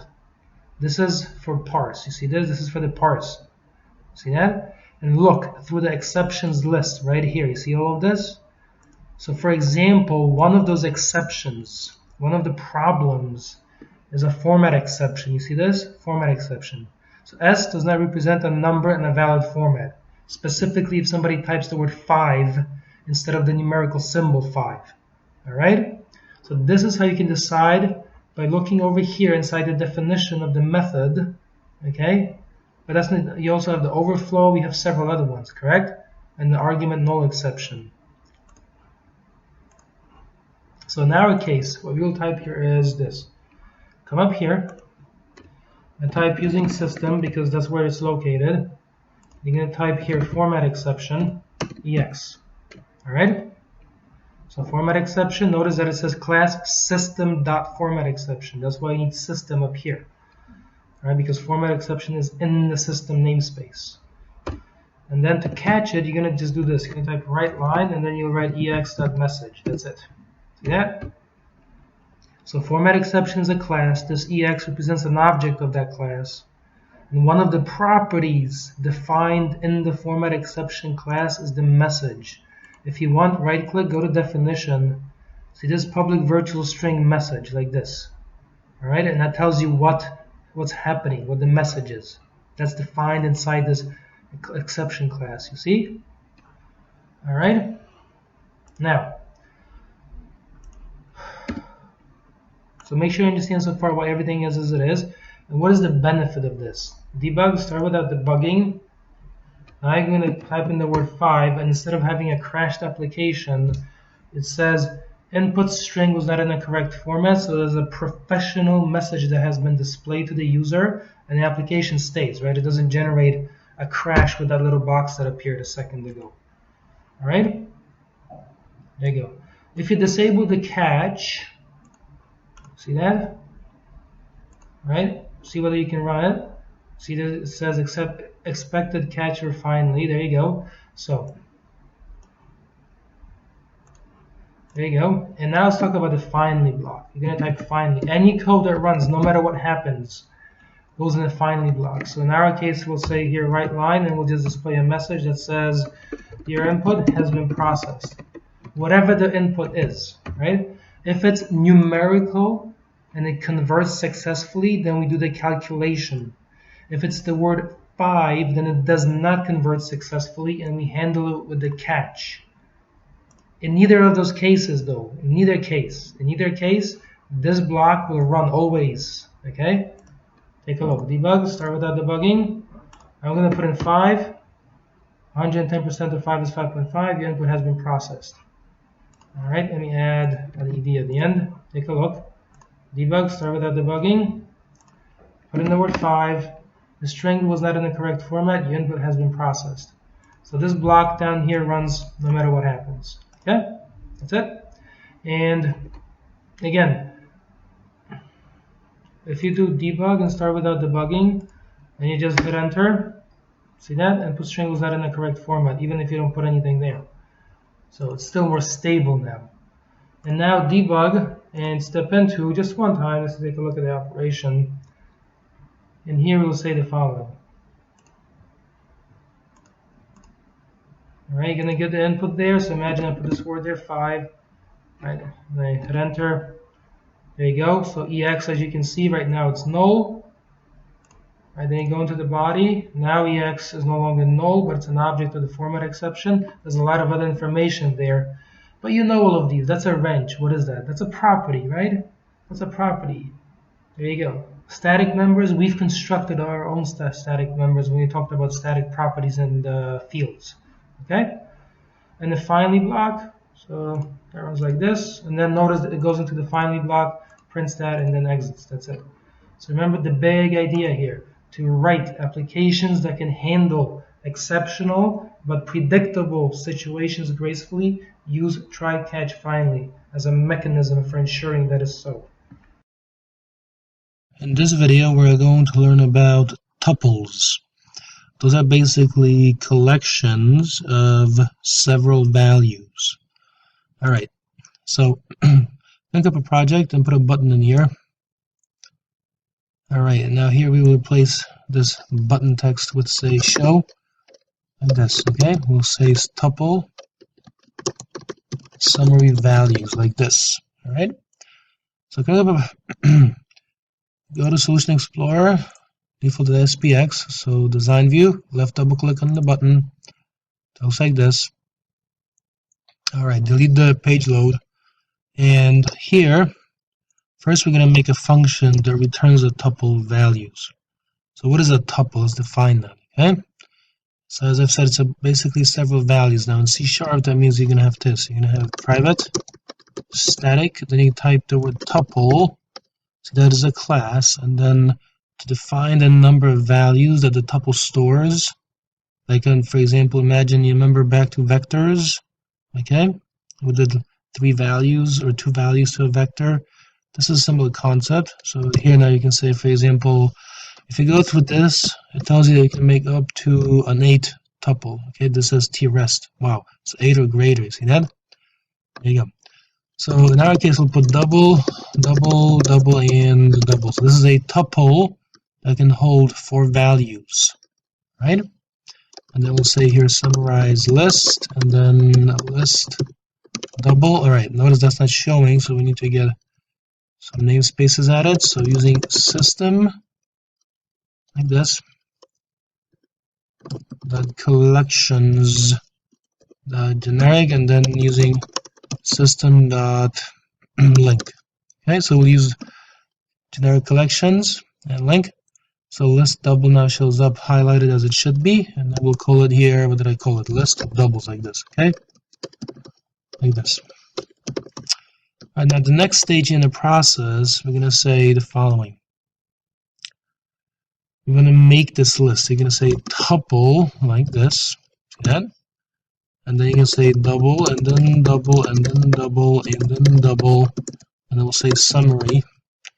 And then to actually form that tuple, you can say tuple, which is the name of the class, dot, and one of the members inside this class is the create function. You see that? So selected. And now we can create a tuple with 4 entries, you see? So now we will say here list doubles.sum. See that? Like that. Notice that when you type sum, that's an extension method. If I remove sum, notice that link becomes grayed out. So that confirms again why link is needed for the sum function. Alright, so the first entry in this tuple is the sum of the list. Alright? Remember, so we are calling this summary. So it will be like a statistical summary, so to speak, of the list, of the entries in the list. Alright? So list doubles.sum, and then we can also, of course, have some other ones there. So we can have an average. So you can say list doubles dot average like this, you see? Commas do one more, so list doubles dot max value. See that? And then list doubles dot min. Alright, and then at the end you can return the tuple, so you can say return and then summary. Like that. Alright? So here, remember, private accessible only. Here, static means runs on the class level, which means you can call summarize list directly through the name. You don't need an object to put it on. Now in this particular case, this thing will return this construct known as a tuple, which in this case is just a way of storing 4 double values, like that. Alright, and then to create a tuple, for the first entry you use link, and then link for the second, link for the third, and then link for the fourth. See that? So sum, as you can see, is an extension method, min is an extension, max is an extension, average in this context is extension, then return it. Alright, that's that. Now, next stage. Let's take a look at the button click event. Let me put that down below. This code here is quite straightforward. So you're going to make a list of doubles like this. Alright, we'll call it LST, and now new list of double values. And then specify the initializer. So that looks like this, and then throw in some numbers there, doesn't really matter what they are, right? So throw in some negatives, some decimals, right? Whatever, some values, alright? Alright, so that's that. Next, we're going to call summarize list. So you'll say var results like this, and then equals summarize list, and then LST. And in this case, to be honest, var is easier, right? If you don't use that, you're gonna have to type tuple and then double. Correct? It's gonna take a lot of space. In other words, in other words, you would type tuple and then double triple like that. You see, that's really long-winded. All right, that would be the data type.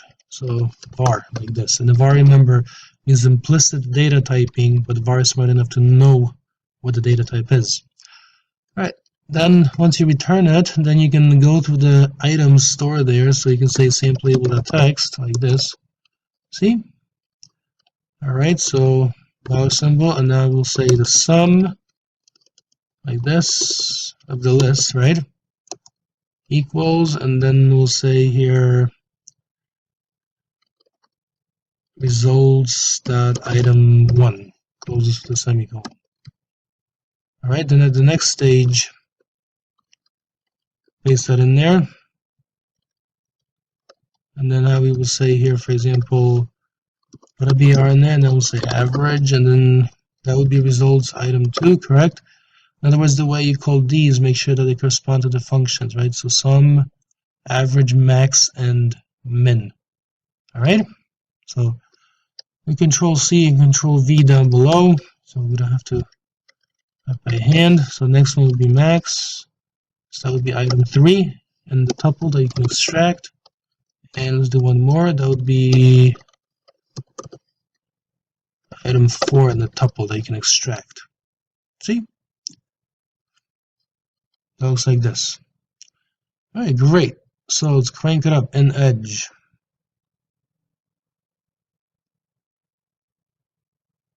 Alright, let me enlarge this. Show tuple summary values. Sum, average, max, and min. So it's working as expected. There you go. And now, as a more realistic extension of this, imagine a list of tuples. You can definitely do that. So something like, list, and then the tuple and maybe a double. I mean, if you want, you can type string and you see double and then decimal, you see?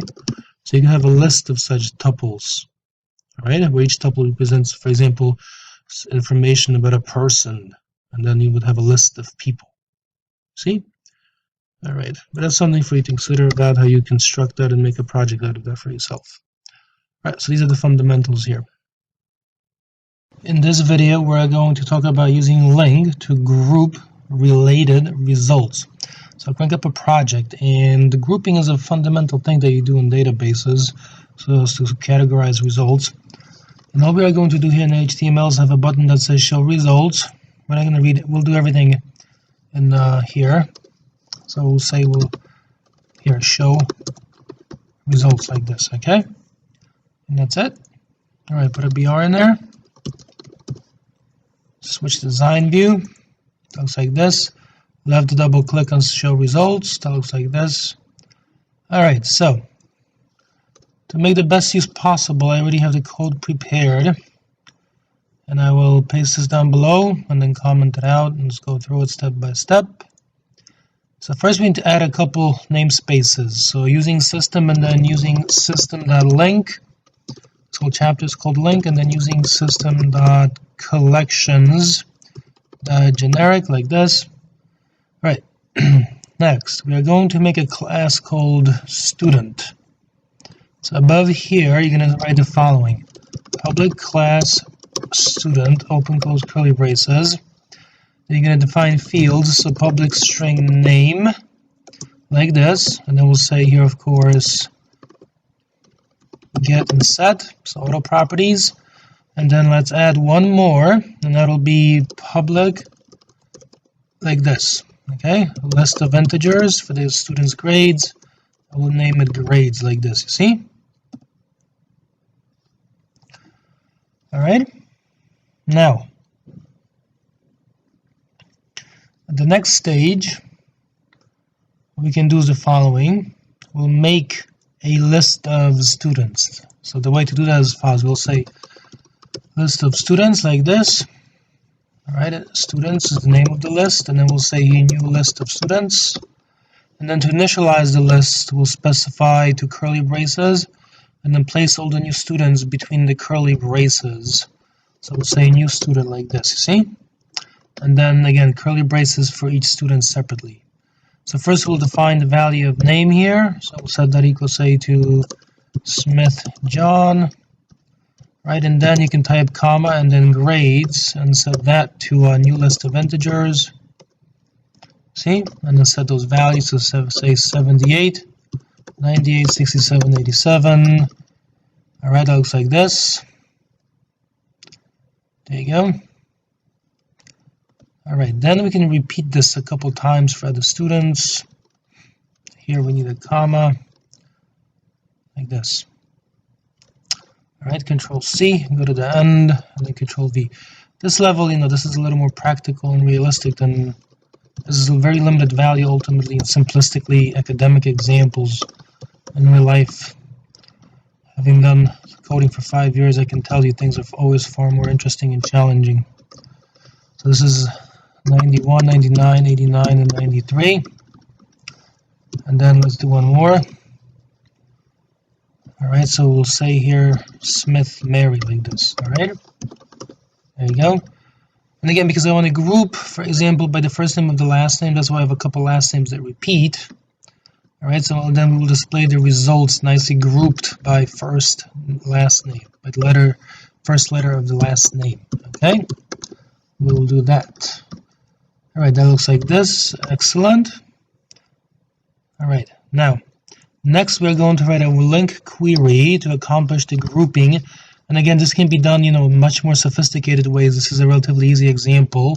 So variable groups by first letters of last name. Okay, that's the implication. So now to write a query, you write from student and students like this, group student by student.name, and because name is a string, you can extract the first character by putting square brackets and then getting the value at index 0 in the string. You see? That's why you can write that. Otherwise, it would seem a little mysterious. Now, to display the results in a grouped fashion, we have to use nested for each loops. So you will say for each and then var. Now take a look. Student group like this, and groups by first letters. Now here it gets a little more interesting. Hover your mouse over var momentarily and tells you what var is. You see that? It says it's a grouping. See that?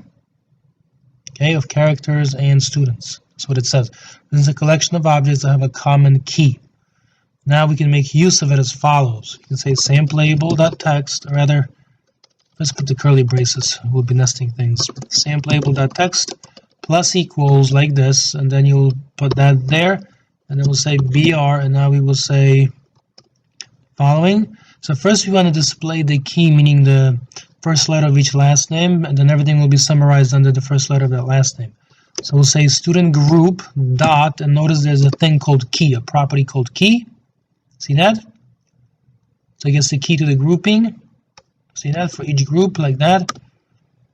All right, and remember here we're grouping by the first letter of the last names. So the key is that quantity. All right. Next, once you have that, once you fix the first letter within that group, there are several students usually, correct? Or several items. So you have to display those items individually now.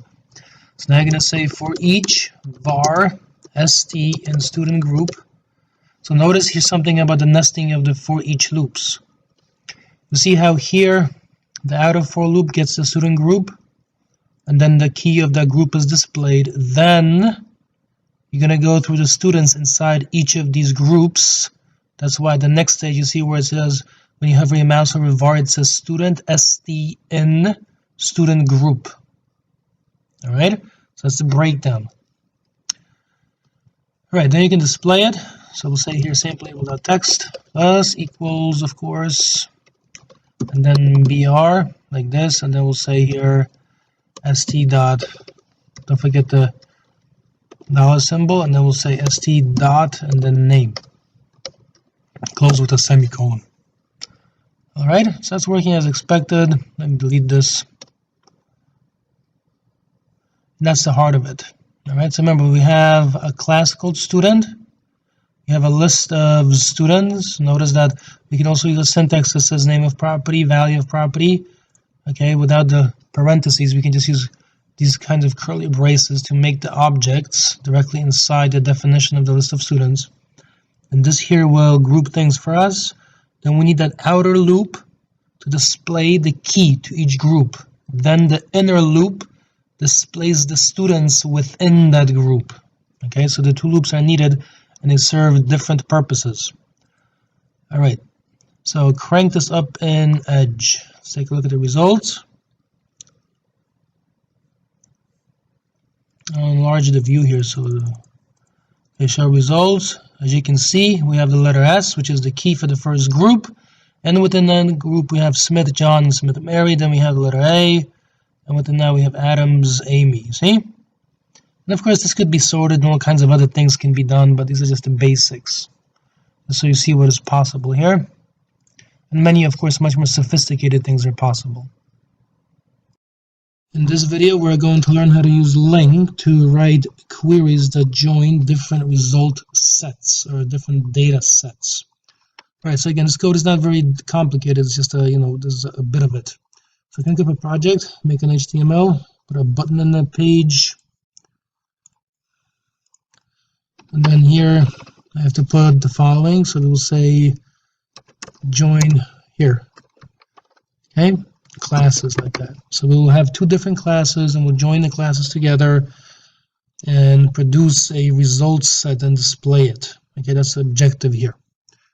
So here, go to design view, left double click and join classes. All right. And here,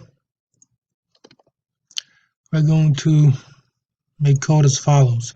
We'll need LINQ, so we'll say using LINQ system.LINQ.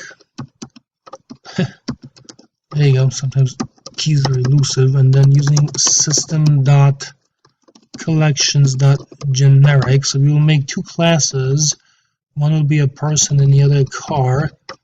So you'll say here public class person. And just a name, so we will say now public string name, and then get and set like that, and then make a class called car also. Okay, so public class car, open close curly braces. So public person, as you can see now, is being defined inside the class as the data type of a field, like that. Okay, so class, for example, a car has like a driver. Okay, so we'll call this like this owner, you see? With the get and set, and then one more public string make, also with the get and the set. Why not? There you go. So it looks like this. All right, so clearly you can see the presence of the person field inside the class car as a connection between the classes. So we will use that in a minute. Alright, what I will do now is paste some code that I made earlier down below. I wouldn't try to remember all of this, it's too much to try to just go from memory. It's a waste of mental energy. All right, so let me take this highlighted, comment it out. Let's go through the construction here. So first we have to make some person objects. So person PR1 equals a new person. Otherwise we won't have anything to join. All right, and then we'll say name equals something like Mark Owens, like this. All right, and then person PR2, new person, and name equals Jenny Smith. And then lastly, person PR3 equals a new person. All right, and then we will say name and then say John Jenkins, like this. All right, so we have some people will be the owners. Now let's make some car objects. We'll say car1 equals a new car object. Initialize it. Now you're going to say owner, and that will be equal to PR1, you see? All right, that's establishing the connection between the two classes. The fact that the owner for car1 is this PR1, which is who's Mark Owens. All right, and you're going to make a make, and then we'll say here Honda, and then car2 equals a new car, and then here we will say owner PR2, and then make equals again Honda, and then car3 equals new car. All right. Sometimes, unfortunately, to illustrate a concept, you've got to write a decent amount of code. Otherwise, the concept is difficult to illustrate. So owner, and then here you will now say PR1, like this. And I will say the make is Toyota. All right, and let's do one more here. So now we will say here the following: car4, like this, equals a new car, and then initialize that. So we'll say owner equals PR2 and make equals Tesla. And now you will set this like that. And the thing to be observed here, of course, is that the person 3 is not being used as the owner of a car, right? So when we do the join, the query that joins these two data sets, the records that are shared will be returned, okay? Which means, for example, there's no car that is owned by person 3. All right? Next, you're going to say list of persons, like this. All right, people equals a new list of people, like that. All right, just stick in those individuals. He'll say like that: PR1, PR2, PR3, and PR. That's actually it. Right? And the same thing with the cars. So make a list of cars. See? Now we will say here cars equals a new list of cars. Initialize the list. So car1, car2, car3, and car4. Close out the semicolon. And now we can join those lists. So we will say the following: variable cars with owners, like this, equals. And now you're going to write the query. So you will say from person and people, like this. All right, join car and cars. So we're joining the two lists on person, like this. All right, so we're using person to join people, equals car.owner, see? And then once you have them joined, the people who have a car essentially, then you can say select new, and this is an anonymous type that we are creating right there in that line. You're going to say now owner name equals person.name, comma, and car make equals car.make. All right, and closes with a semicolon. See, that's the anonymous type. All right, this is getting underlined red. Oh, I should have said make here, not maker.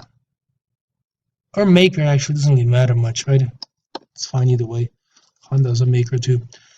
All right, so it looks like this. Now, we need to get the results. So here, if you have a mouse over this var, you see what it says there. It says T is apostrophe A. That's an anonymous data type. So this cars with owners is basically a list of anonymous types, but because it is a list and because it is IEnumerable, we can step through it using a for each loop. So now you will say for each and then var owned car and cars with owners, like that. Close curly braces. And we'll say same label.text plus equals, and now you'll say here br owner equals, and now you're going to say owned. It should say owned car. Let me fix that. See, owned car, like that. That owner name, okay, and then put some spaces, and then car make, to get the make of the car, you're going to say equals owned car dot car make, and then close this with a semicolon. See? So that'll display that for us. Alright, so that's everything. Let's get going here in Edge. There you go. Join the classes, and as you can see, there are the results, right? So owner Mark Owens, car Honda. Owner Mark Owens, car make Toyota. He has 2. Jenny Smith has a Honda, and Jenny Smith also has a Tesla. Correct? And this person, John Jenkins, because as you can see, PR3 is not used as an owner in the list of cars here. Alright? That means there's no connection between this list and this one. Alright? In other words, when the join is done here in link, PR1 is used, right? Because we're going by the owner, correct? See that? Car.owner, like that. So PR1 will be used and PR2 will be used, but not PR3. And then you display the results. In this video, we're going to grab SQL Server 2014 Express. So please click on the link that I've provided in the supplementary materials area. That brings you here on the side, on the right side. And then you're going to basically choose the language. It's available in some languages, not all. And then you're going to click download, like this. It's going to bring you here. Choose the download you want. Now here, you have to choose one of these. The one I choose is this one. I choose the Express and Tool 64-bit. Now to decide whether you should choose the 64-bit and the 32-bit, you can type here. I'm using Windows 10, my computer. But do something similar on your computer also. Right-click it and then go to Properties of it. That brings up this window. And now here you see where it says System Type. Right, 64-bit operating system, x64-based processor. If you have an older one, it will say like x86-based processor. All right, these are the newer ones, the 64-bit computers. All right, so that's how you can decide which one to choose. After that, you click Next. And then after that, you just follow the usual on-screen prompts. So you're going to download this thing and then go through the process of installing it. Please be patient. It is a big program. It might take a little while. What is important is that during the installation, you choose integrated security. In other words, make sure that the account that you use for logging into Windows is the same as the account you use for logging into SQL. All right? Or if you choose the other option, make sure you write down, the credentials of a SQL server if they're different from your Windows credentials. All right? But to make things as easy as possible, go with integrated security. At some stage during the process, you'll be prompted for that. All right. Now, let me cancel this. I don't need this anymore. I have it installed. So once you have it downloaded and installed, we're going to take a look inside Visual Studio. We'll crank it up, and we're going to go to View and then SQL Server Object Explorer. All right, that looks like this. It's a little pane on the left side. Then you're going to click that button there, Add SQL Server. This little dialog box should appear like this. All right. And notice you see where it says Windows Authentication. That's what I mean with integrated security, right? So you don't have to specify a different username and password. And click Connect. And then you're logged into it, you see? And the version that I have is this one specifically. All right, that's my version there. All right, but the lessons that I teach you are such basic things that they should apply, very likely to many different versions. All right, so this is sufficient for our purposes. Now we're going to create a database. So explain the databases folder. And I have one here, but I'll delete it. All right, I'll delete this just to show you how easily it is to delete. You right click, you delete it, and it's gone. See? All right, so right click back on it, add a new database, call it people, expand that node, and then within that there's a folder called tables. Expand that node. We have to add our own table. So right click, add new table, and this brings up the table definition stage. This is where we define the table.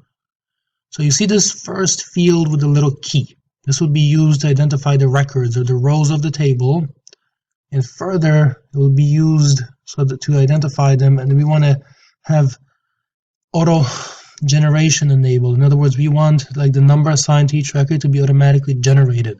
We don't have to keep track of it. So if you right click, right, and you go to the properties of it, it brings up this panel on the right side. See where it says identity specification, expand that node. And then you see where it says identity, choose yes. All right, choose true, and identity increment, identity seed 1 and 1 is fine. So it begins at 1, and every time a new record is added, the record number grows by 1 only. All right, that's that. All right. And notice that automatically changes the code view also. Now here we have create table dbo.table. So here you change the table to say people. That's the table name. All right. And now ID is the name of a column or a field. Integer is the data type. Not null means entries must be specified. Primary key is used to identify records, and identity. So as I've shown you in the previous steps, you know what that is by now. All right, next, you're going to add our own field, our own column. So you're going to say name like this, and the data type will be varchar. Okay, variable character, basically text. And to specify the length, type in 100. And because the entry should be specified, you will type not null. And let's do one more. So now we will say date added, and the date will be like this, date like this. That's the data type, see? And that's it.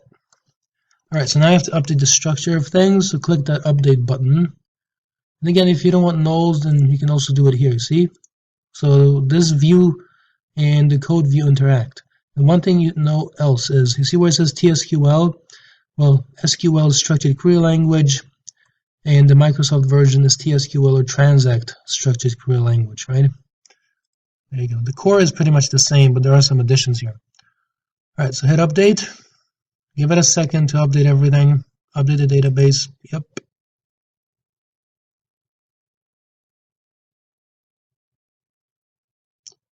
All right, update completed successfully. Great, that's what we want to see. So now we have this, and if you expand this and expand columns, you see that? That's it. So we have our, let's go over the meaning, right? That there indicates a server, right? That SQL server. See that? Then within that you have databases, right? That look like this, these icons. When you expand a database, you have a little table icon, and then you have a column icon, and the key indicates a primary key. So there's a meaning to the little icons that are used. They're used, they represent different levels of nesting within this database structure here. All right, and these are the basics. There you go. So please be sure that you can create all of this, and then if you exit off, all right, go back to view and say start page. You know, even if you reloaded. So now imagine you do this. You take this thing here, you disconnected, and now you're going to reconnect it. So leave that setting, click OK, connect, expand it back, databases, and there's people. There you go. So and tables, and then the people table. There you go. In this video, we're going to learn how to connect to SQL Server and then display the records from the database table in a web page. So crank up a project, and into the page here, all we're going to do is place a button. So grab a button, place it in the page like this. All right, change the text on the button. So we'll say here, show records. Remember, a record is just one row of information, and a row, of course, is this thing that goes across from, say, right to left or left to right. All right. So now, design view, left double click on show records. It brings up the event handler. To make this work with SQL Server, you have to add a namespace here. You're going to type using system.sql. rather data.sql client, like this. Alright, so we need that namespace. Now beyond that, let me collapse that code there so it's out of the way. I do have some code that I prepared earlier. I'll paste that in there, comment it out. Let's go to its construction line by line. So the first thing that we need is a connection string. So let's get the connection string. So what you want to do is get the SQL Server Object Explorer, right-click the name of your database, and then go to the properties of it. And then to get the connection string, make sure you expand the node called general, and then go to the one that says connection string. Place your cursor there, left double click, you see it highlights it. It's a very long string, and then right click and copy it. It's difficult to construct accurately by hand, so it's better to just copy it from there. Like that. Alright, so you're going to say now string, and it's common to call this the const string like this. Then you're going to put that symbol there to indicate it's a literal string or a verbatim string. It should be interpreted exactly as it looks, right? So put those symbols there, and then paste the string between them, and it looks like this, you see?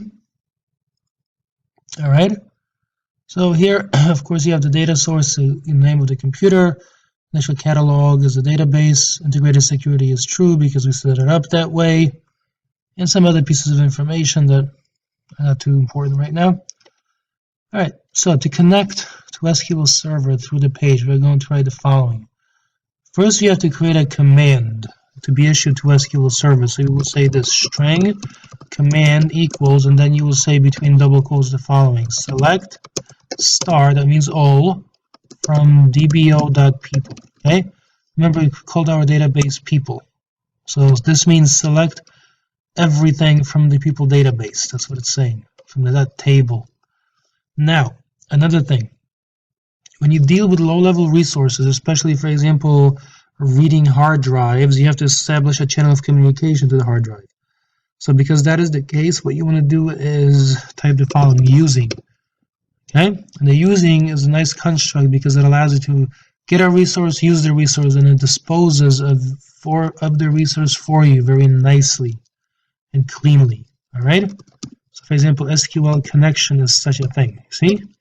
So type SQL connection, we'll call it con, and to make it, you're going to now say new SQL connection, and then const string. So it needs a string to be made, like this, see? And then open close curly braces. Now, right-click on SQL connection, go to the definition of it. See, it looks like this. If you scroll to the bottom, see, it's got a thing that says dispose. See? One of the protected override void dispose. There you go. Okay? And also open. So for example, if you expand that, it says opens the database connection with the property settings specified by the connection strings. There you go. All right. And if you ever want to know, for example, what kind of exceptions could be thrown, everything is listed here. See that? All right. And likewise with close, you see? There you go. These are the constructors, the first ones. So let's close this now. There you go. All right. So next stage, because errors could be thrown, we'll say try and catch. All right. So we can catch them and display them to the user like this. So then we'll say here exception ex, and if an error is generated, we'll display this as follows. We'll say sample_label.txt, say equals, and then we can say here the error. So put that symbol there, and now we will say ex.message like this. Close this with a semicolon. There you go. So a message that is useful will be displayed if something is wrong with the database connection. All right. But let's continue now. So first let's try to open it. So you're going to say now con.open, so open the connection, you see. And then you're going to make an SQL command, so SQL command like this, SQL com equals a new SQL command. What's required for this is the text of the command. So it's going to be from up here, where we wrote select star from DBO people, so select everybody. Command, comma, and then con, like this, the name of the connection. So the first, remember, here argument is the command, and the second is the connection. These are two different things. All right? So maybe here, to be more clear, you might want to call this the command text, like that, okay? So that it's more clear. There you go, the command text. All right, now at another stage, you're going to type using again, and now you're going to say SQL data reader, like this. That's a class, you see? And then reader equals a new, do it this way, SQL com dot execute, like this, reader, all right? And then open and close curly braces. Hover your mouse over SQL data reader. See that? It tells you exactly what this thing can do. If you right click and go to the definition of it, you see, it looks like this. Specifically, it implements this interface called disposable. You see? And these are all the functions. So if you right click now on iDisposable and go to the definition of it, there's dispose. And it says performs application defined tasks associated with freeing, releasing, or resetting unmanaged resources. That means specifically low level disk writing and reading and so on. Okay? All right, so SQL data reader. Next, this is the reader here. An execute reader, as you can see, returns an SQL data reader, like that. So now take a look. You can say while reader.read. Now, why is this legit? Hover your mouse over read, and you see that returns a Boolean, and it says advances the data reader to the next record, and it returns either true or false. If there are records left to read or there are not, correct? So you're going to say samplabel.text plus equals, and then format the output there. So you can just put a BR, because remember, multiple items could be returned, multiple rows, so you want to stack them vertically. And now you're going to type reader like this, and don't forget the dollar symbol there, reader like that, and then you're going to say 0, you see? So this here will get the first column, which is an index of 0, all right? Like that. And then to get the next one, you're going to say reader 1, that means the second column, which has an index of 1. Let's do one more, reader C2, and then close this with a semicolon. That's it. So these will get the columns. 0, 1, 2 are the indices. But remember, this means column 1, column 2, column 3. All right, the same as an arrays with the index of 0. So let me delete this. And now let's run it. So crank it up an edge. All right. Enlarge it, hit show records, and there are the records. You see? The IDs, the names, and the dates. Now if you right click and you view source, I'm doing this in Edge. Now an Edge looks like this at first, right? But if you click that where it says pretty print, Control-Shift-P, it looks like this. And as you can see, it's generated a span like that. Okay? Alright, so let me exit this off the screen. Close that. And here it looks like this. So this is the HTML, and this is the C# part of the program. So again, connection string, command text, get an SQL connection, open it, make a command, use that data reader, read the values, and if there are any exceptions, you catch them. So a common exception might be this one. In this video, we're going to learn how to insert records directly into a table using a stored procedure stored in the programmability folder in SQL Server. And then we'll do it through text boxes in the page. So crank up a project, and first, let's put a couple of boxes in the page. We'll say here, enter name, and then we'll also say here, enter date. So the name field will be just a text box, so text, in other words, a string, like that. And the date, we'll try to parse to a date time from the box. All right? So remember, 2 boxes, input values, save them to the table. That's the objective here. So here now, let's also put a button in there, like that. All right, push this down a little. And then here we're going to put BR like that. And change the text on the button so it's more helpful to, for example, insert and show. So when we click this button, we will insert the new records, but then also we will show the records to confirm that it's been saved together with the existing ones. All right. So let's start off the screen. This is here SQL Server. Now, remember we made a database called people, and within them we have a table called people. And within that we have columns called ID, so that's primary key. Remember that's auto increment, so you don't have to specify the ID. It's done for you automatically. Then we have two fields. One is name, and the other one is date added, like this. Name is varchar 100, and date added is of type date. See? All right. And both values have to be supplied. That's why it says not null. All right. Now, under the programmability folder, Expanda, there's one called stored procedures. So right-click and add new stored procedure like this. This is the basic stored procedure code. And to make use of it, rename the stored procedure first. And we'll call it here add name. And as you can see, it's just some code that resides in SQL Server. And then you can, for example, execute that code to perform some action in the database table. So in our case, we will use this procedure to insert records into the table. So we need parameters because we will enter two values. So keep that symbol there, and now you're going to call this one name. And the INTI equals 0 is the default value. Delete that. It's assigned the data type like this. Okay, varchar 100. The next one here will be date added, and it's of type date. So these are the two parameters. Now, as, and delete the select. We're not going to select records. We'll insert records. So there's an insert statement. You're going to type insert into then the name of the table, which is people, like this. All right. Then you're going to make a list of the fields that should receive the new information. So that's going to be name, and comma, and date added. Okay.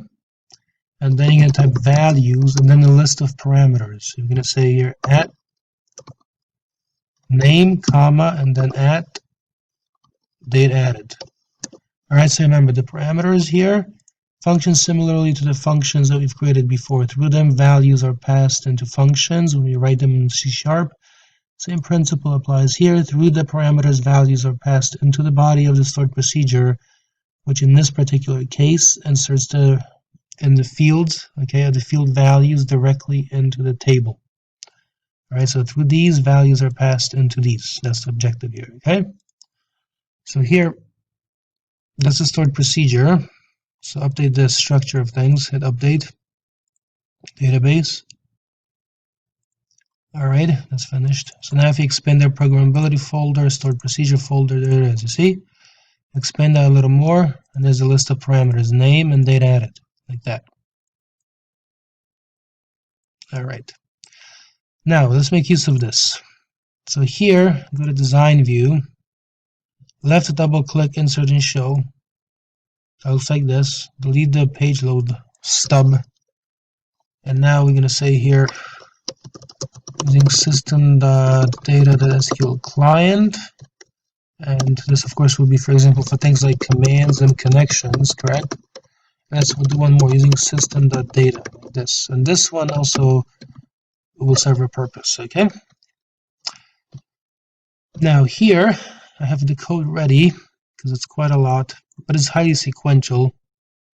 All right, so let me get my toolbox back. All right, that's the code here. I know it seems like a lot, that's a fair amount, but again, it goes pretty naturally from top to bottom. And it will do the job for us. All right, so here, first, every time you click this, you want to clear the label so the output doesn't continue to accumulate, like that.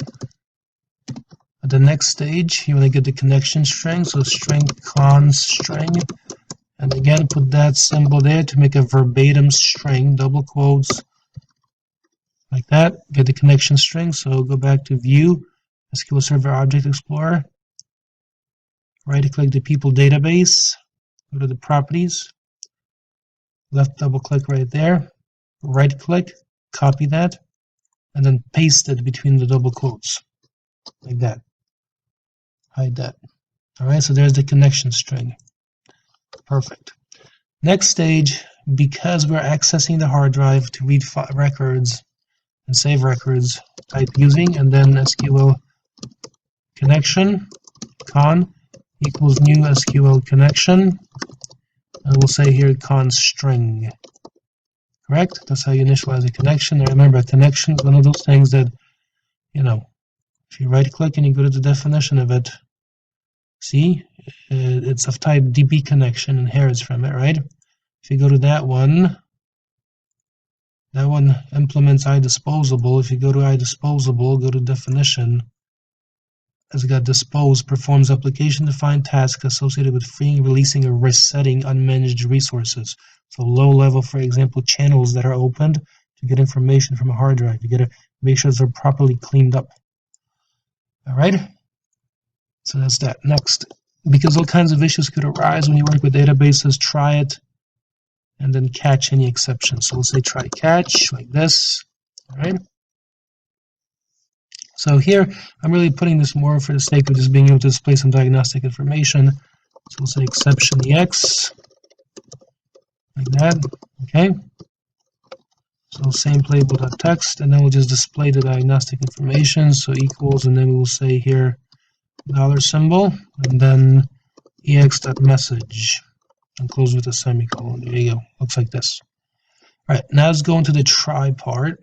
This is where everything could happen. So first, let's make a command. You're going to say SQL command, we'll call it cmd equals a new SQL command, like this. All right? You're going to set the type of command. So cmd dot command type, and we'll set that equal to the following. Command type dot stored procedure. Okay? Like that. That speaks for itself. Now to actually get the text, to choose the specific stored procedure to be called, you have to type cmd.command text and then set that equal to add name. That is what we called the procedure in SQL Server. Okay, next stage.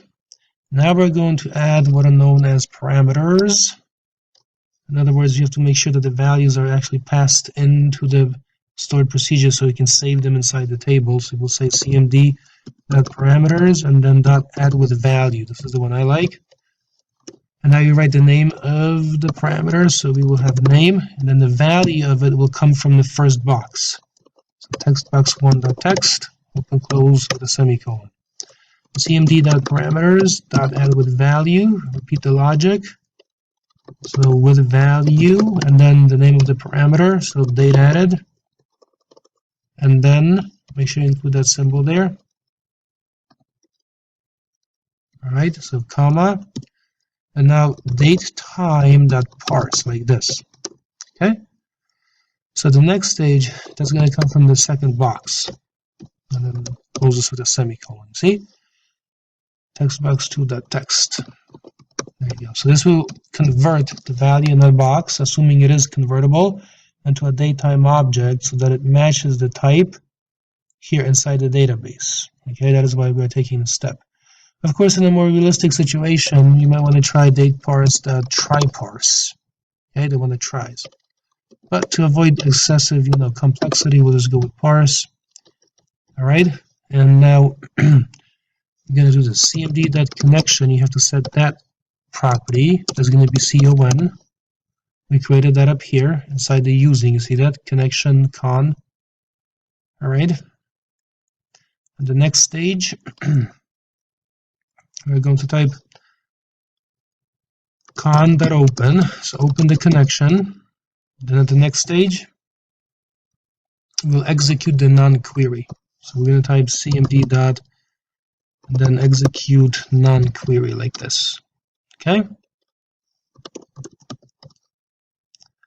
And this will save the information. From there forward, we want to retrieve the information again and make sure that it's working as expected. So that's code that we've typed before. All right. So we'll just switch the type of command. We're going to say cmd.command type. This time we'll switch that. Okay, that's just a command type of type text.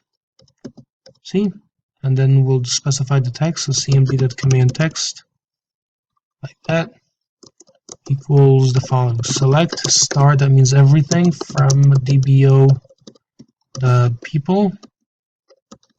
and then close this with a semicolon. Now you're going to type using SQL data reader. Okay, and here I'll show you something that I didn't show in the previous one. CMD equals, rather, dot, and then execute the reader. Right?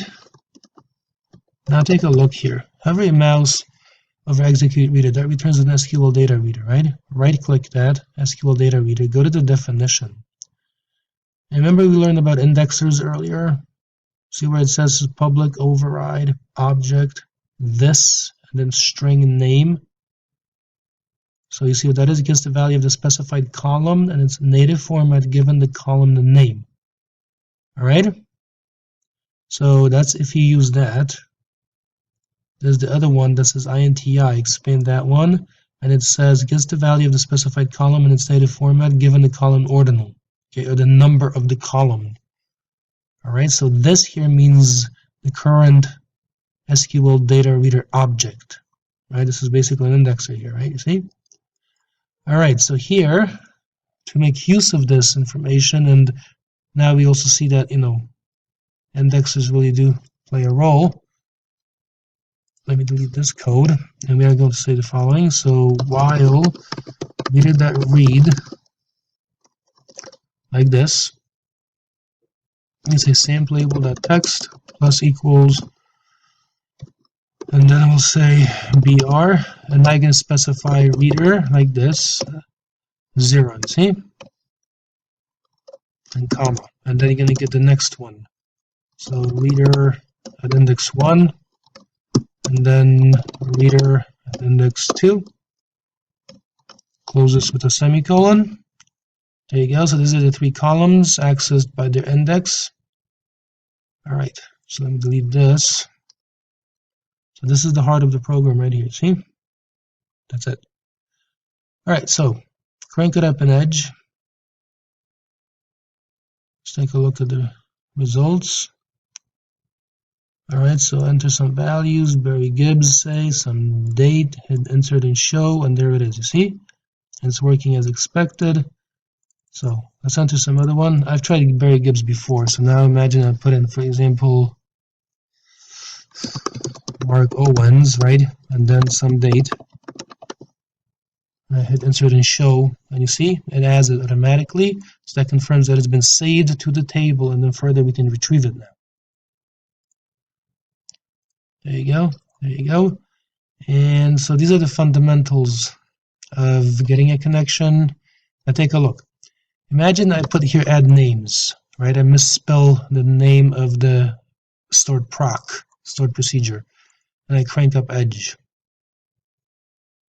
And I just do this, and it says string was not recognized as a valid date time. That's useful, right? I didn't put anything in there, so it can be converted to a date time. All right. Let me do get Barry Gibbs. Let me do some date here. And see, could not find stored procedure add names. So that try that you see there, okay, because all of these things could generate some kind of error. At least you can catch it and display the message and let the user know what's going on. So it's useful.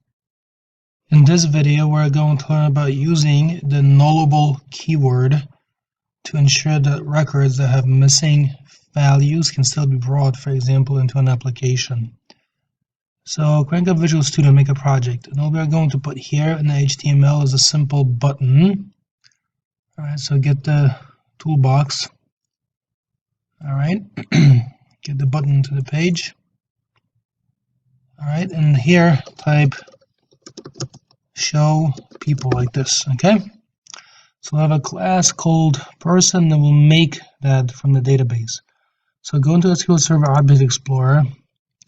Remember, we made a database called people. It consists of these fields here: ID, name, and data added. Let's add one more here. Okay, so right click or left double click here that does this. Right click and view code. All right, so if you want to now, you can make an addition to the fields here. After this one, where it says date added, put, for example, salary like this, okay? And then decimal, then you're going to put 18,5, like that. All right, this is a new field. type decimal, right? And 18,5 means 18 wide and then 5 decimals, all right? That.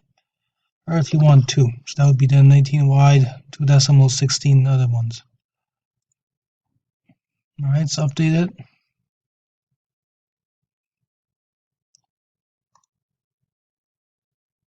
There you go, now it's been added. You see that, 18, 2. All right, great. So with that in place, we modified the table. Right click and go to view data. It looks like this, okay? So here, put in some salary amounts in some of the rows.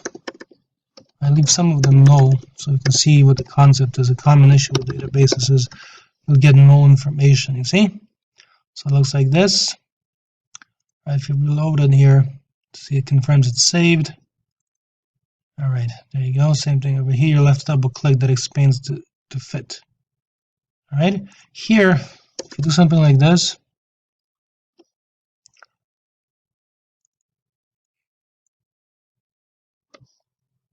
see? There you go. So that's not a valid value.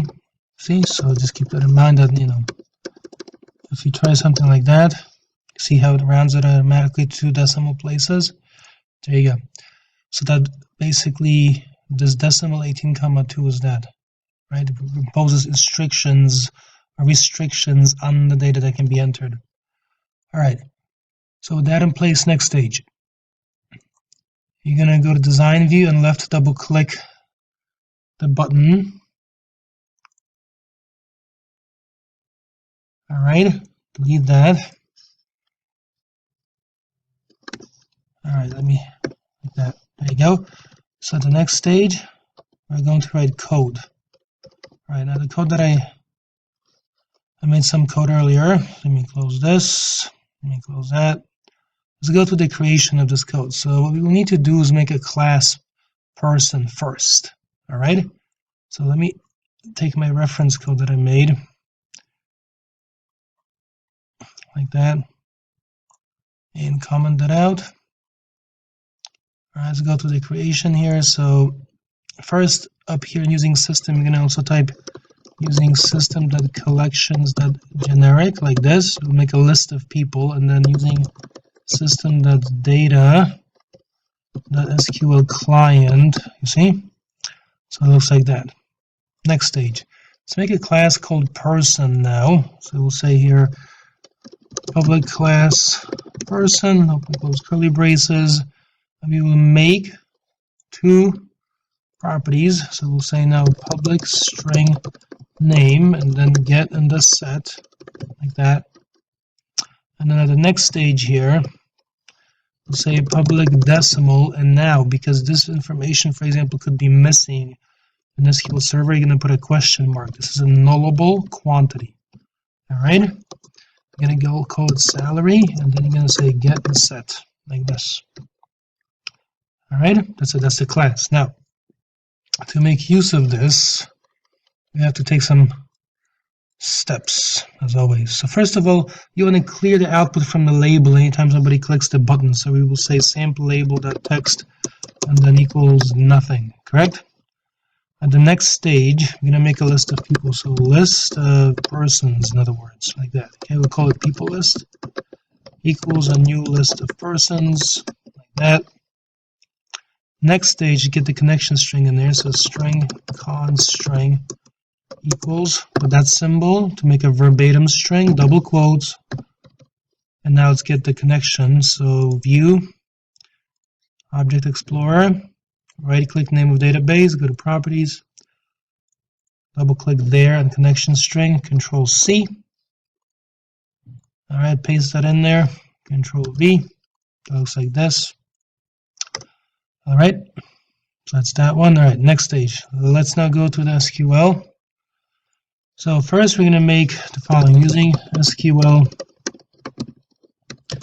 connection called con equals a new SQL connection initialized with the connection string, so const string, like that, open close curly braces. Next stage is make a command. So we'll say SQL command like this, com equals a new SQL command, and now specify the text of the command. So in our case, that means we will now write select like this, star from dbo.people, and then comma, and then the name of the connection, COONN. And then we close that. Then you open a connection, so con.open. See? All right, next.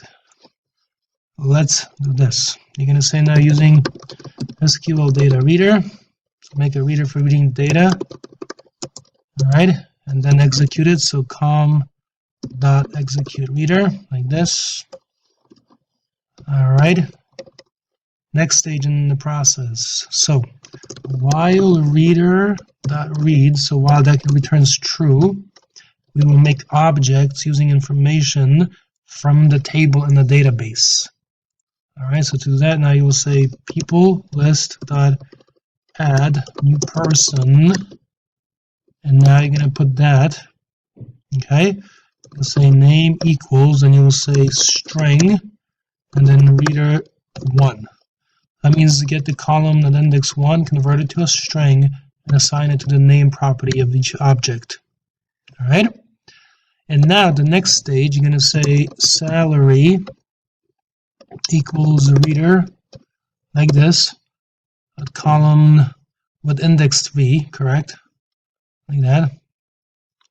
And then, because this is the one that could be missing a value, we'll say as decimal like this, with a question mark after it, as a nullable decimal, in other words.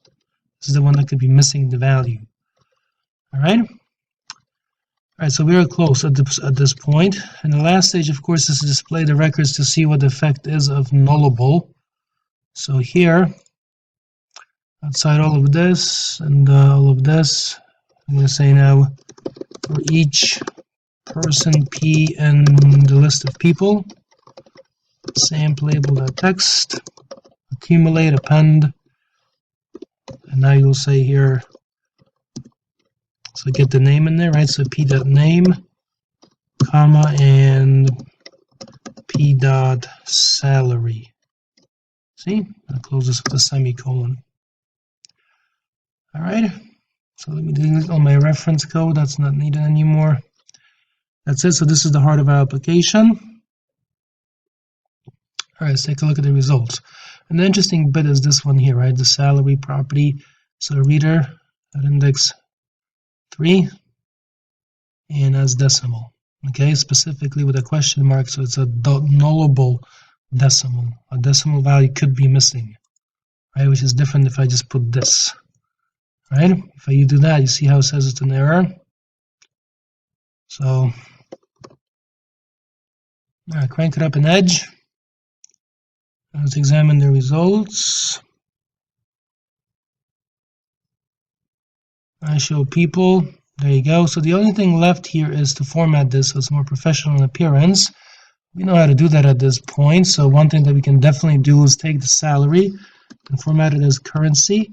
And let's also add a BR over here like this. So everything is stacked vertically. Do it again to confirm that it looks as we want. All right, there you go. See that? And notice that when there's no salary, it gives a name. It doesn't give anything else, nor does it crash. There you go. So it's pretty good. All right. Let me close this. There you go. So this is somewhat practical application of that little symbol there, the question mark after a data type, the nullable. That's what it means. In this video, we're going to learn about dragging charts into the page and then making them work with some simple tables inside SQL Server through C# as the language that connects the page and the database. So crank up a project, and what we're going to do here is put a chart. So do Control-Alt-X to view the toolbox, and now chart, drag that in there. There you go. As you can see, this generates all that highlighted markup, and you can leave it. It's sufficient for our purposes. All right. You can delete the label, and we don't need the label here. All right, and then put a button here also. All right, so put a button in there. like that, and change the text on the button so it says something like, for example, here, load data. Okay. All right, and here load data means load it into the chart and display it in the chart. Notice when you drag a chart in, the page here does add this entire block up top. All right, for system.web.ui data visualization.charting. See that? There you go. All right, so that's added. Now, next stage is View SQL Server Object Explorer.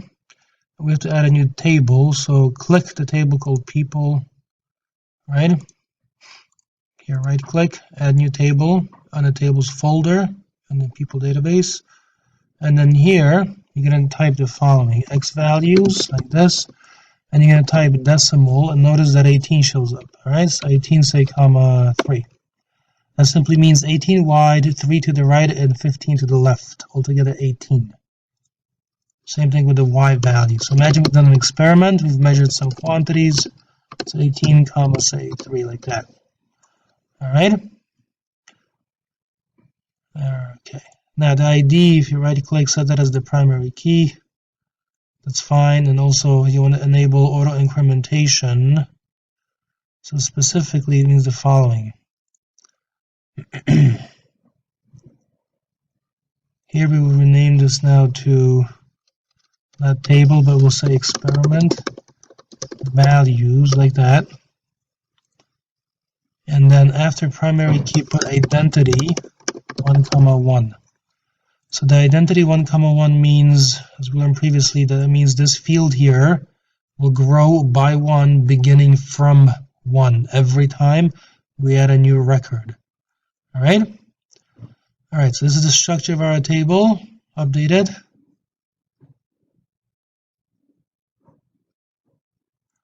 All right. And here, get rid of that. Should not have added that. Okay. So updated. Give it a second. Make sure it takes. All right. So now you have this thing called experiment values. So right click it, now view definition, it looks like this. So let's add some values in there, okay? So 5 and 10, for example, like that. All right. And then 30, say 45. There you go. Like that. There you go. A couple more. Maybe don't make them so big. There you go, and make this one here say 23. So we have some values in the table. Okay, notice that again the ID is auto incremented, correct? So it begins at 1, grows by 1 every time you add a new record. X that off the screen, close this. This is the structure of it. It looks like this. All right, now left double click on design, and there is a little chart. This here does not represent the real data yet. This is just a theoretical preview. All right. So left double click the load data button. That brings up the event handler. All right. So first thing is we have to add a data space here. So you're going to say using system.data.sql client. This is for connections and commands. All right. Paste that down below. This is the code that will do it for us. Okay. So first we need the connection string. So string const string, and so that I don't have to keep digging it out, I will take it from here. Okay. So this whole thing, this is my specific one. So right click, copy that, paste that in there. There's the connection string specific to my computer. All right, next, let's go with using SQL connection con equals a new SQL connection con string. Open close curly braces. Next, you're going to make the command text. So now we'll say string command text like that. And to define the text means to write the actual SQL query. So we will say select x values, comma, y values, those two column the names, in other words, from the table, which is dbo.experiment values, and then close this with a semicolon. See? Now make the command object, so SQL command equals new SQL command. Pass in the two relevant quantities, the two arguments, so specifically the command text comma, and the connection, so CONN. All right. Then at the next stage, you're going to open the connection, so con.open, and then you're going to make a SQL data reader, so SQL data reader like this. All right. Here. So SQL data reader equals command.execute reader. So execute the reader here. Get the data, in other words, that we need. And now that you've done all of that, you can type chart1.dataBind table and then reader, comma, and the name of the column that is to serve as the labeling for the x-axis. So you're going to say the x-axis is the horizontal axis, x values, and then close this with a semicolon. All right, let me delete my reference code. So that's it. This is the heart of the application. So default.aspx looks like this. All right, crank it up an edge.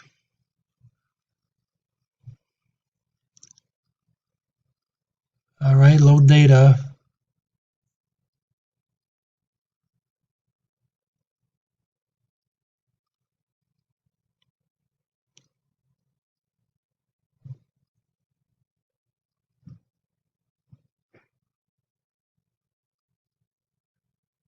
All right.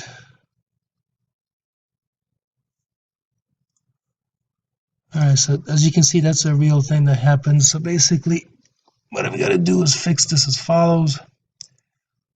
I thought I could just copy and paste it, but you can see connection strings are so tricky.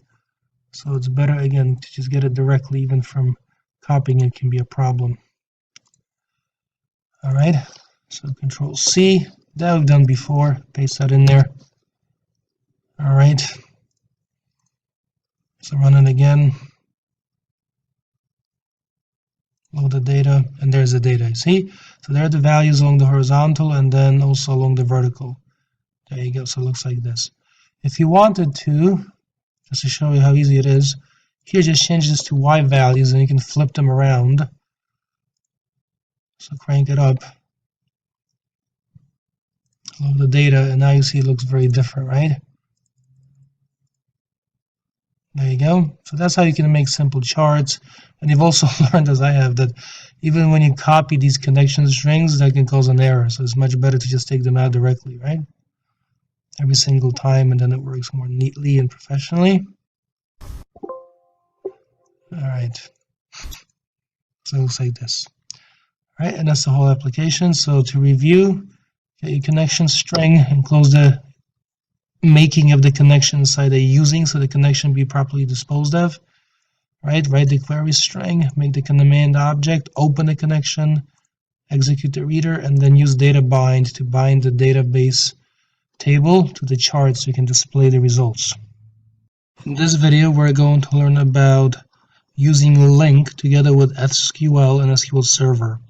So we will be working with the database table that we created in the last lesson called experiment values. So remember, that one has an ID field, PK, primary key, integer not null, and the next value is decimal, 18,3, so again 18 wide. That means 3 decimal places and then 15 to the left, or together 18 units. And now you can make null if you want. Like us with the Y values, again decimal 18,3, so 3 to the right of the decimal, 15 the other way, altogether 18. All right. Now, make sure you have data in there, right? So right-click your data, throw some data in there like this, okay? If you want, you can always change it, and I'll change it just to show you like this to make things easier. So this is 5, we'll make this one 10, 15, 20. We'll grow each of those by 5, each of the x values by 1. So it looks like this. All right, show you. If you want, you reload it. See, it's saved. Perfect. All right, so that's our simple database table. Now we're going to reach into it and summarize the fields. So we will find the sum of the x values and the sum of the y values. All right, using LINQ. All right. So here, put a button. So Control Alt X. Put a button in there, and change the text on the button so that it says summarize or sum we'll do it this way, fields, okay, and X and Y. Of course, many other operations could be performed. This is just one operation, summation. All right. So click that off. Switch design view, left double click some fields. All right. So to make use of everything that we have, I'll paste the code that I made earlier down below. All right, it looks like this. Comment that out. All right, so stage 1 here will be to make a connection string and add. So you can type using system.data.SQL client like this, and then using system.link, and then using system.data, right? And each of those is necessary. Let me collapse that comment and collapse this comment so it's out of the way. All right. So make a connection string. So string constring equals that symbol, double quotes, close with a semicolon, get the connection string. I just get it directly, I don't want to. So go to Object Explorer, right click, properties, left double click, right click, copy, paste that in there, X that off the screen. Alright, next stage, let me delete this that I've used already. We're going to go as usual. So, using SQL connection like this. Alright, now notice as I type here, you see SQL client becomes active. Right now it's black. That means SQL connection is stored there, okay? And if you ever mouse over, it also tells you system.data.SQL connection. Alright, so we'll call it con equals a new SQL connection, initialize it, so we'll say con string, and then open close curly braces. Alright, next stage you're going to say SQL command, and then command equals a new SQL command. Alright, so here we'll put the text that defines the command directly into the constructor as an argument. So we'll say select star from dbo.experiment values. Remember, we already have experiment values, and the star means select all the columns, comma con. Right? So you need the command text and then the connection. Next, you're going to make an adapter. All right? So you're going to say SQL data adapter. This is like a thing that exists between the actual database, okay, and us. All right, so it's a way of adapting the information from there to here, so to speak. So we'll say SQL data adapter, then we will say here adapter equals a new SQL data adapter, and to initialize it, you can pass in a specific SQL command. So in our case, we'll pass in a command like this. All right, so here, make adapter like this using the command. All right, then you're going to make a data table like this. Notice once you type data table here, this namespace becomes active, data.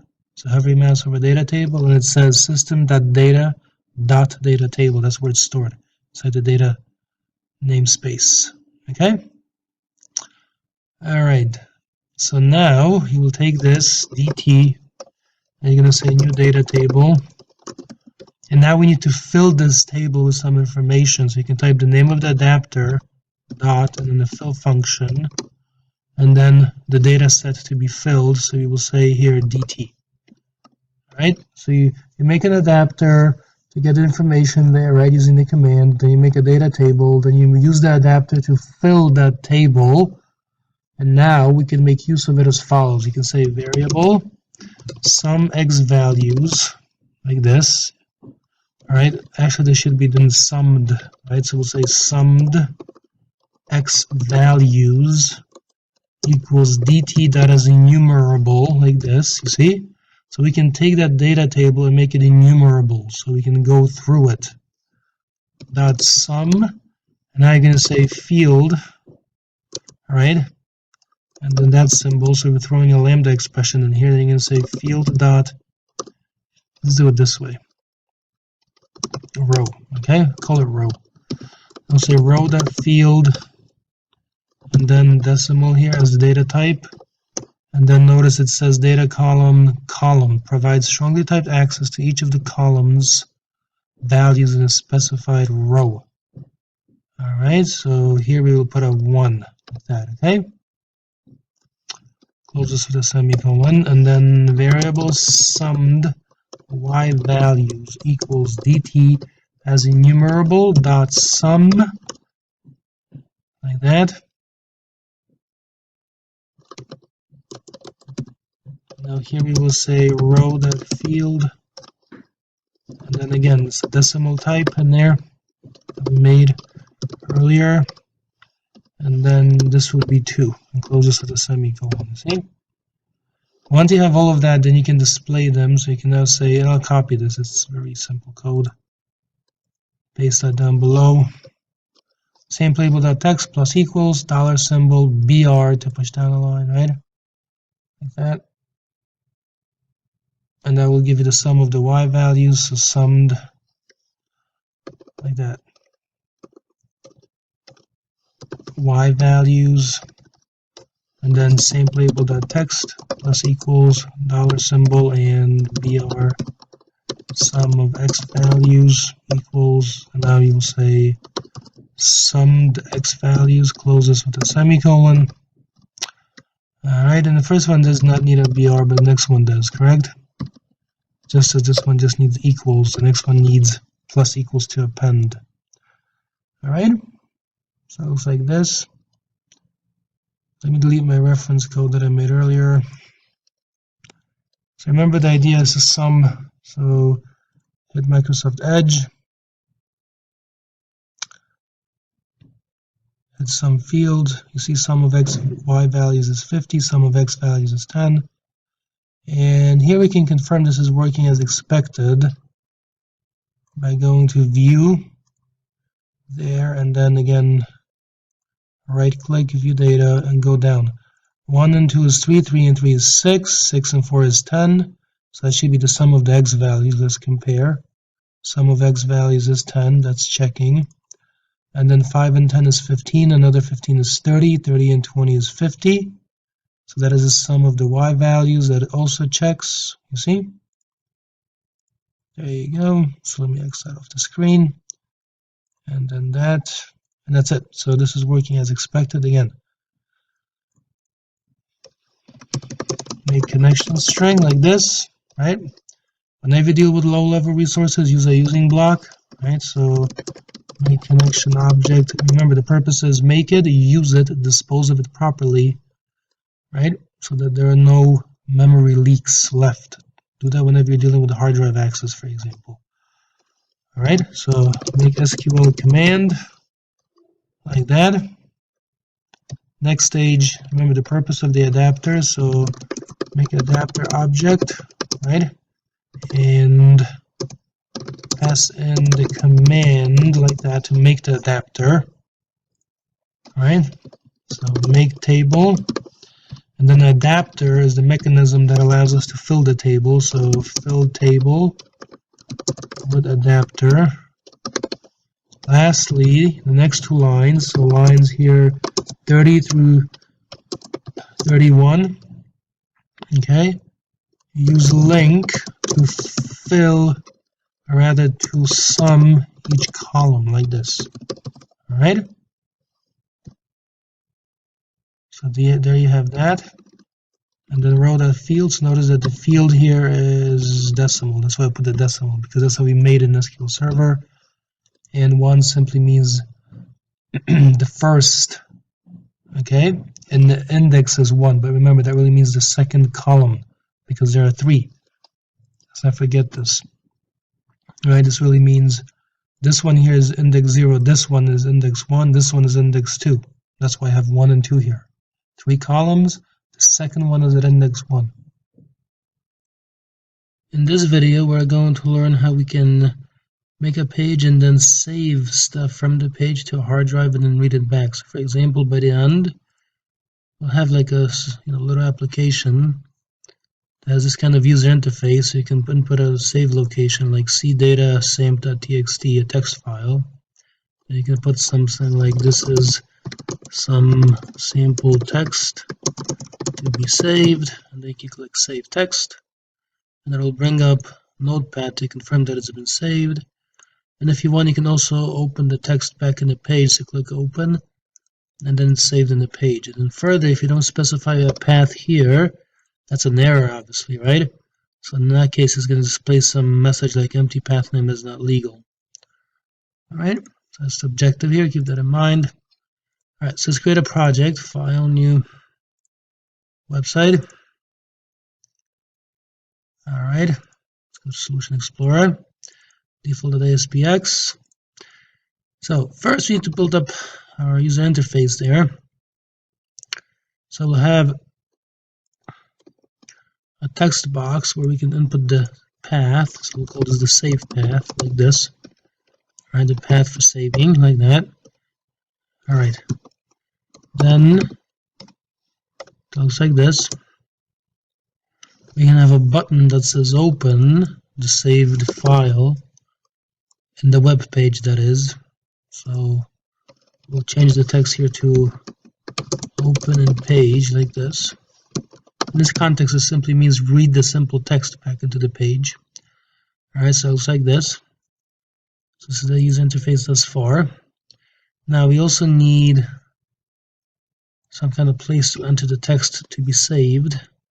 So in that case, in the text box, like this, and in front of it, put something like text to be saved, like that.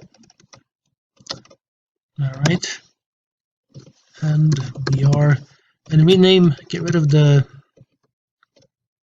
on this label. We don't need that, we don't need that. Alright. So in design view, this is the simple interface. Perhaps take this box here for the text to be saved and enlarge it, make it bigger. Alright, so we have a place to save, open in page, and then stamp label. Alright, that's sufficient for our purposes. Alright, left double click, open in page, and then we'll also have one more. Before we do that, let's also have a save button. Alright, so open in page is a button, and then we'll also have a save button, so another button here. Put a button that says save, like that. Put a bureau there. The layout is up to you, of course, so now it looks like this, see? Alright, so click, left double click on save first. So it looks like this. Alright, so the save code. You're going to have to bring in using system.io like this. And then down here, system.io is input output. Alright, let's make use of it. So I have some code that I prepared earlier, of course. I'll drag that in there, comment it out. Alright, now because it's possible that somebody doesn't enter something in the box, an error message could be generated. We want to catch it. So we'll say here try, and then catch exception ex. Let's display the exception. So sample label that text equals, and now you'll say like this. Alright, so say ex that message, correct? Display the message from the exception that one is generated and caught. Next, we're going to use a StreamWriter class. That class gets low-level access to hard drives and so on, so you've got to make sure it's within a using, so you can create it, use it, and dispose of it completely and 100%. Okay, so using StreamWriter, like that, SW, equals a new StreamWriter object. Alright? And the way to initialize it, the argument to be passed in is textbox2 the text, like this, and close this with curly braces then, alright, like that. So this is the one that will write to the file. So we're going to confirm if we go to default.aspx and source view, the save path. Okay, that in this case it's actually textbox1. So we just rename it to textbox1 like that. And now to actually write to the file, you're going to say SW, which is a StreamWriter dot, and then write. That's a method that it has, a function. And then you're going to take the textbox2 stuff and write it, you see? So from textbox1 you get the path, and from textbox2 you take the text out. If you right click on StreamWriter and go to the definition of it, it looks like this, you see? See, it's got dispose. Alright, so now you see it inherits from TextWriter. If you go on that to the definition of it, and there's iDisposable. Right click on that, go to definition of it, and there's a dispose. You see, performs application-defined tasks associated with freeing, releasing, or resetting unmanaged, in other words, low-level resources. So stick to the no using. Alright, that's that one. And then also here we're going to confirm that it's saved to the file. So type using system.diagnostics. This will open Notepad for us after everything has been saved. So do this here. Now type process.start and then notepad.exe, comma, and now you'll say here textbox1.text. Okay, you just read that back. That's it. And then close that statement with a semicolon to complete the thought. At the next stage, delete that. Alright, so that's the stream writer. Now, go back to default.aspx, design view, and click open in page. And the next code will open. So it's very similar in logic. Again, say try, and then catch, because errors could be generated when you try to open. Exception EX, display the same thing on the label there, right? So basically take this little block, copy it, right click, copy, paste it down below, exactly the same thing. And now you're going to say using stream reader, see that's a class, reads a stream. Stream is like a channel of communication between two places. And you can say SR equals a new stream reader, like that, and then text box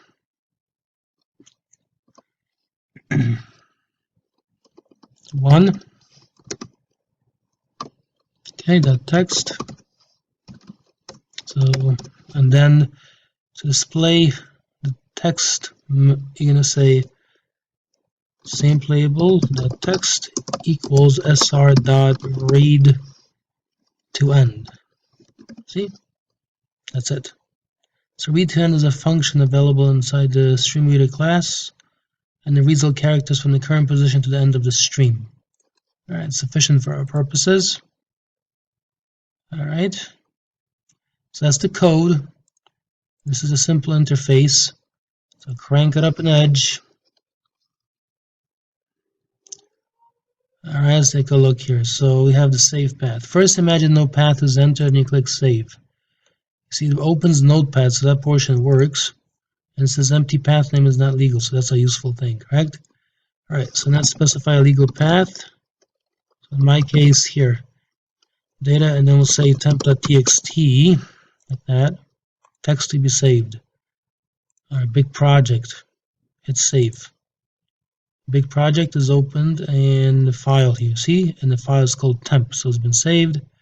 If you want, you can confirm that it'll open in the page here also, open in page, and it says big project in page now also. See? There you go. So it's working as expected. Let me close that, close that. So again, to review, because we are working with input-output resources, make sure you have I/O.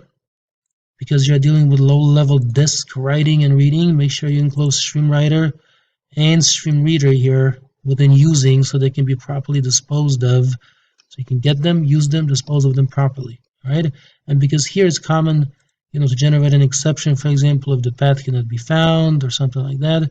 Also try and catch with a message shown to the user is helpful and makes the application more professional. This video we're going to learn how to use the upload feature in ASP.NET. And so what we'll do is this, we'll have these controls on the page, we'll click browse, get some sample file, and then click upload. And once it's been uploaded, it will display a message like this, okay, showing where the files have been uploaded and how many there are inside and what they're named.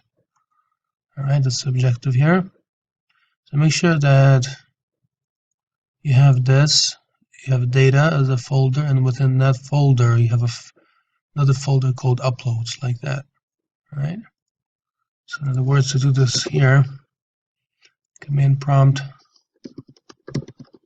cd data, and then cd uploads like this. Right, so that folder structure there. Data uploads like that. Alright, now let's make this happen. So let me close this. Let's make a new project and go from scratch. There you go. Alright, so here's the basic HTML. Let's place an upload into it. So file upload, that is, drag that in there, drop it. Put a BR in here. Under it, let's put a button. And put a BR under the button. Let's delete that part and this part here. Change the text on the button so it says something more meaningful, like upload. There we are. Alright, so in design view we have this simple interface. A browse button, which is part of the upload control, so it doesn't have to be put in there separately. An upload button. So left double click upload. Alright, and let me delete the page load. So what we will need here is, besides using system, you need using system.io like that. Okay, for reading files. Alright, so the code is down below. Let me put that in there, comment it out. Alright, so the first thing to do is this. We're going to specify a place where it should be saved. So you can say string, right? And this will be the save path. Okay, the path where it will be saved. Then you're going to put that symbol there to make a verbatim string. C and then the path. Like that, with the semicolon. There you go. So this is where it will be saved. Now keep in mind that if you remove that symbol, it makes errors, you see? So that symbol means read the string exactly as it is. Alright? Alright, so if the file upload1 there has a file, see that? Simple property. Then you can say string, get the file name. Alright, so you can type file upload one.file name. That's a property. There you go. And then save path plus equals to append file name like this. Okay? That's it. So the save path begins being only this folder structure, and then you attach to it the file name also. Alright. Now to actually save the file, you're going to type file upload one dot and then save as. Okay? And then save path. And it says that's it. Remember, anytime you want to learn more about any of these, you can do so, right? You right click, you go to the definition, and it tells you that save as does these things. Okay, so saves the contents of an uploaded file to specify the path on the web server. That's it. See? And it does throw exceptions, so there's a possibility of error. Keep that in mind. Alright. So next, let's display some useful diagnostic message to the user. So same label.text. And now we'll say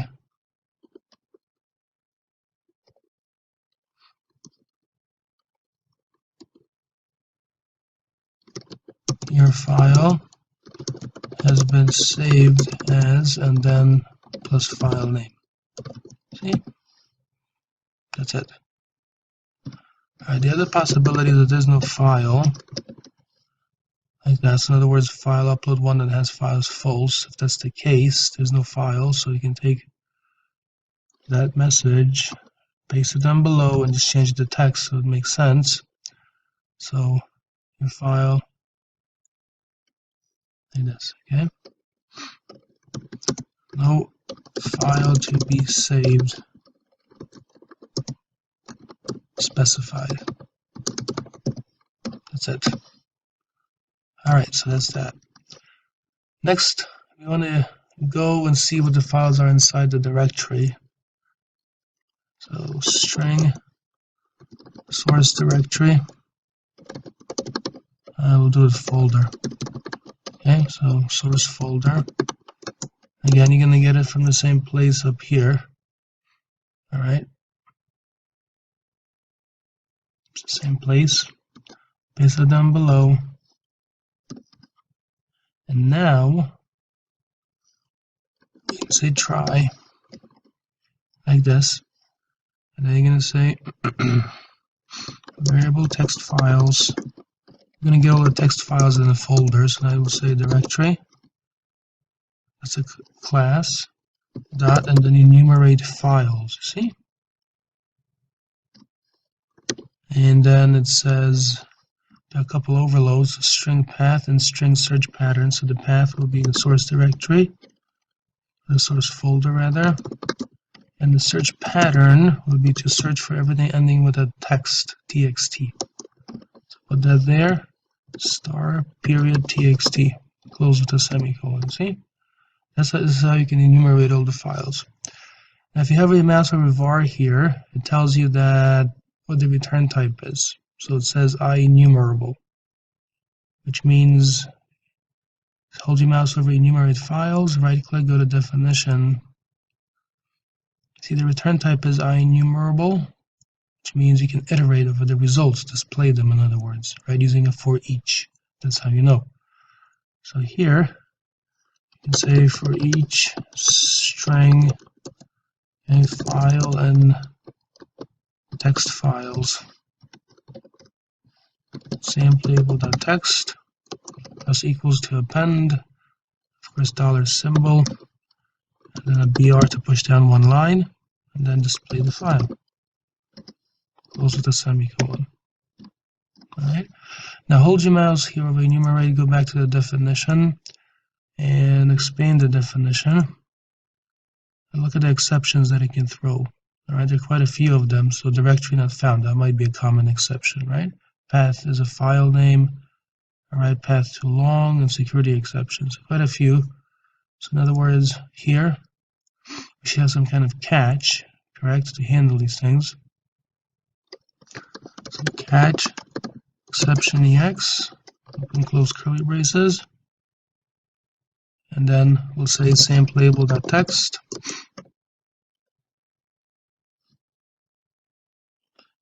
And then we'll say plus equals and EX.message.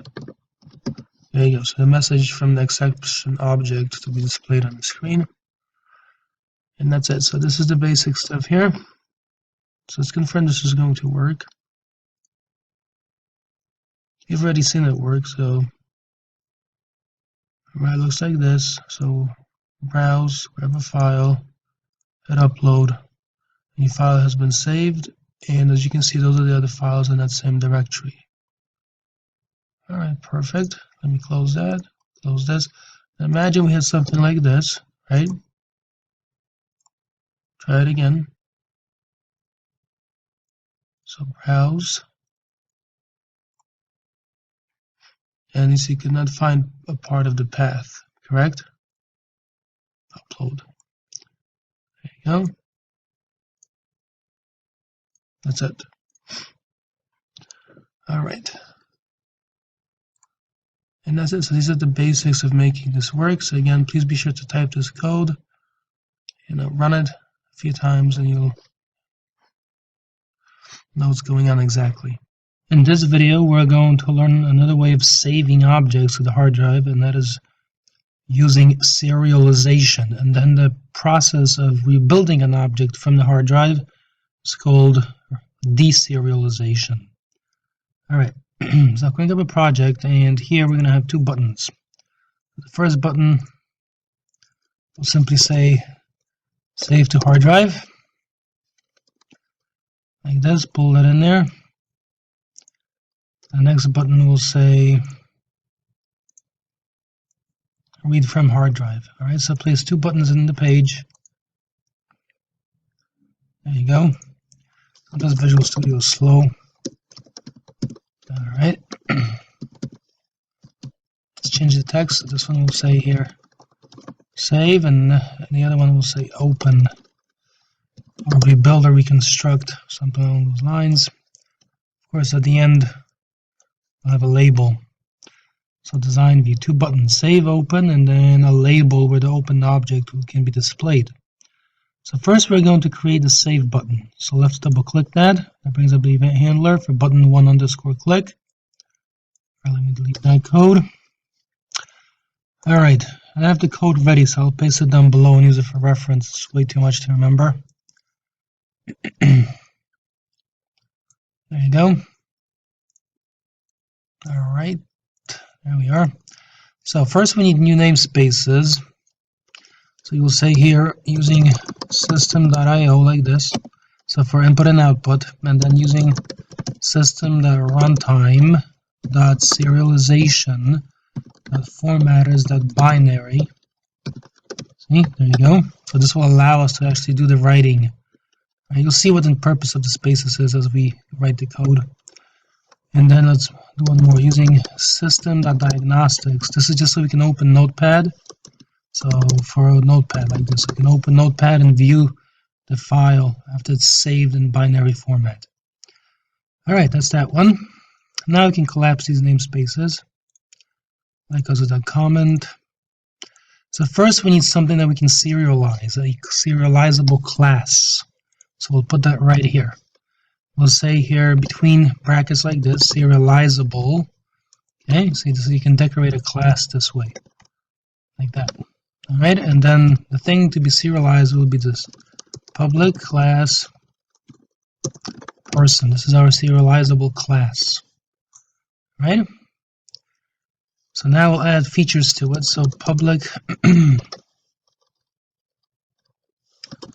public string name, and then get in a set like that, and then public say decimal salary with a get in a set.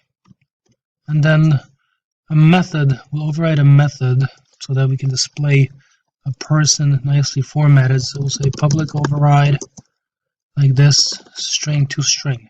Okay. Remember, if you have a mouse over to string, see it's an object class. Remember, the object class is the parent class of the entire hierarchy.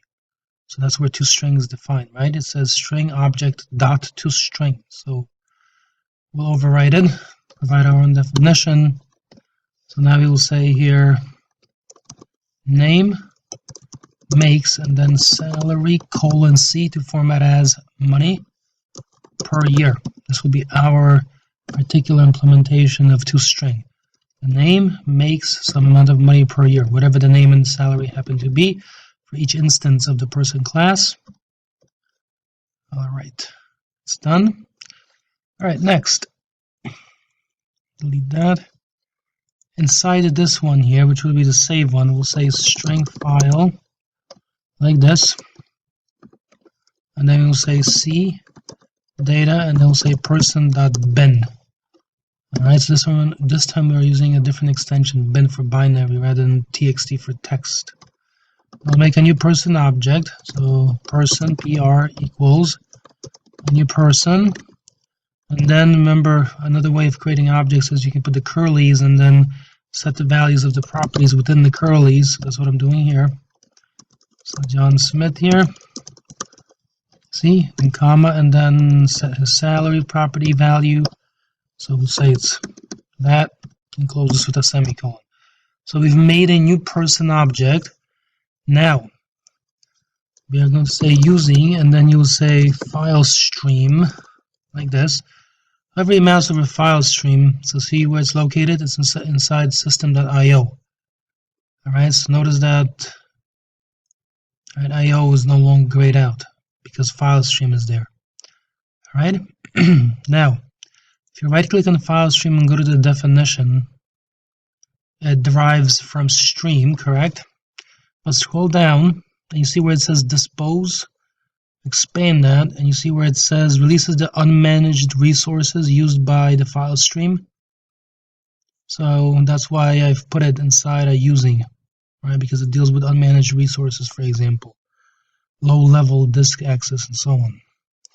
So str equals, and I will say file.create, and then file, like this. So we'll create a file, and then you're going to make a binary formatter. Again, this is a class. Alright, so it says serialize and deserialize an object, our entire graph of connected objects in binary format. Alright, so in other words, you're going to give it the name here, bin formatter equals a new binary formatter like this. And then to serialize our object, you're going to say name of bin formatter dot, and then serialize, it's a function defined there. And then you need a stream and an object to be serialized through the stream.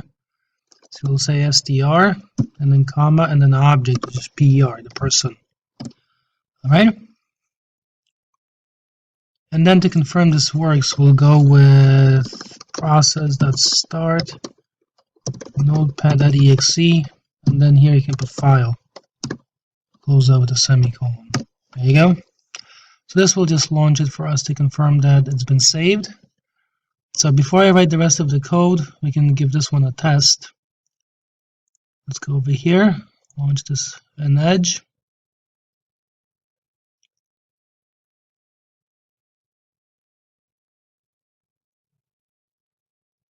Alright, let me enlarge the view here.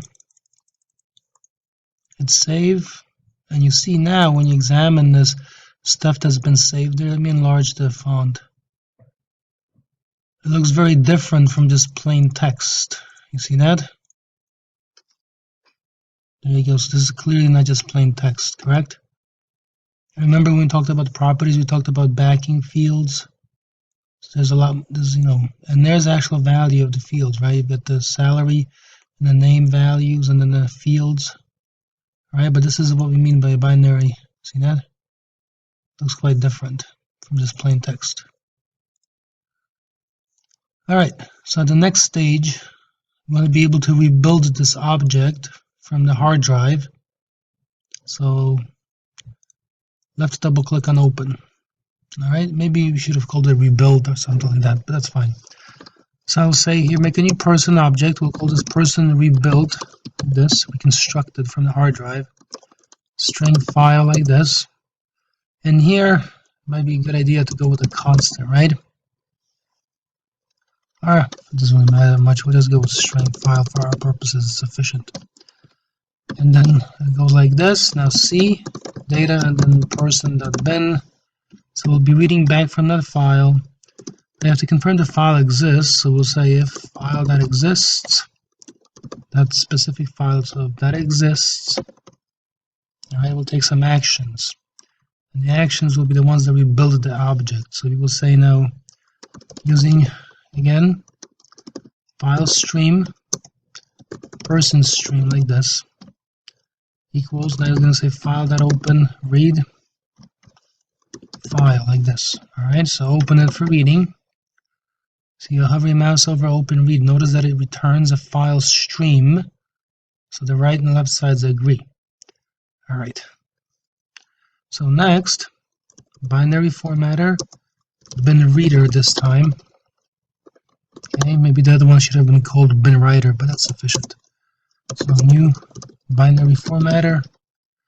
And what we're going to do now is rebuild the person. So we'll say person rebuild equals, and then you're going to say person like this. This will be a cast to the person type. And then you'll write bin reader dot deserialize and then person stream. See? Close out the semicolon. So passing the person stream into the deserialize function defined on the binary reader here, and then cast that back up to a person like this. Alright? And now, that in place, we can just do some displaying. For example, you can say sampleable.text equals, and now you can say person rebuild dot toString. Remember that this toString is the one that's defined inside person, right? It's the one that overrides the basic toString defined inside object. Hover your mouse over it and it says so, string person dot toString. Alright, let me delete this. So it looks like this. Alright, let's go here with this new code. Save, right, open Notepad, there it is. So you open, and it looks like this. John Smith makes whatever per year. So this confirms that the object has been constructed. See that? And further, it confirms that on this reconstructed object, person we built, you can call the usual functions and methods and so on that were defined in the definition of the class right here. This one right here, see? So that's it. So the big idea here is, remember, you can take an object, you have to add quite a few namespaces, specifically binary format and IO. Alright, then define a class, add the serializable attribute there, then write code to save in a binary format, and then you can write code to reconstruct from the binary format to the one that you can use in your app. In this video, we'll take a look at working with images at the pixel level. So we'll invert the colors, right? We'll change them around. So for example, on my drive here, I have a folder called data, and then I have an image called lesson image, and it looks like this. Okay, so at first you see the writing on the Coke is red, and the background seems to be red. So what we are going to do is switch the colors around, so the writing, for example, will become green. And you can see how you can manipulate images at the individual pixel level. Alright, so here, delete that inside the HTML, we don't need that. Put a button in there. And change the text on the button so that it says load. Alright, and then change the next quantity here. So now you're going to put an image control, like this. There you go. So very simple interface, one button to load an image, and the other one is an image control to display the image. So it looks like this. Alright, so left double click on load. Delete the page load event, we don't care about that one. So the first thing to be done is add a new namespace that's relevant. So using the system.drawing, like this, naturally enough. Alright, and collapse this, collapse that, and collapse this. Alright, so next stage is to put in the code that will do what we want it to do. So we'll comment this out. So first make a bitmap. So you can type bitmap as a class, and then we'll call it image equals a new bitmap. Alright, so basically a map of bits, we can manipulate it. So then to initialize it, you're going to pass in a path. So in my case, data, that's an image.bmp. Closes with a semicolon, there you go. Now as far as these go, take a look. I'm going to open Paint. I don't know why it keeps trying to write it there instead of down below.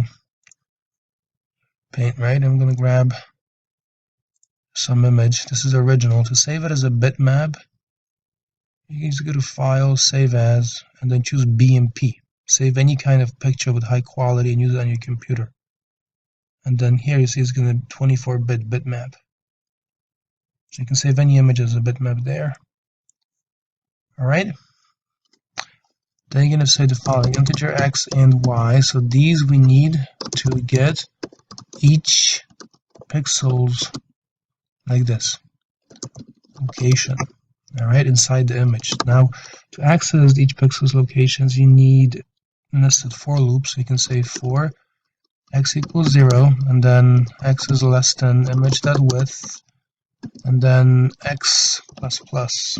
Alright, so the arrow loop here is for controlling moving horizontally for the x coordinate, and then the y equals 0, y is less than image.height, and then y plus plus. So the inner loop is needed to control the y coordinate of each pixel, okay, the vertical position. Once you've done that, the next stage is to actually now manipulate the pixels. So you will say color, pixel color, so read each pixel's color first. And to that you're going to say image.getPixel, and then x comma y. Hover your mouse over getPixel, and you see it returns a color. Okay, now the location gets the color of the specified pixel in this bitmap. Alright, there you go. Now you're going to make a new color, so color, new color, equals, I will say color, that's a struct dot from RGB. Okay, you can also do it from name and so on, okay? Assuming the string name is known. So from RGB, you're going to say the following now. Pixel color.blue. See, that gets the blue component of this color structure. And then pixel color.red gets the red component. And then pixel color.green. See? So make a new color object. And then you can set. So you can say image that set pixel. Like this. Sets the color of the specified pixel with this bitmap. So now you're going to say x comma y and then the new color to be used to color that pixel. So it looks like this. Alright. Now we need to be able to display. So the image that we have in the page, image1 dot, and you see it's got a URL property called the image URL. You see that? We want to be able to set the image URL. But that takes a string. So you can, for example, just type image. See that? That doesn't work. Hover your mouse over it, cannot implicitly convert. Right? If you type toString, see? And if you run this, take a look. You're going to load this. And that doesn't work either, you see? So we need to write some code to accomplish the conversion. So you'll make a byte array, pick bytes,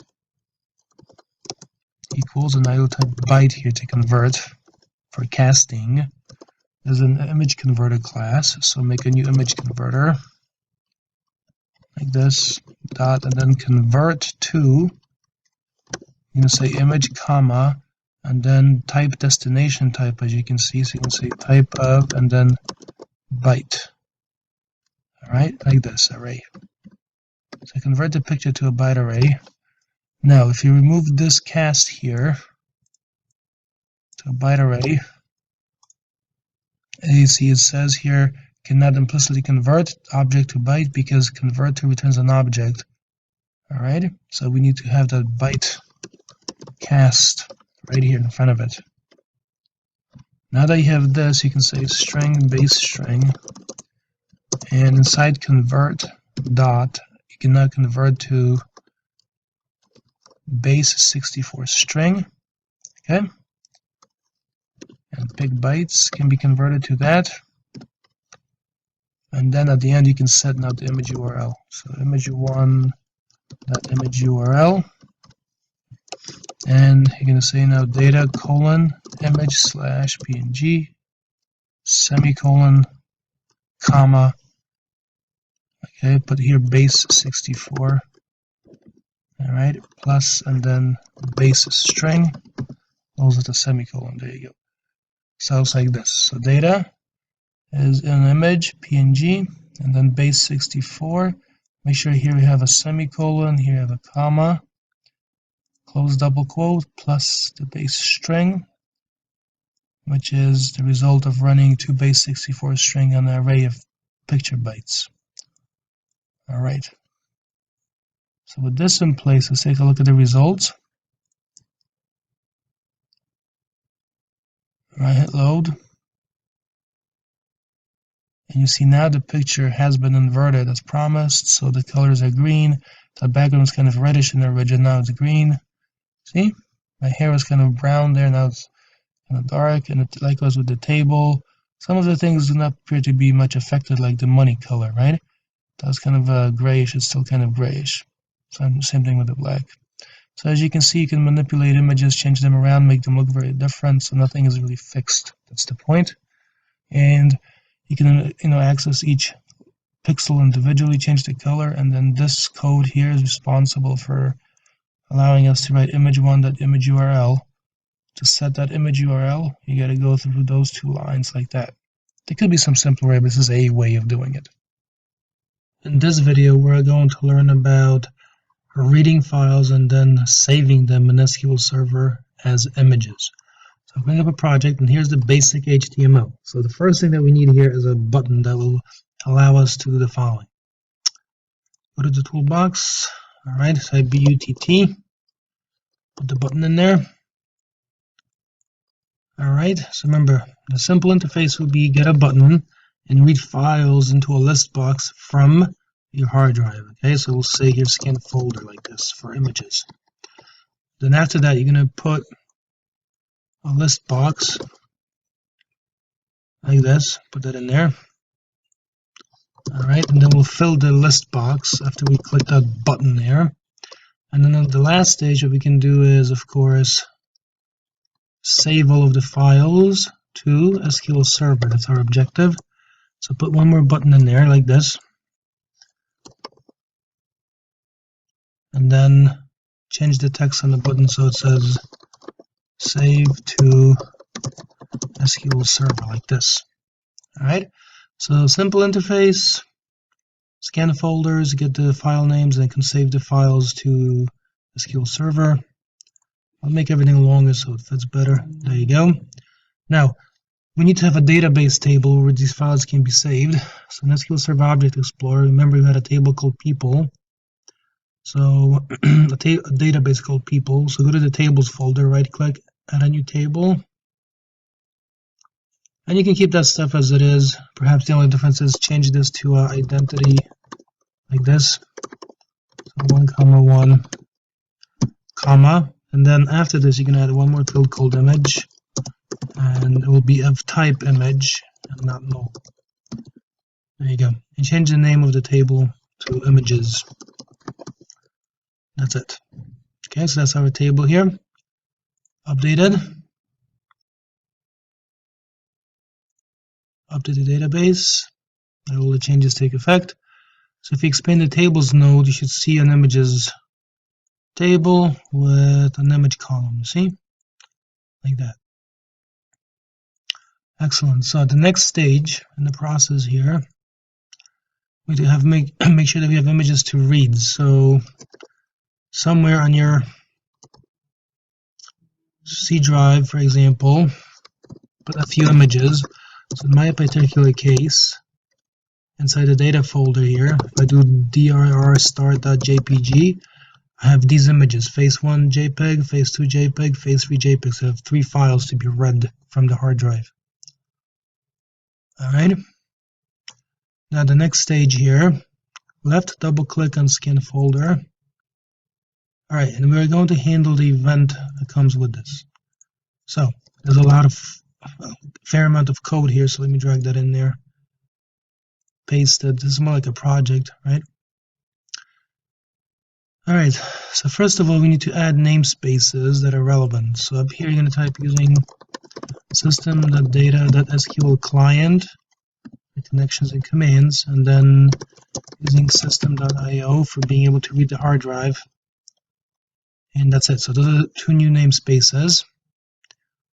Alright, so let me collapse this. There you go. So the first thing to be run here will be this code. It's not too much of it, but let's go to the creation of this code.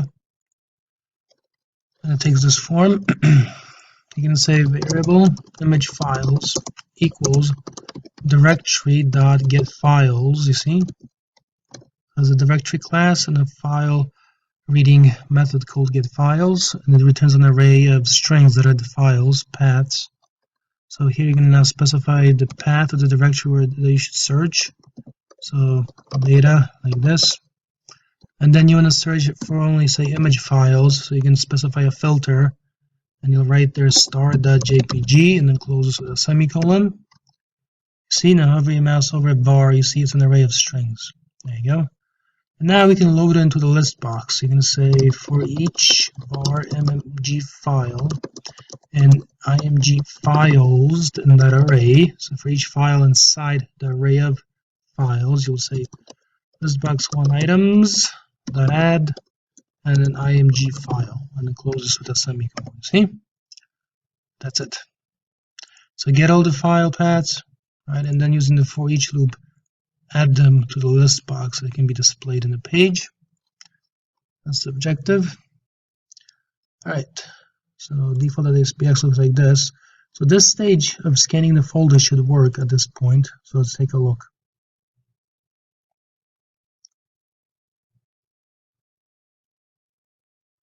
Let it load.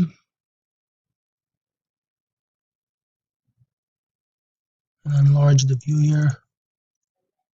Scan the folder, and you see there are the files loaded. You see? Now that we have this complete, we can take each file, again using a for each loop, and save it to SQL Server. Alright, that's what we're going to do next. So let's take a look here. So left double click on Save to SQL Server. And as you might imagine, the first stage would be to get the connection string. Alright, I've done that before. So string, const string equals, like that, close with a semicolon. There we go. So here, go to the people table, or database, right click, go to the properties of it, right? Control C, paste that in there. And then that's it. So this is the connection string, correct? All right. So let me break this over multiple lines so it's a little more neat. There you go. There you go. So this is our connection string. Now we're going to make use of it, of course. So next stage is type using SQL connection, like this. Con, we'll call it, equals a new SQL connection, which we've seen before. And that's initialized with a connection string, like that. Next stage. We're going to open the connection. Alright, so open the connection. That's the next stage here. Next stage. For each var item in list box one.items, like this. The items is a property of the list box. Alright, it's a list of the items there that it has. And you can examine them individually, so take individual actions on them. We'll type using SQL command like this. So notice this time I'm putting SQL command and a using. Alright, if you right click on SQL command, go to the definition of it. See, it says DB command inherits from that, and you scroll through it, and you see at the bottom it's got dispose. See that? Alright. So, next stage. Let me delete this that I don't need anymore. We'll say cmd equals a new SQL command like this, and then we'll say insert into dbo.images like this, and image is the field, and the parameter will be like this, image. Close that, and then comma, and then con. See? Open, close, curly braces, so it looks like that. Alright, now the next stage we're going to type byte like this, pick as bytes equals, and I'm going to say file.readAllBytes, and then item. Now if you leave it in this form, it gives an error, it's underlined red, so just convert it to the following, to string, see? So we're going to take each item and then read it as a sequence of bytes and store it inside an array, because then that can be converted into an image in SQL Server. So now we'll say cmd.add parameters, add with value, and then star, like that, and then image, that's a parameter, and then comma, and then pick as bytes. See? So to the image parameter, we'll save the picture there as a sequence of bytes, and then you can type cmd.execute non-query, close with a semicolon. That's it. Alright? Alright, so that, believe it or not, is the whole application. There you go. So let's take a look at the results. Loaded, scan the folder, hit save to SQL Server, and it seems you see nothing is shown on the page because we haven't written any code to show anything after they've been saved. So now we have to examine SQL Server. So let's go to View, SQL Server, Object Explorer. Go away. And now here, right click and then view the data. And as you can see, these are the images stored in, that kind of form. Alright, low level form like that. So that confirms they've been saved. So perhaps as an assignment to you is, can you now extract them back from SQL Server and display them as images? That should be an interesting exercise. There you go. So again, this is the source code for scan folder, right? Button, list box, a button to save to SQL Server. When you do that, this is the code that I've highlighted here that actually scans the folder and then displays the available image files, the ones that at least ended in JPEG, JPG. And then this code is the run that runs when you want to save the files to SQL Server from the list box. In this video, we'll take a look at the basics of XML, which stands for Extensible Markup Language, basically a way of structuring information on the internet. And the good part about it is that it is extensible, which means you can create your own tags. Alright, so crank up a project. And the only thing to be put inside the HTML is a single button like this. Alright, there you go. And here, let's change the text in the button. So we'll say here, read XML. Alright, like that. Now we need a file that we can read. So to accomplish that, go to Solution Explorer, right click, name of the website, go to add. And then here we have to go now to add new item. And from search here, type XML. And then make sure you choose the one that says Visual C# XML file. And there it is, you see? Alright, so I'm going to drag this in here. Let's go to the creation of it so you can see what's going on here. So basically, just as in HTML, in XML we have elements and nesting of elements and attributes. So first we're going to imagine we have a bookstore, okay? So you can create your own tags in XML. So you're going to type bookstore like this, and notice opening, closing tag. Within a bookstore, of course, we have books. You can type in a book. And a book might be a traditional textbook or maybe an ebook. So we'll specify a type attribute and we'll set that equal to ebook for our first book, you see? That's it. Alright, now let's talk about some of the elements stored here. So one common thing, of course, might be the book title like this. And we'll call it The Great War. That's the name of our book. But The Great Way doesn't really matter, right? Whatever that happens to be for each person. Now, next stage, you can, of course, stick in some author. So you can say something like author. You see, we'll say this was written by Bob Jones. All right. And the last one, of course, would be the price. So 10, say like that. That's it. So this gives us the first book element, which, as you can see, consists of sub-elements called book title, author, and price. And the book here has an attribute, and the value of the attribute is ebook. Let's do one more, just for the sake of variety. So book, type. Now we'll say this is like a traditional book, like that. All right, so book title. And what did I just made these books up, so, you know, whatever they are, it doesn't really matter. Say here, somebody wrote a book called Happy People, like this. And the author, say it was here, Mary Jenkins. And say the price for this one is $11, like that. That's it. Alright, so this is our simple XML file. And again, remember, extensible because you can make up your own tags. Markup because it does have the structure of like HTML. And it's a language. There you go. So what you want to do now is right click here. And you see where it says copy full path. Right, if you hover your mouse over here, see what the full path is. That's difficult to remember. So right click and copy the full path, we'll make use of it. Alright? So here inside default.aspx, inside the HTML, switch to design view, and then left double click and read XML. That brings up the event handling code. Alright, we don't need that one there. And again, because it's a good chunk,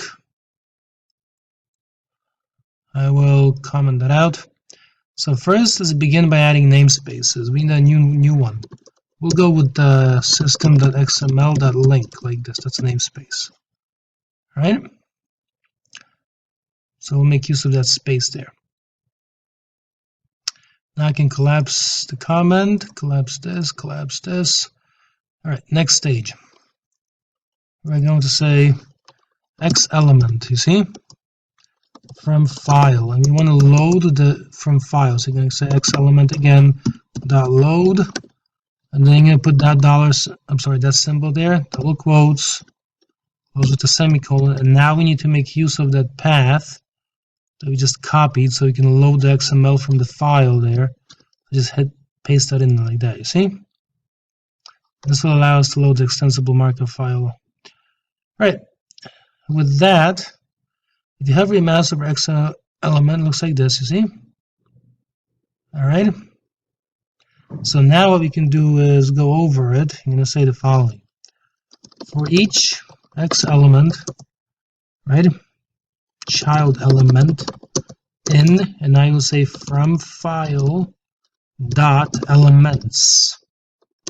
So you hover your mouse over elements. That's a function, and it returns IEnumerable, so you can go over the contents of it, and each member there is an element. All right, open close curly braces. Now we can display them. So for example, same label text plus equals, and now we will say dollar symbol, and now we will say BR. And so first we'll get the book type. So book type, all right, colon, and to get it, you're going to type child element dot attribute, and then type. See, because that's what we called it. And to get the actual value, just type dot value like this. All right, so this will get the book type. Now to get the other information out, you can say same label dot text plus equals, and then dollar symbol.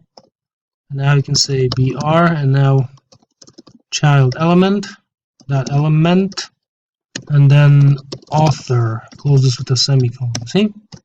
So it looks like this, and that's how you can get all the other elements out. All right, so at that stage, I can just copy and paste this. That's pretty much the same thing. So next, for example, would be the book title, like that. And one more, of course, would be the price. So get the price out of there like that. And at the end, to separate things out, you can say same label.text plus equals, dollar symbol, and now we will say BR and then HR like this. Close with a semicolon. See? All right, let me delete this. All right, so that looks like this. So let's give it a go here. Crank it up an edge. Remember, we're reading XML into a web page, essentially. That's the objective here. Read XML, and there it is. So expand, make that bigger. See, book type, ebook, Bob Jones, The Great, $10. Book type, traditional, Mary Jenkins, Happy Pupils, the title, $11. And remember, these horizontal lines are present because I typed inside the HTML there to the same playable text. I added this, right? A break and a horizontal rule or a line. That's the way I think of it, like this. All right, there you go. This is how you can combine reading from an XML file, which is basically a collection of elements like this one, many times nested. And you can combine it with C# and you can produce results. In this video, we're going to learn how to write XML to a file and then view the results in Notepad and in Internet Explorer. So lots of useful little things. All right, let's go to view here. I'll do Control X, show the box, put a button in there. Drag that in there like this. All right, let's change this here to save file. All right, and that's it. That's all we have to do. So in design view, left double click and save file. That brings up the event handler. All right, delete that code there. All right, let me collapse the comments. We don't need them. Now, I have the code that I need prepared in advance, as always. Let me comment that out. So namespaces. First, you're going to type using system.xml this time, and then using system.diagnostic, so we can view the file in Internet Explorer and Notepad as soon as we create it. So it looks like this. Let me exit off the screen. So first, we're going to make XML writer settings. So you're going to say XML writer settings. All right, to make an object of this class. All right, settings, those new XML writer settings, And now you're going to set the features. So settings.indent, set that to true. And then settings.indent characters, set that to the following. That's a tab, you see? Like that. Now, because the XML writer, which is what we're going to do next, uses, the hard drive and so on, make sure you enclose it within a using. So using XML writer, like this. Writer is the name of the object, equals. Now you're going to create it, XML writer dot create. So we'll create a file on the hard drive. So it's going to be c:/data and then same file 2.xml.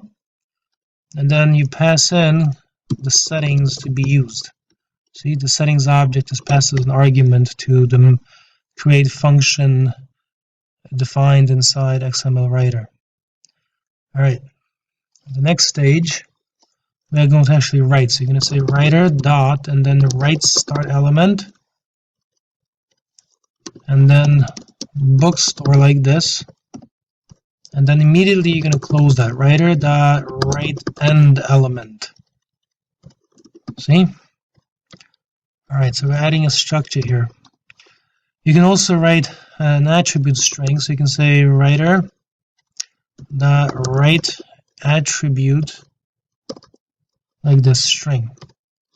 So we'll say name and then comma and then the Tom's here bookstore. See, like that. All right, next you're gonna make another element. Now here it's gonna be helpful if you indent the code. So we'll say here writer dot write start element, and then the element to be written as the book. Keep pushing that over, otherwise to me it's not helpful to have everything aligned on the left. I want to, the suggestion that the book is under the bookstore, right? So that's the book, and I'm going to say writer dot write start element again.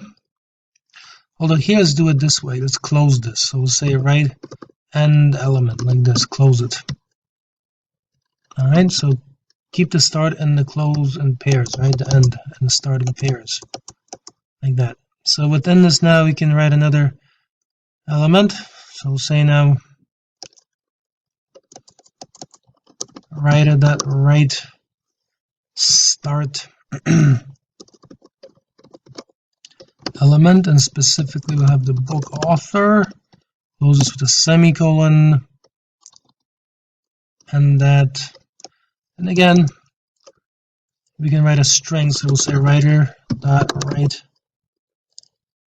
string, and that'll be the value there. Okay, say the author's name is John Smith. So here keep an eye out because write attribute is different from write string. Write string goes between the tags. Write attribute gives an attribute, right? The name of the attribute equals then in double quotes Tom's bookstore. Write strings what goes between the tags, so it's different. All right. That's sufficient for our purposes. And now we want to make sure the results look decent. So we'll type here process. That's start, and then we'll view it in notepad.exe. And then you got to get the path of the file. So take that out of there. Control C, Control V, close with a semicolon. Let's do one more now. Just repeat this basically, and just change where it says Notepad to iExplorer to indicate that Internet Explorer should be used next. Okay, so iExplorer like this. All right, so let's crank this up and let's take a look at the results. Okay, let's take a look. It's coming up. Save file, and you see this is what it looks like in Internet Explorer. It's got that structure, and even these things are even collapsible. You see, like this, and expandable. And as I said, the name here, Tom's Bookstore, that's the attribute, and then John Smith was written as a string between the book author. You see that? Tags or elements, and then likewise in Notepad it looks like this. See, so it looks like correctly formatted XML. All right, there you go. So these are the basics of doing these operations. In this video, we're going to learn about combining LINQ and XML to make something more practical.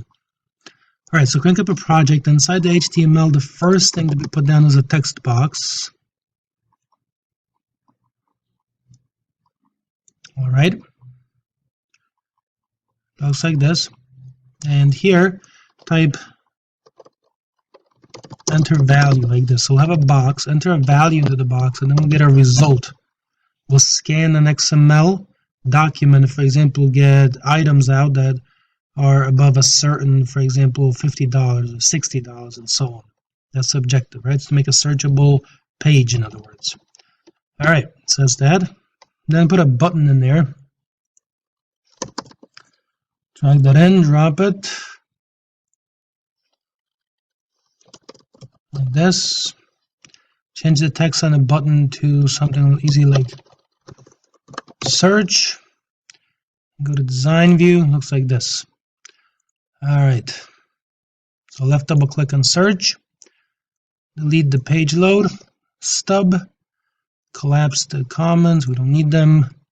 And of course, I am prepared as always, so I have the code ready to go. It's a bit of interesting code. All right, practical.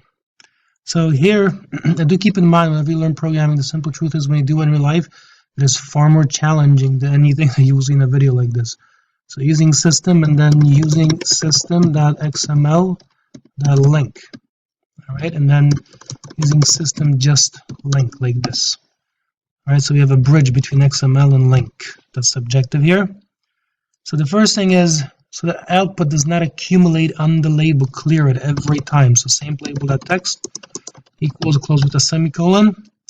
Next, we're going to make an element tree using the following syntax. I like this, X element, like this. Store is the name of it. So imagine this basically stores information on products. All right, so you can now type new X element like this. And remember, if you want to know where something is coming from, hover your mouse over it. So X element, it does not come from the XML namespace, it comes from the XML.link namespace. All right, so first you're going to call this thing store, and then you're going to put other elements inside it. So push that down, the closing parentheses with the semicolon, and now we're going to stack things inside it. So first of all, inside the store here, we're going to have a new element called shoes. So now we'll say new X element like this, and here you have to have a comma like that, right? If you go, we see where it says params object content. So there's like a variable number of arguments that you can specify to build up the tree. Remember, params means you can specify a variable number of arguments. All right, so X element like this.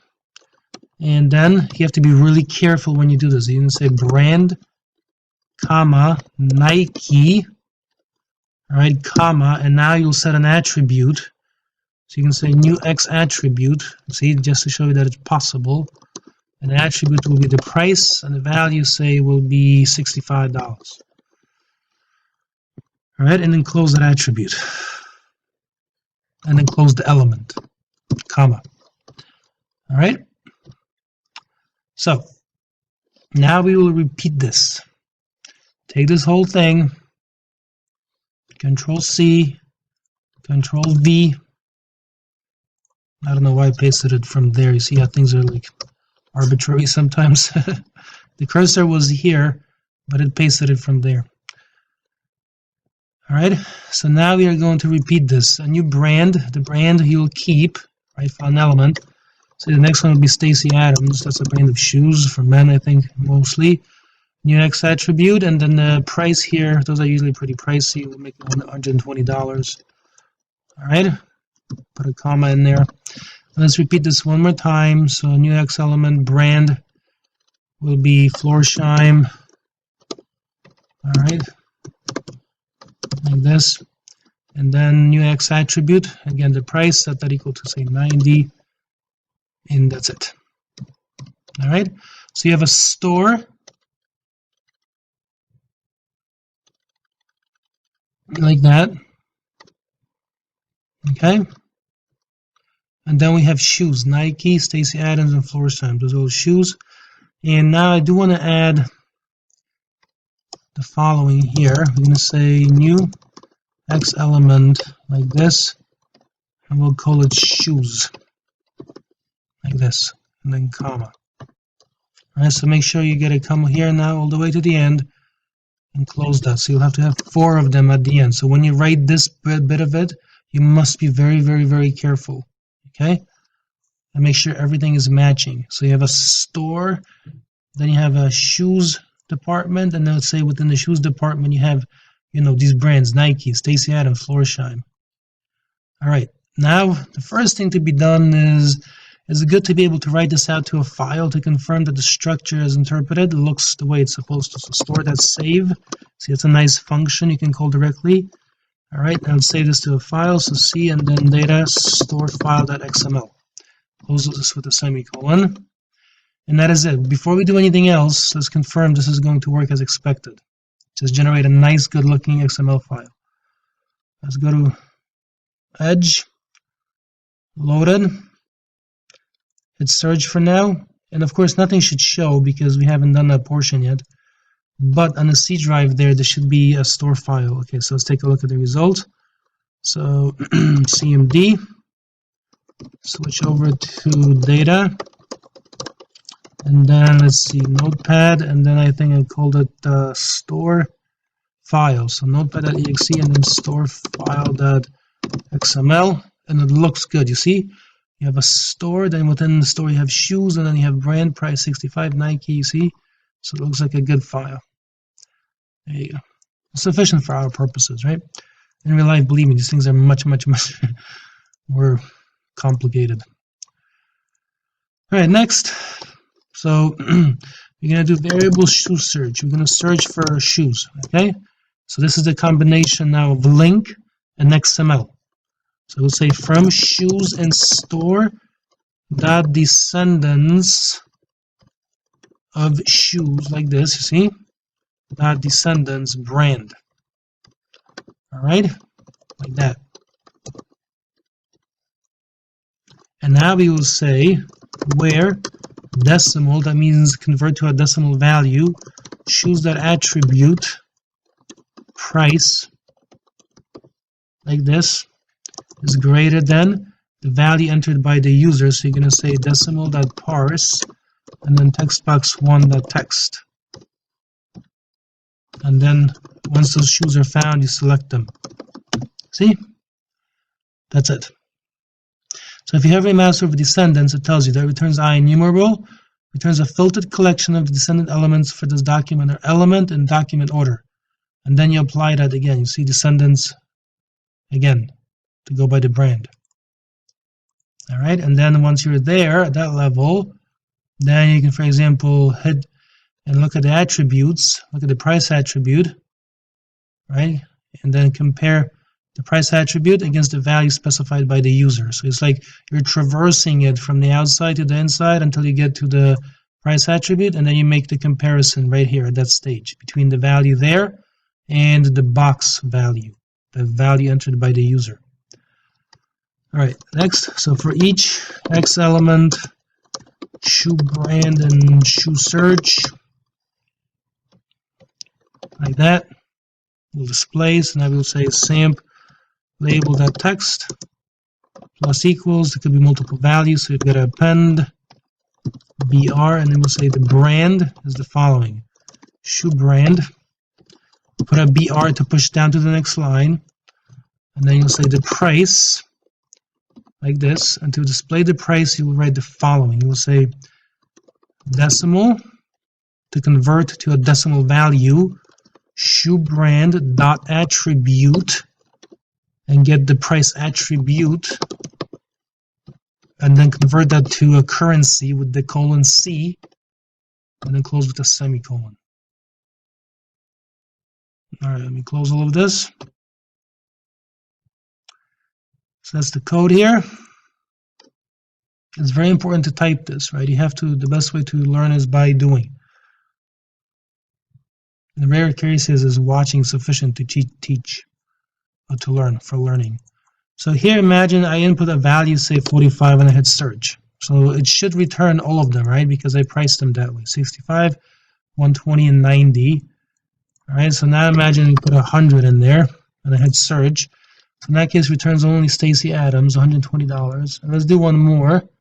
So imagine they're 85. I hit search. So now it returns Stacy Adams and Florsheim, both of those, right? Qualify for being 85 or above. There you go. So that's working as expected. That's it. That's it. And we also generate a beautiful looking, XML file by using this construction right here. All right, so this is the full code. In this first video, we're going to take a look at the basics of creating a working program. So what do we have to accomplish? We'll do the following. Crank up Visual Studio, then you can go to File, New, and then you can choose Project. You can also do Control-Shift-N as a key combination. So that's what I will do, Control-Shift-N. Alright, now over here, make sure under Templates, you select Visual C#, and then under that, make sure you select Console Application. What is a console application? I'm using Windows 10, but this is pretty much the same in all of them. You type CMD. Let me launch that for you. In our applications, will look like this basic old-fashioned application. We're beginning here because it's a good place to focus on the syntax. All right. And also, if you want to change like the size of the font here and so on, you can. You click that button, you go to Defaults, and then from here you can, for example, choose size of the font and so on. Now, because these are the defaults, they will not become visible immediately. You have to restart the command prompt if you want to see them take effect. Right? You can change layout, colors, many features can be changed. Alright, you can even change this. See this, the opacity, right? Which is the way, notice that's not available at first, right? So now if I X that off the screen and I run it again, okay, so go to defaults, and then you can change all kinds of little features like this. There you go.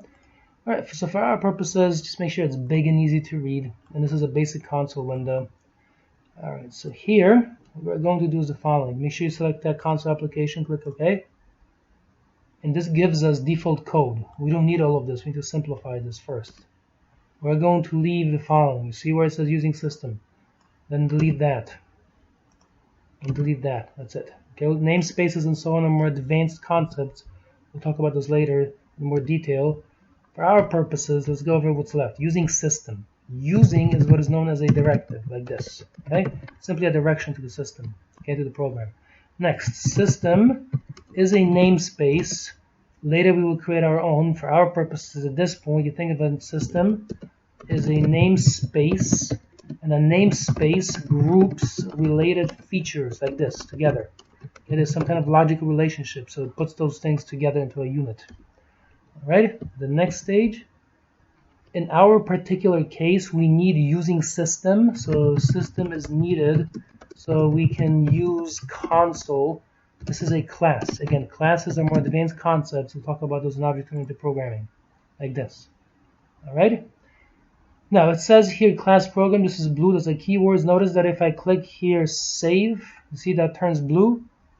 All right, and so on, and that turns green. That means it's been saved. Whenever you make a change, it turns yellow. You save it, and it turns green.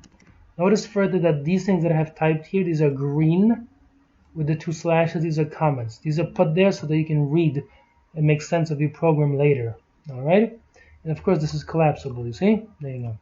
Now, the next stage. So we have using system class program for our purposes at this stage. You think of it as the outermost level of grouping, like this. Okay. At the next stage, static void main. We can simplify that further. Delete that. We don't need that for our purposes. And notice static and void keywords are blue. What is the purpose of static void main? Static void main. Main is what we call a method. Okay.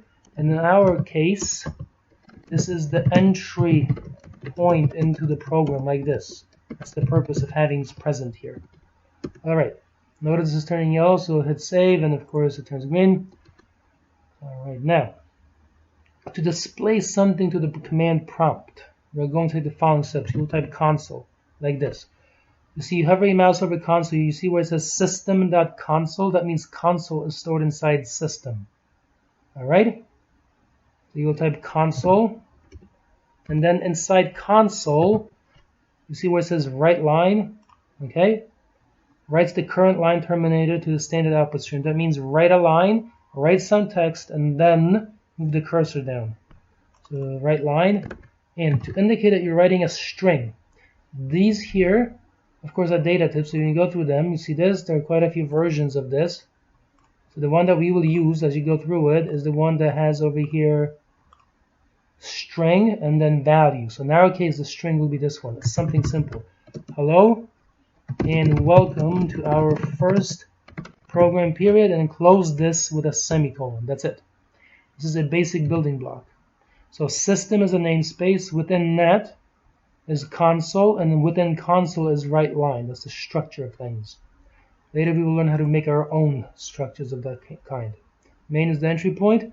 This here is a string. As you can see, it's a sequence of characters, and you put it between double quotes. So now to print this, you can go debug and start without debugging and Control F5 if you like.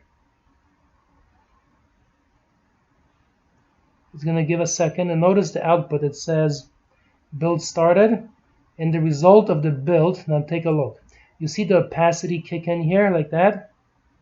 So what you want, if you go back here in defaults, because I changed the opacity, now you know what opacity means. It's the way, it's transparency, the level of transparency. So I'll set it back to 100, and now take a look. Run it again, debug, start without debugging. Now it's solid. See that? Hello and welcome to our first program. Simple enough. Notice the cursor. Now, if you don't use write line but use something like write, there's a difference. Take a look. Debug, start without debugging. You see this? Depress any key to continue is on the same line as hello. We don't want that, correct? Because then it's merged into one unit. It's difficult to see. So use write line. That's it. That splits it over multiple lines. And further here, let's take a look at one more thing. Go to View and then Solution Explorer. Make sure that becomes visible. That looks like this. All right. If you want, of course, you can pull that out and tab it on the right side over here. See? That's it.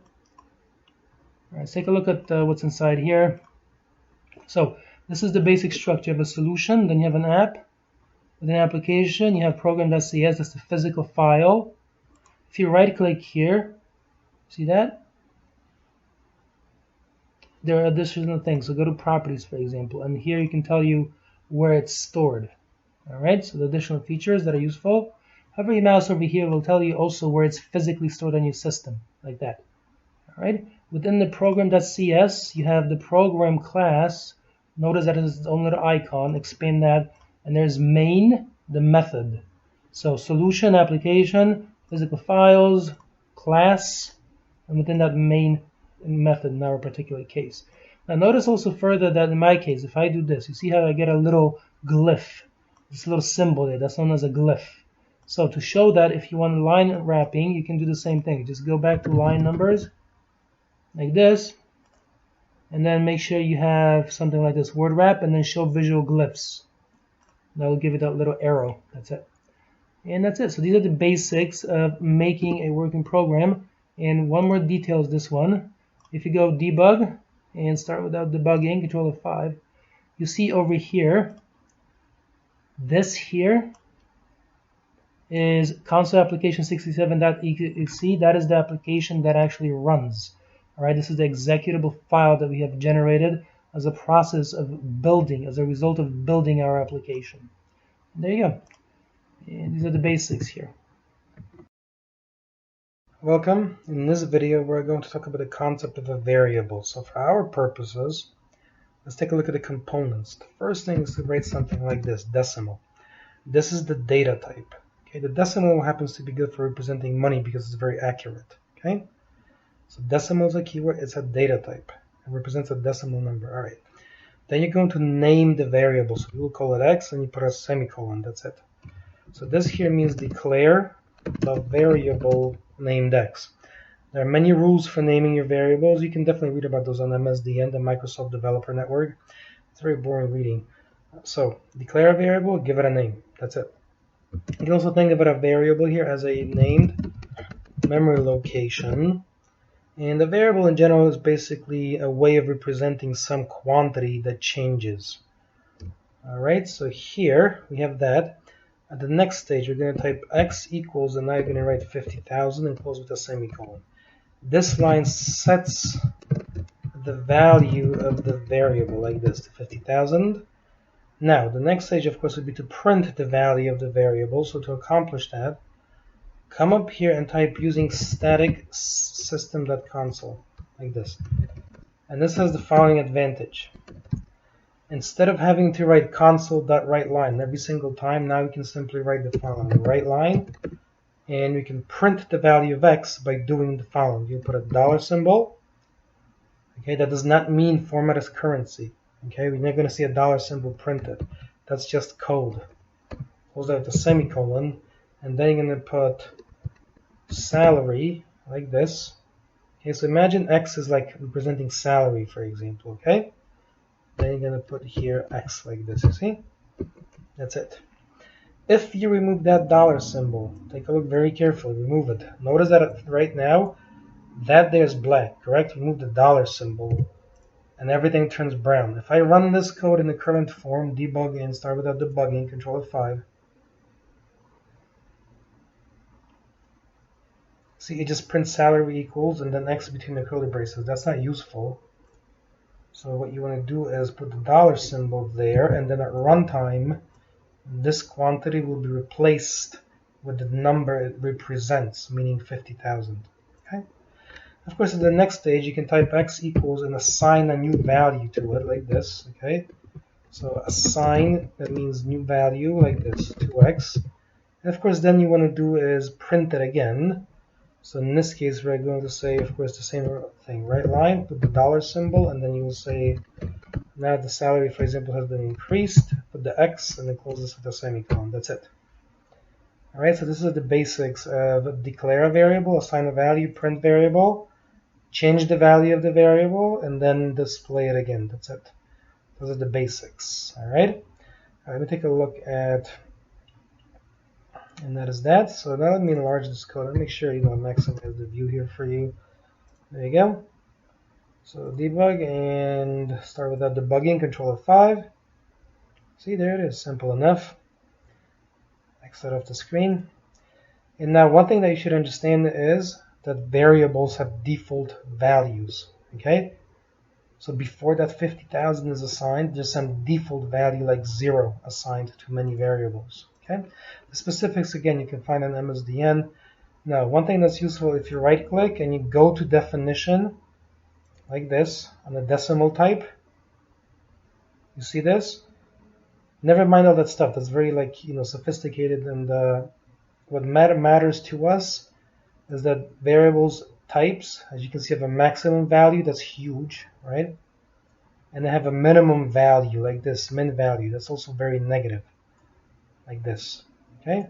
There's a lot of other technical information, but keep in mind that these data types, there's a maximum number they can store, a minimum number they can store, and so on. There's a lot more involved in data types. There's a lot of very subtle detail, but for our purposes, the decimal type is good for storing financial information because it's very accurate. Welcome. In this video, we're going to talk about blocks and then variable scope. So, click up a project. You can leave all the default stuff that we have here. Now, inside static void main, which is the entry point into the program, we're going to type the following. We will say integer x equals 5.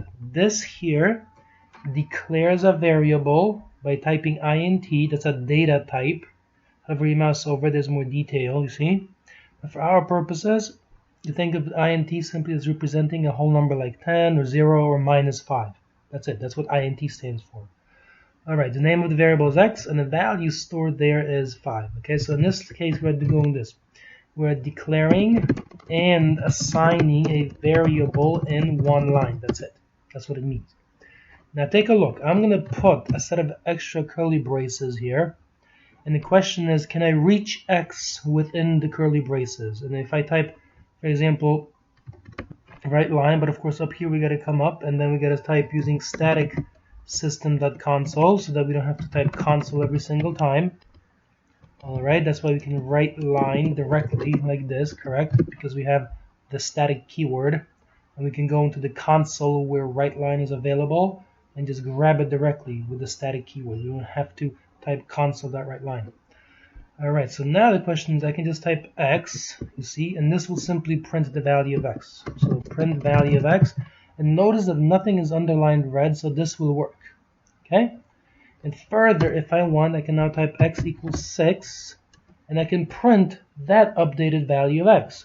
So for example, right line, and again, x, like this. So print updated value of x, like this. And then over here we can type, of course, assign new value, like this, 2x. And then the question is this. If I take and I write integer y equals 10, okay? And the question is, can I take that declaration and assignment, okay, so declare and assign value to y, can that be reached outside the curly braces? Outside what is known as a block. This is a block of code between curly braces, right? So relative to that curly brace and that one, this is a block of code. Relative to this curly brace and the one and then that it's twin down here, this is a block of code, you see? Relative to these curly braces on the outside, this is a block of code. Alright? So here, take a look. If I try to do a right line and then y and I close this with a semicolon, you see it says the name y does not exist in the current context. Therefore, the context means these curly braces, roughly speaking. That y, which is declared in here and initialized, is not reachable outside that context, meaning outside these curly braces. You see? That's it. Alright, so do keep that in mind. However, so if I'm going to highlight this, the way to comment it out automatically is to click that button right there, Control K. And that looks like this. And now take a look. You'll type the following, right line and y, and close this with a semicolon. See? This works perfectly fine. Right? Here basically means print the value of y to the screen like this. That's it. Alright, and that's perfectly fine. So keep in mind the following concepts. Blocks of code essentially are these between curly braces, and relative, to those, this is a block, and relative to the outermost curly braces, this is a block. A single complete thought is a statement, and there's such a thing as variable scope, which means variables are accessible some places, but not everywhere. Okay, keep that in mind. Alright, so with that in place, take a look at what happens when you run this code now. Debug, and this time we will go step into. Step into is a powerful feature that allows you to execute your programs with complete control, line by line by line. With complete control, no guessing. Alright, make sure that down here you have the locals window. You see when the program starts, only X is visible. So take a look, right? There's X. Then you click this, right? You assign value of X. Now at the beginning of this new scope, there's your Y, right? Then you print X, increase X. And notice the default value for a type. For a variable like integer, there is a default value of 0. Keep that in mind, that's a default value. Right? Then we assign to Y. Then we printed. Y still is there, and then when I do that, take a look. Y has disappeared, right? It's gone. It's been destroyed. Only X exists. And then you look at the output window, there you go. So 5 and 6, and then 10, and then the program is ready to terminate. You can just click X up here. That's it. So these are the basics of the concept. Let me make this a little smaller. Let me make sure you can see the whole code from top to bottom. All the comments and everything else. Like this. So from top to bottom, this is the whole program. And that is it for this lesson. Welcome. In this video, we're going to learn about the concept of formatting output strings to make them look more professional. So click on a project, and now within here we're going to say decimal. That's a data type. X equals. We'll say 50,000. That's it. Now, the first thing might be, how do we display this so that it has a currency symbol? So I'll come up here and type using system, or rather static, system.console like this. Okay. So take a look. Now we can say, of course, the following. So you have declared and initialized a variable. Now we will say the following. So let me I want to be clear. So declare and set X, store a value at that location. And the next stage, you're going to type right line, and then you're going to put the dollar symbol, double quotes, and then you'll write salary. And to make that value display with a dollar symbol, okay, you will type the following. You can type X : C, and then closes with a semicolon. So this will display the value of x after the currency format is applied. Take a look at the results. Debug, start without debugging. Give it a second to load. And it says salary is 50,000. Got a nice dollar symbol, right? A couple decimal places and a comma in the correct location. Alright, so that's one possible format. Of course, there are many ways of formatting information. Next, we're going to type x equals, and now you'll write 0.25 and then close with a semicolon. And notice it's underlined, and it says little cannot be converted to decimal type. Okay, so we want this variable, which is a decimal place, to be treated as a decimal variable. So you got to put an m at the end. You see? Notice the red underlining goes away, like this. Without the m, it's a different data type we haven't spoken about yet. With the m, it's a decimal type, like this. And now imagine we want to print this as percent. So we can type the following: right line, put the dollar symbol in there. Remember, this dollar symbol has nothing to do with the currency, right? That's just there to produce a good looking string. Alright, so now we'll say percent, colon, and then you'll type x, colon, and then you will type P2 and close this like that. Alright, so this will take your x, which has the value 0.25. The m is needed so that it's treated correctly as a decimal type. And then P2 will format it as a percent. Take a look. Debug and start without debugging. And it says 25%. See, professional looking results. Obviously, you need these in real applications, right? Alright, so at the next stage, we'll take and write x equals, and now we'll write, throw in a lot of decimals and close that with a semicolon after the m. Again, if you don't include the m, it's going to get underlined. You got to put the m so that it's treated as a decimal type variable. Okay, like that. Now take a look. We're going to say a right line, and if we want to round the results, okay, imagine I want to print only like 6 decimal places or something like that. So in that case, we can say decimal like this. Okay, format. And then we'll say the following: x, colon, and then you will say something like, say, f, and then 7, like that, and then closes the semicolon. So this will have the effect, f7 will have the effect of formatting the x with 7 places. Okay, so if you count them off, 1, 2, 3, 4, 5, 6, 7, like this. Let's take a look at the results. Debug, start without debugging. And there it goes. You see, that's everything after the 9 is cut off. It's truncated. It goes away. Now, one thing that to be observed here is this one. Imagine that 1 that you see on the screen, imagine that's 7. So debug, start without debugging. When that happens, it rounds. Alright? Take a look. Make that a 7 and make this one only like, make it 5. Make it 6, like this. Okay? Basic school and rounding. School principle is if this number here is 5 or more, right, then the one before it, thus 6, will be rounded by 1. So take a look, debug, start without debugging, and you see that now it's a 7 at the end. So I used this 7, I look at it, and because that is the case, when I take only the first 7 digits right here, 1, 2, 3, 4, 5, 6, 7, the 6 is rounded. Keep that in mind. Okay, it rounds. Alright, and it rounds pretty much the way we learn in school. So that's one thing. Another thing is the following. Imagine you want to print some times and dates. You can type the following. You can type right line, put the dollar symbol, and now you can say, for example, time now. I want to print the time at this very moment. So to do that, I will type the following. You're going to put the curly braces and you'll write date time, and notice that's not showing up. If something is not showing up here, this here is known as IntelliSense. Okay, IntelliSense. This is what you have to do. You have to come up here and add a reference. And type using system. Alright, so this one here, using system, is needed for date time.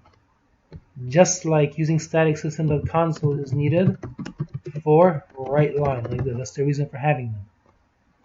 Alright, so down here now take a look. To show the time, we're going to type date time, and notice it shows up in IntelliSense. All right, that's what that is. IntelliSense. That's how you say it. Datetime.now, and to get only the time, the current instant in time, you're going to put a colon, okay? And then to specify what you want, you can put a T. Close out with a semicolon. Right? And now let's do one more here. Take this, Control C it, and then Control V. And now here, change that to a little d. Like that. I make all my code and I paste it down below so I have it for reference. So remember the basic concept? Some quantity to be formatted, colon, and then the format specifier. That's the same across all of these examples. That's the general logical concept here. All right, let's take a look at the results. Debug, start without debugging. You see that? So now you have nice format. Currency, percent, decimal, the current time, and then the date. Okay, so I should change the text here from time now to here, today's date. Like this. And that's it. So these are the fundamentals, of course, of making your strings look professional as you'd expect them to look in your software. This is in the sidebar in the supplementary materials area with a lot of comments added, so it's clear when you look at it later. Welcome. In this video, we're going to talk about multiple variables. So in other words, why do they help us? How do they help us? They help us to describe the world more accurately. Okay? So let's take a look at this in action. Crank up a project, and now you're going to type the following. Make sure up here you have using static system.console, like that. And then down below, we want to say the following. We will say this. Type window width. Okay, this is the width of the console window. I can set that equal to something like 20, for example. You see? When you hover your mouse over it, you see where it says int right there. That means to set the value of the window width, you have to specify a variable of type integer, like this. So those are like the whole numbers like 50, 0, and negative numbers like -5. But not numbers like 2.58. Okay, no decimals. Alright, so I will set the window width, and then I will take and set the window height, like that, and set that equal to some small value, so for example 15. Okay, so the window width is a variable quantity. The window height, of course, is a variable quantity. Here's another one, foreground color. Set that equal to the following. Notice here when you type, okay, these suggestions that you see on the screen, they are not there arbitrarily, right? Because the system recognizes that you have typed something that means something highly specific. So when you write equals, the suggestions that it gives, that means you should choose this. That's what it means. Choose it like this. That's what it means, okay?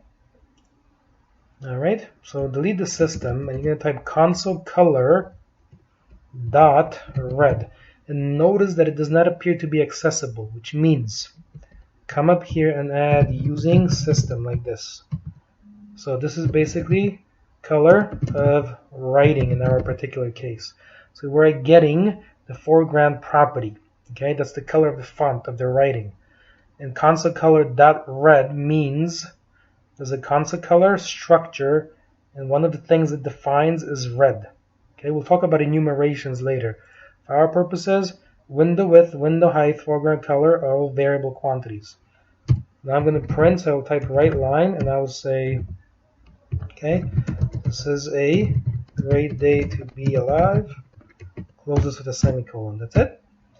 Alright, so if you run this, debug, and start without debugging, you see that? So first of all, notice that the size of the window changes, like this. And now that is in red, isn't it? Okay. So I exit off the screen. And of course, in a realistic application, things can change all the time. So take this code here, like this. Control C, Control V as a block. So copy down below everything as a block. And here, what we are going to do is the following. We'll say this. Change these properties. Right? Make this 15, for example. Right? Make that 10. Remember, you want the values to change, so you're capturing the behavior of a variable correctly. And you can even change the foreground color, right? You can make that blue at the next stage, for example. You see? That's it. All right, so now we're going to run this. Let me make this a little bit smaller so it fits better. 110%. There we are from top to bottom. Alright, so let's run it. Now this time debug and step into. Alright, and now what I want you to observe is this. I'm going to show you a program that's very helpful. I'll move the window over, and then what I will do is expand this, and I'm going to grab that, and it's like a little pin. So in the link, there's a sidebar. In the sidebar there's a link to a program called Desk Pins. It allows you to pin one window over the other ones always. So even if I click on the back window, this one here on top stays always on top, you see? Alright, so take a look at the execution now, line by line, right? Window width, changed. Window height, changed. Foreground color, changed. Then you write something, now it's red. Next stage, window width, changed. Window height, changed. Change the writing color, then you write, now it's blue, you see? So as you can see, we have not seen here, and there's a little pin, right? You can unpin it like that, you see? So now take a look. If I click on Visual Studio, that window disappears. So Desk Pins is a nice program for keeping one window always on top of other windows. Let me exit off the screen, and there you go. And we have also seen a somewhat, highly visual application of how you can use multiple variables to, for example, manipulate a window, some of its properties, its features. Welcome. In this video, I'll talk about the concept of several different data types. So first of all, why are they necessary, conceptually speaking? Because the world is made of many different kinds of objects. Let's take a look. Imagine the objective is this. Describe something as simple. Describe a table like this. So one of the features a table has, of course, is its legs, correct? So imagine you have a table with four legs. So you will type U short, that's a data type. If you want to learn more about it, you right click and you go to the definition. And the big thing with this one, never mind the other stuff there on the screen, it doesn't matter. What does matter is this, the maximum value and the minimum value. Notice the minimum value is 0, right? And the max value is that. There you go. So we'll go with short. As you can see, it has a lower bound here of 0. It cannot be negative. Now, physically speaking, think about it. Can you have a table with minus 10 legs or negative 3 legs? That is not possible, correct? There you go. So I'm using U short here because at least it has a minimum value of 0. And the maximum value, that's not like, 5 billion, for example. So U short, we'll call this the number of legs. Now notice here I cased the name of this variable a particular way, and this is what we call camel casing. So the first letter is lowercase, and the other ones, if they're real words, you basically uppercase. Of is a word, you give it an uppercase. Legs is a word, so the first letter is uppercase. And here we'll set that equal to 4 like this. Okay? Of course, if you want to display this, what can you do? Well, let's make sure up here you have using static system.console like this. And now here, of course, we will say the following. So right line and number of legs, and now you'll write here number of legs, you see? And of course, keep in mind the runtime, when the program is loaded into memory, when it's running, this here is just a placeholder that represents the number 4, nothing else. Alright? Let's continue our process. Now, some tables can be made longer.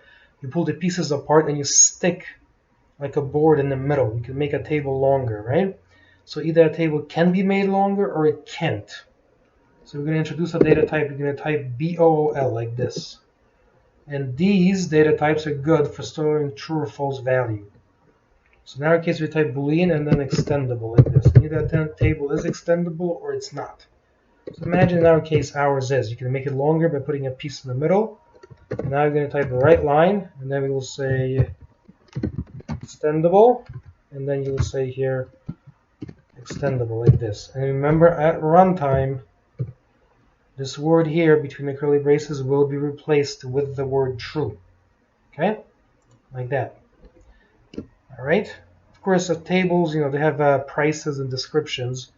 So you're going to type a decimal, and this will be price, and I will say 399. Say, I don't know, 65 or something, and then like this, you see? So notice, with the decimal price here, okay, decimals are good for storing monetary values, they're accurate. The name is price, and then the value assigned is this one. Remember, the purpose of the M is only so that this is treated like a decimal. If you remove it, you see that?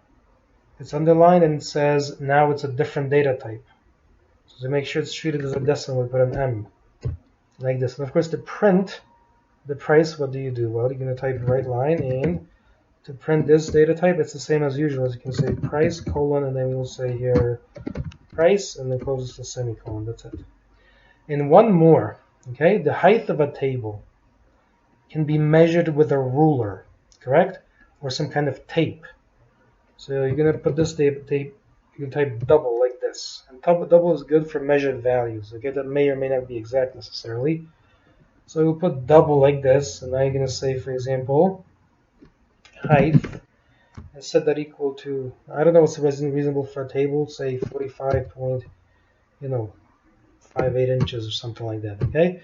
Notice in this case, there's no M required, nothing. You just put 45.58, that's it.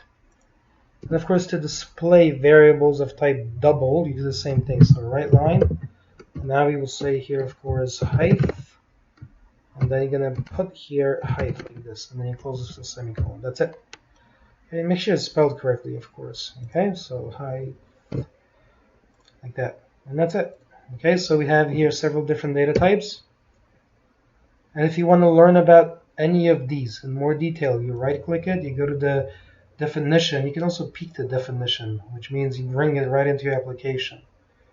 All right, and for example, for the double data type, the max value is this one. It's huge. That's the point of it. And for the double minimum value, it's also very negative. You see? That's it. They just use a very specific, highly kind of a technical notation. But for our purposes, just be aware that max value and min value exist. And the Boolean type, of course, stores true or false. That's it. And one more, it's common, is a string type and DSC. And we will say, for example, this is an oak table from France, like this. So string, of course, is a sequence of characters. You close it between double quotes on the beginning and the end. And then to write that out, you're going to say right line and then just type DSC directly. And then close this with a semicolon. See? That's it. It's really easy. That's it. So we have built up, using several different data types, an accurate description of a table with some reasonable motivations for using these particular data types rather than some other ones. Okay, think about it this way. Imagine somebody says number of legs, right? And the person says, oh, you can make that an integer. Okay, you can. But keep in mind that right-click on integer, go to definition.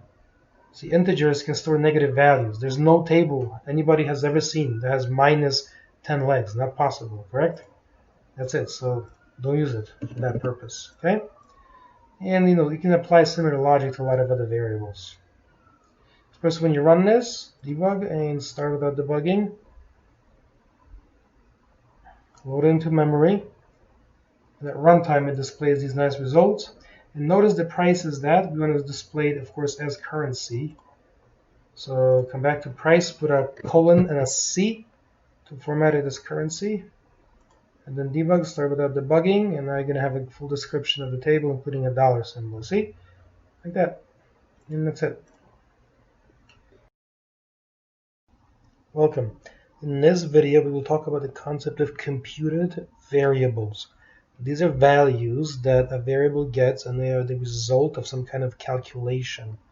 So take a look at this. We'll make inside static void main the following. We'll type decimal like this. I will say this, salary 1, and then we'll assign a value, say 50,000. And now to show you that you can put a comma and you can declare another variable, and you don't have to declare the data type again, right?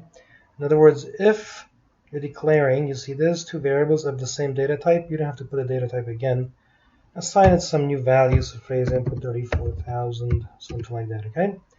Now let's talk about some computed variables, the ones that result from calculations. In another way, you can type the following, you can type VAR like this. So when you don't want to worry about the type of a variable, you can just type VAR, that's it. Alright? So it makes it easier for you as a programmer.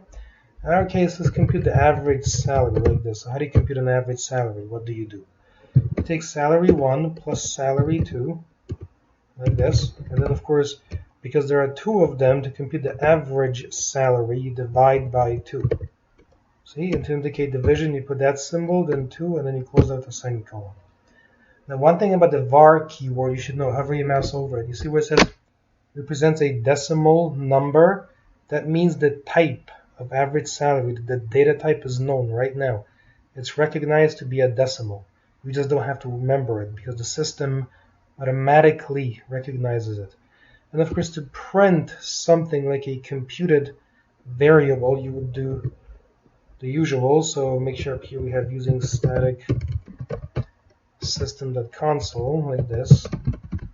And then down below, of course, we'll write the following. So we'll say right line and then put the placeholder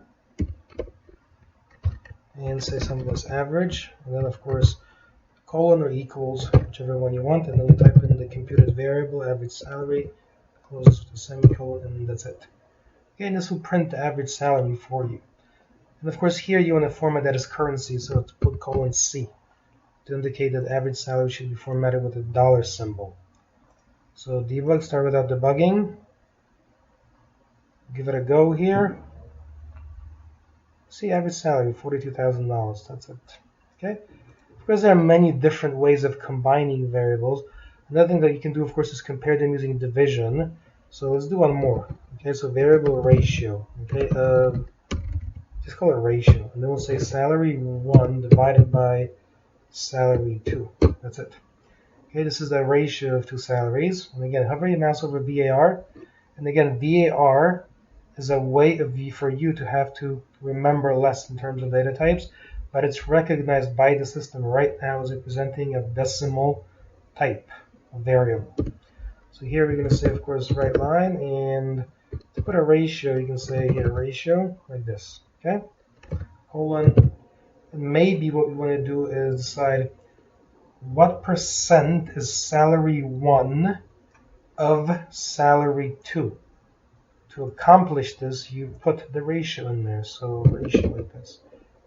And then that, and then P2. And then you close this with a semicolon. That's it. 2 simple examples.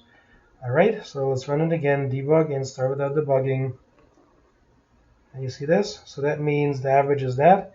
And it also tells us that salary 1 is 147.06% of salary 2. It's bigger than salary 2, right? One is 50,000, the other one is 34,000. And that's it. So remember the big idea here, okay? You can compute variables like average salary, ratio, and of course many other ones.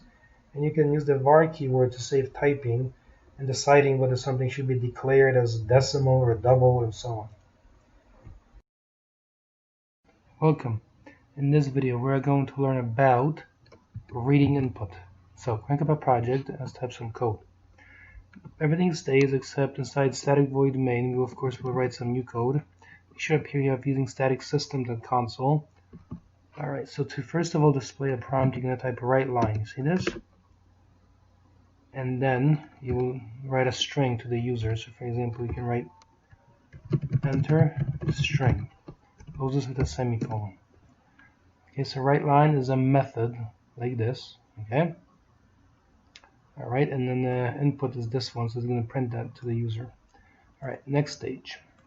Some people call this a function also. But behind the scenes, you imagine that there's code that exists that allows us to accomplish these things. Okay. Later we'll learn how to create our own functions, and this will become more clear. For now, we're assuming that we can use the ones that are provided by the system. Alright, so now we're going to read. You're going to type string s equals, and to read input, you're going to type read line like this. You see? That's it. So this means read input from user. Now there's a particular format of the input. Hover your mouse over read line. Do you see where it says string?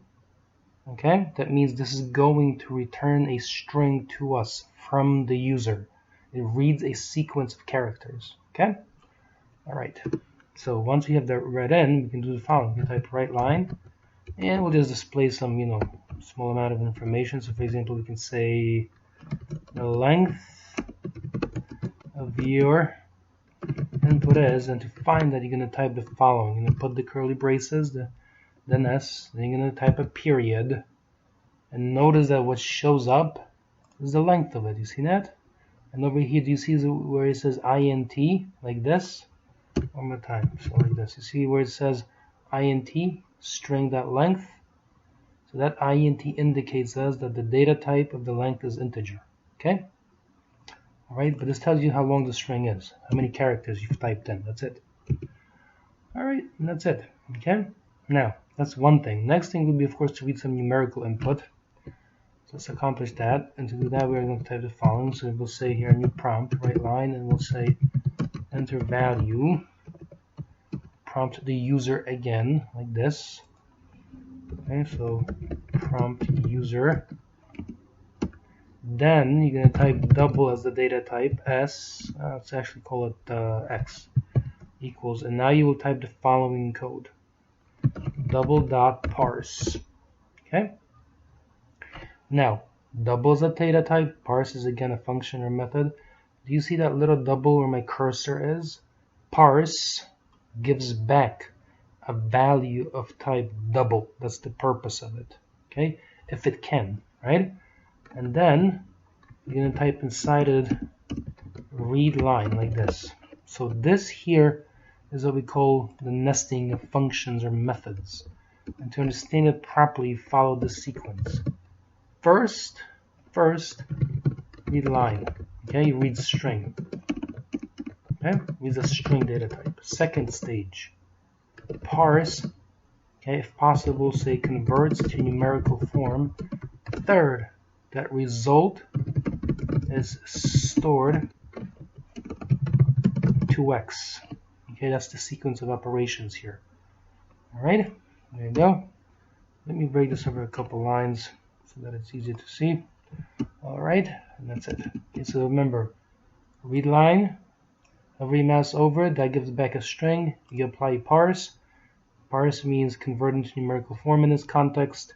Then that result is stored to the variable x, like this. There you go. That's why if you hover your mouse here, this is double. Hover your mouse over parse, it's also double. You see that? This is double. So the right and left sides agree as far as the data types go. And of course, now we'll just make some minute calculations. So we'll say something like, for example, x increased by 10% is, and to increase by 10% means to multiply by 1.1. So we'll write x times 1.1, and then we'll close this with a semicolon. That's it. See? Alright, so let's take a look at this in action now. So debug, start without debugging. Enter string. So this is a grade day. And notice the length of your input is 20, so count 1, 2, 3, 4, 5, including the blanks, 6, 7, 8, 9, 10, 11, 12, 13, 14, 15, 16, 17, 18, 19, 20, including the period. Enter value, 100, and 100 increased by 10% is 110, right? 100 times 1.1 is 110. Okay, that's it. There you go. So these are the basics of reading string input, right? That's basically this code here.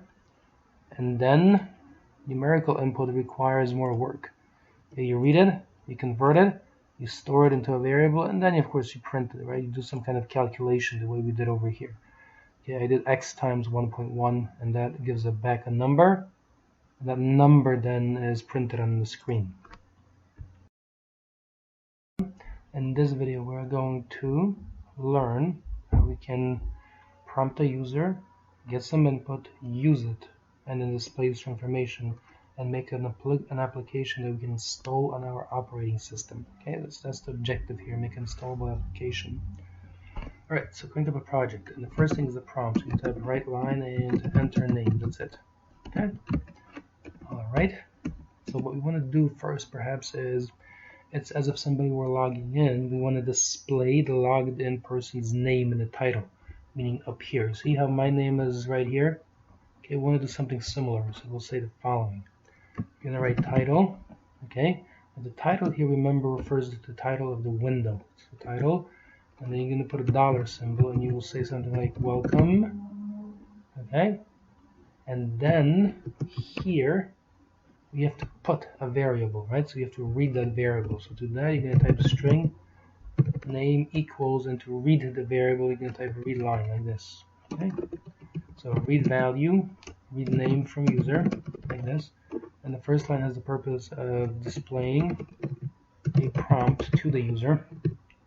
Then name goes over here and closes with a semicolon. So this of course simply means set title of the window like this. You can run it at this stage. So debug start without debugging, just take a look at the intermediate result. You can always do that. So enter name. Look, right now it says Windows/System32/CMD up here. So now I'll type Tom, and now it says welcome Tom. You see? There you go.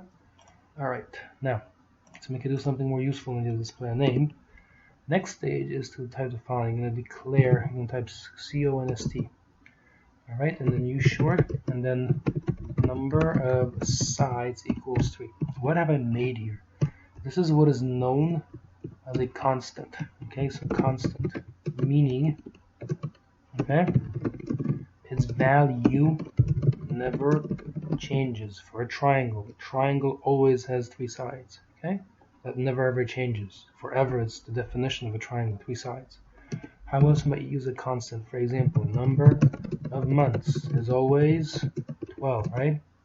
Days in a week is always 7. Those are all constants. They do not need to change. Alright? Alright, unless you're creating your own calendar, for example. So here, that's why I have this const, meaning constant, never change it. The data type of this constant is use short. Okay? It's 0 or 65,000 and change and less. The name of it is number of sides, and the value that it stores is 3. Okay, so create constant for that reason. Remember, it never changes, always 3. Every triangle, always 3 sides. Alright, now if you try to do something like this, number of sides equals 4, you see, on the left side is going to give an error that says the left-hand side of an assignment must be a variable, property, or indexer. Guess what? Because it's declared constant up here, you cannot assign any value to it. That's it. Alright? Alright, so the next stage, what we're going to do is display a new prompt. So right line, enter length of side, closes with a semicolon, and then what we're going to do is display the perimeter, the distance around the triangle. So to accomplish that, we're going to type a right line, and now we can say distance is, and to find the distance, you of course take the input from the person, which means the length, so you got to read that. So now we will say here double like this, okay, length of side, and notice that as I work with this, I give the variables meaningful names. So if I look at them 2 weeks from now, I know exactly what they represent. So if you're measuring some physical quantity, don't call it x, because you will not know what x means. I give it a meaningful name. Alright, so that applies whenever you create a variable in math and programming anytime. So length of side, and to get that value, you're going to type, of course, double dot parse, we've seen that one before, and then read line like this, correct? That's it. So this here will read as a string first, right? It says string, then parse will convert that to a double, then that will be stored over into length of side. Okay. So distance is, and to find the distance around the triangle, we can type number of sides times length of side. And then it closes with a semicolon. That's it. That's our application. There you go. Let's take a look at the results here. So debug, start without debugging. Enter name, so I'll put in Tom. Enter length of side, I'll put in 10. And of course distance is 30, right? 3 times 10 is 30, that's it. Alright, so there's that. And notice it says welcome Tom. So now we have something going that's a little more interesting than before, but the code, remember, the code is still sequential. It goes from top to bottom in exactly that order. Okay, it's highly sequential code. And there's no clever, maneuvering of any kind in this code. Alright? And that's it from top to bottom. Now, if you go to build and publish, take a look and publish this application, which means you can send it to your hard drive and install it. Give it a second. Here you go, so publish it. Here, just go through the prompts. Click next on the bottom, like that. There you go. From a CD-ROM, that's fine. Click finish at the end. Let it go through a bit of a process.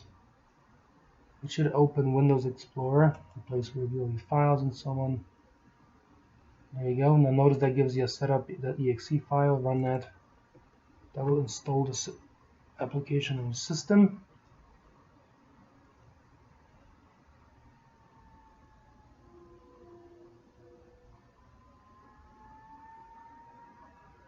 And then install.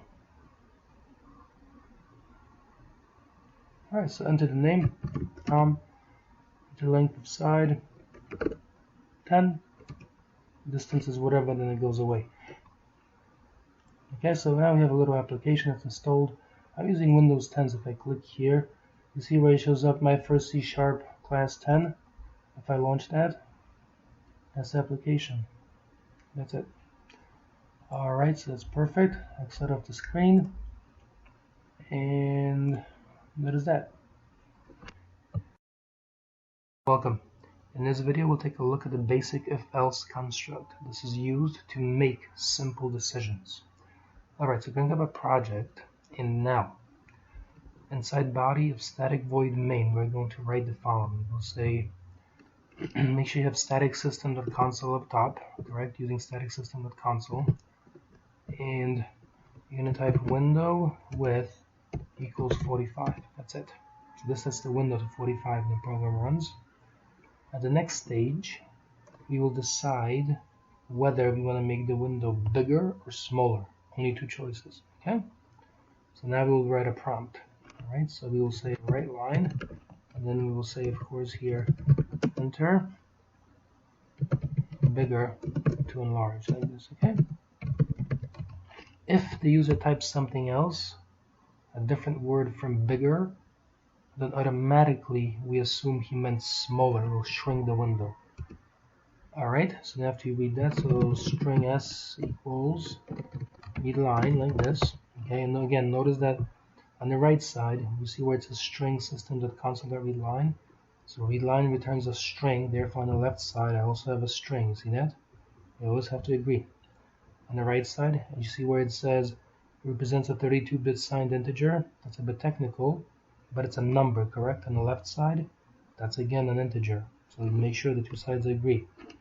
Alright, next stage. We're going to say if s double equals. This here is the thing, the symbol that you use to make a comparison. Okay? And of course, it returns a value. Lots of different things return values. In this case, it's either true or false, correct? That's what it returns. So if s equals the word enlarge or bigger like this, open close curlies, we'll take the window width and set a new value to it, 60. Again, 60 is a number on the right side. On the left side, window width also represents in numbers, in integers, the width of the window. Right. On the other hand, if somebody types something else, we'll type else. We'll just assume the person meant smaller, so we will say window width equals 30. Okay? So bigger in this context means add 15 to 45 to get 60. Smaller means subtract 15 from 45 to get 30. That's it. Right? Really basic definitions here. So let's take a look at the results, debug, and step into this time will be very helpful because this code is highly sequential. It also points out an important thing. S is a string, and notice the default value. Okay? Before we initialize it with our own values, default value is null, not 0 or something like that, or blank. There you go. So window width is 45, right? Then you display a prompt, then you read. So I'm going to put in enlarge. Right now the window is 45, then I'm going to hit. What I want to do is pin it so you can see the effect, like this. Now look very carefully. I typed enlarge and I'm going to hit enter. Hover your mouse over that symbol and you see s double equals bigger. Okay, that is false because I typed enlarge. Right, that's not the same as bigger. So this program is very dumb. But there you go. So it skips past that block and goes into the else block. It makes the window smaller as you just saw, and then it exits. Correct? That's it. So this program is not particularly intelligent, right? Because you have to literally type in exactly the word bigger. Nothing else will work. But you saw the operation. And remember, you basically are checking, right, this possible values of s. So either it's bigger, or if it's something else, you make the window smaller, and that's it. So this is the basic operation of a simple if-else kind of construct. Welcome. In this video, we're going to learn about using the while loop to repeat blocks of code. So, think of Visual Studio, make a project, something that looks like this, and a console window, in other words, application. And here within the body, the first thing we're going to do is this. Make sure you have using static system.console. And then we'll take the window width and set that equal to a small value like 5. That's it. Okay, so make it very narrow. Because I want to show an effect, and if we make it big, then it's going to take a long time. So the next stage, we're going to declare the following. We'll say int counter like this and set the value equal to 0. What is the purpose of a counter variable? Counter variables are used to advance loops, okay, or keep track of the number of loops and so on. Alright, so in our case, the next stage will be to the following. You'll say while like this, counter is less than window width. So here's the while header. It's a keyword, it's blue. Then you're checking the condition right here. If that condition holds, if it's true, then you can execute some code within the curly braces. So in our case, we'll say cursor left equals the counter. Okay? This will move the cursor like this from left to right, one step at a time, so it's almost as if in slow motion. Alright? Next stage, you're going to type right, and then you're going to write at that x and close this with a semicolon. So write x at that cursor position. And the next stage, to ensure that the loop continues, you have to type counter plus plus. This means add 1 to the counter variable like this. Okay, it advances the loop. Alright, and to advance simply moves, it means that it's moving it forward, right? It's continuing the process of looping. Alright, so this time you want to go with debug and step into definitely. Take a look. So here's our code. We're about to step through this. Take this, pin it over Visual Studio first. Then grab desk pins. Alright, look very carefully here. So make the window narrow, make the counter 0, and notice the condition is checked on top. The counter value is now 0, the window width, as you can see, is 5. That means the value in between, which is less than, is true. See that? Counter less than window width, that is true. Because that is the case, you step into the body of the while. Okay? There's nothing arbitrary here. Everything has a specific reason and purpose. So you take that, you position the cursor, you write an X. Now we make an observation. The counter value, as you can see, is 0. Cursor left. Okay? There you go. Next stage. And again, check the condition counter 1, window width 5. That's good. The condition still holds. It's still true. So we continue the process. Okay, write the next X. Increment the counter. That means add 1 to it. Right? And we continue the process. See that? Check the condition on top. Counter is 3, window with 5. Condition in the middle is still true. So it continues the process. Printing. Right? At the last stage, counter is 4, window width is 5. That condition is still true. There you go. Alright. Print it. And that's it. Now the condition will fail, so look very carefully. When the condition fails on top, you skip the code block, and then just go to the closing curly brace, and that's it. It's finished. Alright, and notice that the X's have been printed from left to right. 1, 2, 3, 4, 5 of them. Okay. And as you can see, the value of counter is 5 at this point. And it's unloaded now. These are the basics of a while loop. As you can see, you can use it to repeat blocks of code. You can achieve many different effects. Okay. For example, it can be used to read input repeatedly from the user, and many other contexts. It can be used to repeatedly read input from databases. It can be used very usefully in many different contexts. But this is one that's visible, right? Because you can see the X printing. Welcome. In this video, we're going to take a look at if, else kind of constructs. So these are ways, a mechanism for analyzing multiple conditions. Alright, let's take a look at an application. So, crank up a project, and inside static void main, make sure up here you have the using static system.console. We're going to display the following. First, take the window width, set that equal to 45, so the window is fairly narrow. Then display a prompt. So in our case, we will do right line, and then we'll say enter E to enlarge, like this, or S to shrink. That's it. Okay? If someone types something different from E or S, we'll simply display a message and not change the size of the window. So this program you can imagine as being an improvement over the basic if-else. Alright, next we're going to do this. CHAR, that's a data type, it's blue. Okay, it stores characters like A and B and so on. Then you're going to give OP, which I'm imagining is short for operation. Then you're going to say, now look very carefully, if you type read, there's an error. On the right side, you see where it says int system.console.read? Read, you would think, gives back a character, but it doesn't. It gives back a numerical value, an integer, a number. On the left side, you have a character. These are not compatible.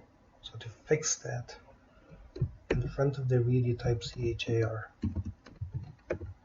This has the effect that looks like this. Read input and convert to character form. Okay? Like this. That's the advantage. This here, when you change one data type, assuming it's possible to do so, to another data type, is called casting. You're casting from one data type to another.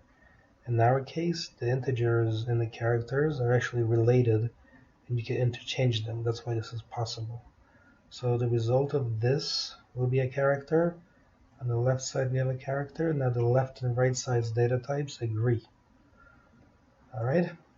So next stage, we're going to analyze the results and take some action. So we'll say if, now type OP double equals, now single quote, S. So if somebody types in the character S, we'll take the window width and set it equal to 30. We'll shrink the window. And the next stage, else if. Okay, else if. The operation somebody types in is E. Correct? In that case, we will enlarge the window. So we'll say window width equals 60. When I say make smaller or enlarge, I mean, remember, it's set to 45. So 30 is smaller and then 60 is bigger, right? And if somebody types something else, you're going to type else, open close curly braces, and then you will simply display a message. So we'll say right line, and you'll say your choice is not supported, and closes with a semicolon. That's it. Okay? So if, else if, else. Alright, let's give this a go now. So debug and step into, like that. And here step into is useful. Alright, let's take a look at the results. Okay, now notice something. You see this OP, and there's a 0, and then between single quotes you have a slash and a 0. Okay? But very carefully as we go through the execution. So you take the window width, set it to 45. Right, so make it fairly narrow at first. then read that value from the user. So in my case, I will enter E. I would hit enter. You see this? The character E has a numerical value of 69. You see that? There you go. Keep that in mind. So here, notice this condition is false, but the next condition is true. That means this code will execute. Alright. That means we'll make it bigger. So let's take a look at the console window, and it looks wider than it did before, you see? Because I typed E. Alright, at the next stage, we execute, and we leave the application. That's it. Okay? There you go. So to review, you've learned how to use if, else, and you've seen why data casts, for example, from an integer to a character, are necessary. After all, if I put in some number here like 69, what does that mean, correct? When you're writing code, if somebody says if the operation is 69, what does that mean? Okay, that's not useful, right? But if you put in E, okay, or S, that's more friendly to humans. We know exactly what we mean by that. And that is it. In this video, we are going to learn about for loops. These are used also to repeat blocks of code. Okay, so first we're going to type here inside static void main string s, and then we'll say in. That's it. So our string s stores the word in. Okay, so store the word in. Let's learn a little more about strings. Strings operate this way. The letter I in the string s is at index 0. Okay? The letter n is at index 1. Okay? Those are the addresses. That's how you can reach those individual characters in the string. Alright. Now, as far as strings go, if you type something like this, as the substring, like this, 0, 1, the output from that operation would be the character I. Okay? And then as that substring, 1, 1 would be the character n. So when you deal with substring, this here is the index, the position of the character you're grabbing, and the 1 indicates the number of characters you're grabbing. So the 0 has one function and the 1 has another purpose, right? They have different purposes. Alright. So let's talk about for loops. You're going to type the following code. So for, and then you can type that, and then you'll type INTI. So the for loop looks like this, FOR, that's a keyword. And now we have to declare and then essentially initialize a variable like this. Then you put a semicolon. The next stage you write the condition that is to be checked. So in our case we'll type I is less than, and then you will write s dot length. Okay? That is the length of our string. And then you will put a semicolon, and then you will write I plus plus, and then open close curly braces. So the I plus plus simply means add 1 to I. The I in this context, okay, the I is what we call an index variable. Okay, so let's take a look. Now the next stage we're going to type this. Let's type using static system.console like this. And here now we're going to type the following code. Right line, and now you will type s.substring, and then here you will put I, and then comma, and then 1. And then you will close this with a semicolon. That's it. This is our code. Alright? So here, as the program runs, you will take this word in, and as the program runs, because I is first set to 0, the value of I initially will be 0. That would be like running this code right here to get the I out. Okay? The big capital I. The first letter of this word.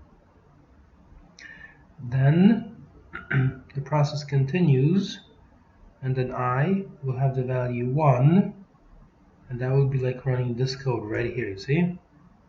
So the I will change. Now, let's observe this very carefully. So debug step into. So you can see the exact manner in which a loop executes.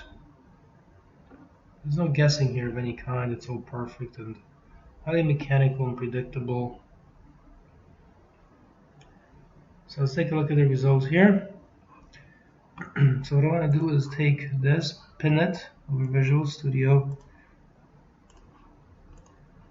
Alright, take a look at the results. Alright, so here's our string. Now this is the execution of the for loop. So notice this is the first stage where it says int I equals 0. Then you check the condition in the middle to be sure that it's true. Then you go into the body. Now take a look, I read mass over I. As you can see, the value of I is 0. That means at this instant, s.substring is like this. See that? That means it's going to get back the character I. Take a look at the screen. You see it prints I. Then we continue. At the next stage in the loop, we increment or add 1 to I. We check the condition again. Then we grab the next one. Well, now the value of I is 1. So that's like running this code right here. This will give back the letter N. See? And because I'm using right line, I'm taking this word N and I'm breaking it over multiple horizontal lines. I'm writing it this way as a column instead of a row. So instead of going from left to right, now it's going from up to down. And then we continue. We increment I. We check the condition. At this point, the condition will fail. So as you can see, the loop will exit. See? That's it. So a very gentle, simple introduction to the basic for loop as a way of repeating a block of code, in this case, getting some output out of a string. Welcome. In this video, we're going to learn about the for each loop. Again, this is a way of repeating a block of code. So think up a project and let's get going here.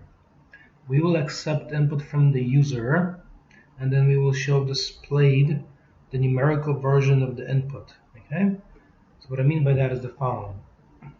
String s equals, and then I'll type, of course, read line. We just have to add static up top. So using static system.console.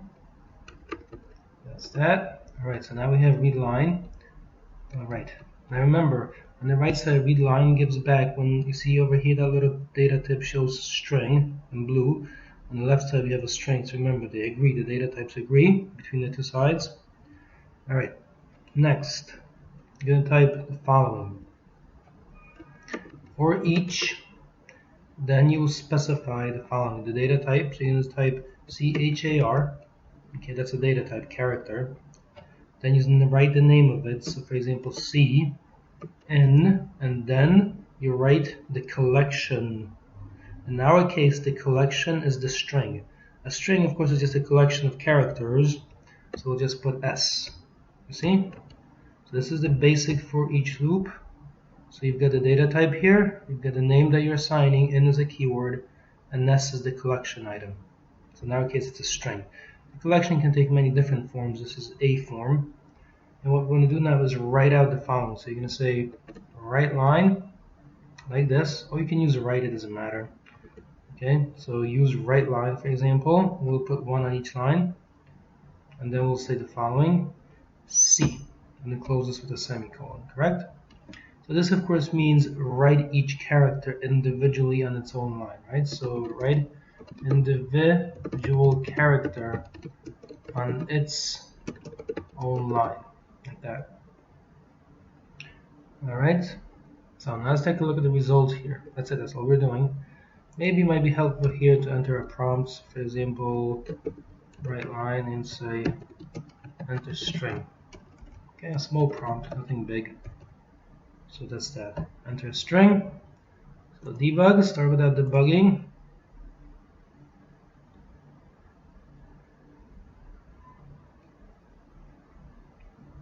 Give it a second to load. There it goes. So enter string. I'll enter something really simple, just this. That's it, the word this. Okay?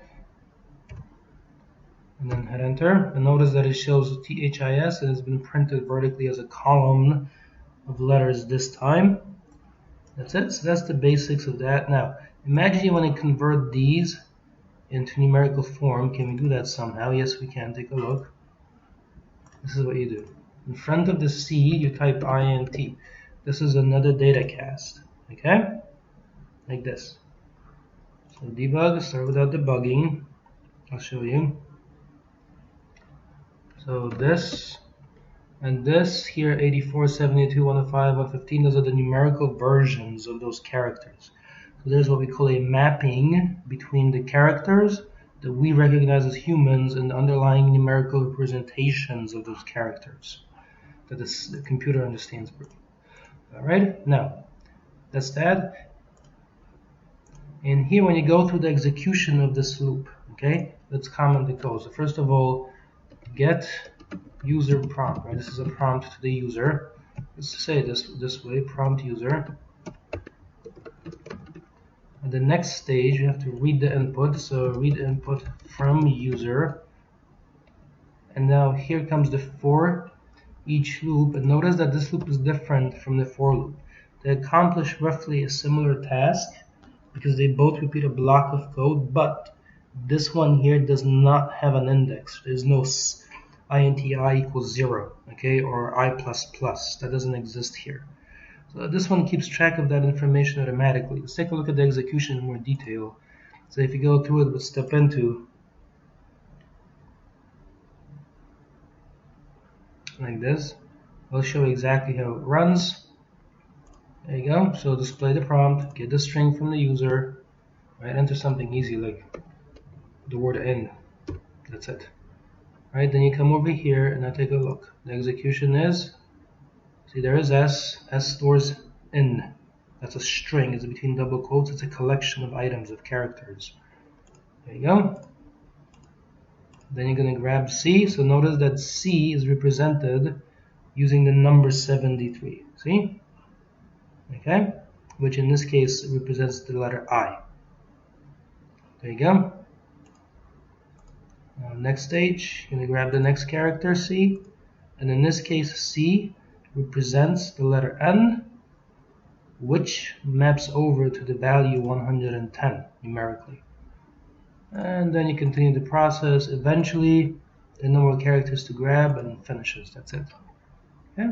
So this is a basic for each loop applied in this case to a string, and so you can see how, for example, you can take a horizontal string and write it as a sequence of characters vertically, and of course that is accomplished by using WriteLine, because remember, WriteLine is the one that writes something and then moves the cursor down to the next line.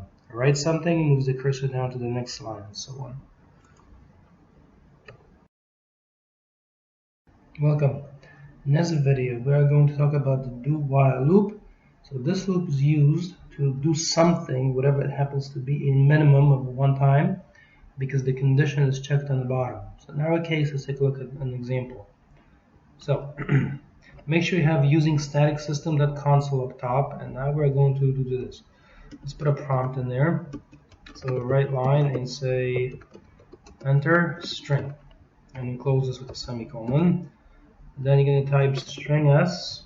Now this variable here will be used to collect input from user, like that. Then you will write the following, okay, counter int data type counter, and then set the value equal to 1, for example. So this will be our loop counter, like this. And now at the next stage, we're going to type the following: do, and then open close curly braces, and here the condition in the do while loop is checked on the bottom, which means on the bottom you will type while the counter is less than or equal to, say, 3. That's it. Okay? So this will run 3 times, in other words. Alright, so what are we going to do? We have to perform some action. So 3 times we will do this. We'll take S and we'll read line. That means collect input from the user. Okay, so get input from user like this. At the next stage, we'll display the uppercase version of the input. So we will type write line, and then we will write s period, and those are methods or functions that show up like write line or substring. So in our case, we'll choose to upper, and of course that speaks for itself. It converts the input to uppercase like that. Okay, so display uppercase version of input, and then to continue the process, to keep the loop going, we have to take the counter and increment by 1, add 1 to it. So type ++, and then close it with a semicolon. That ++ means add 1 to the counter. Okay, add 1 to counter like this. And then make sure you close the while here on the bottom with a semicolon. Okay, so check condition on bottom. There we go. So this is the heart of our little program here. That's it. Let's take a look at the operation. So debug, start with that debugging, Control F5. So enter string. All right, so this is, notice now there's the uppercase version. Great day to be alive. That's it. It's a great day to be alive, and then it runs 3 times, as you can see, and in each case it produces the uppercase version of the input from the user. That's it. Now if you go with debug, and of course I chose 3, but we can make it 2 if you want. So debug, step into. Alright. So here, let's go through the process, right? So display prompt, set the counter, read the input the first time from the user, so hit enter. Alright, so you're going to take S, convert to uppercase, and print. See, there's the output. That's it. Then you continue, so you take the counter. Correct, now the counter has the value 2. That's still less than or equal to the number 2. So that means you go back to the top of the loop, you see, and you run it again. So get input one more time.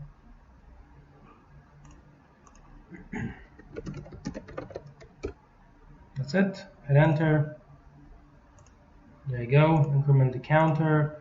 Now the condition fails because the counter has the value 3, but that's a 2. And the loop exits, and that's it. The process is complete. There you go. So minimum of 1 time. If you want to run a block of code, use the do while loop. Condition is checked on the bottom.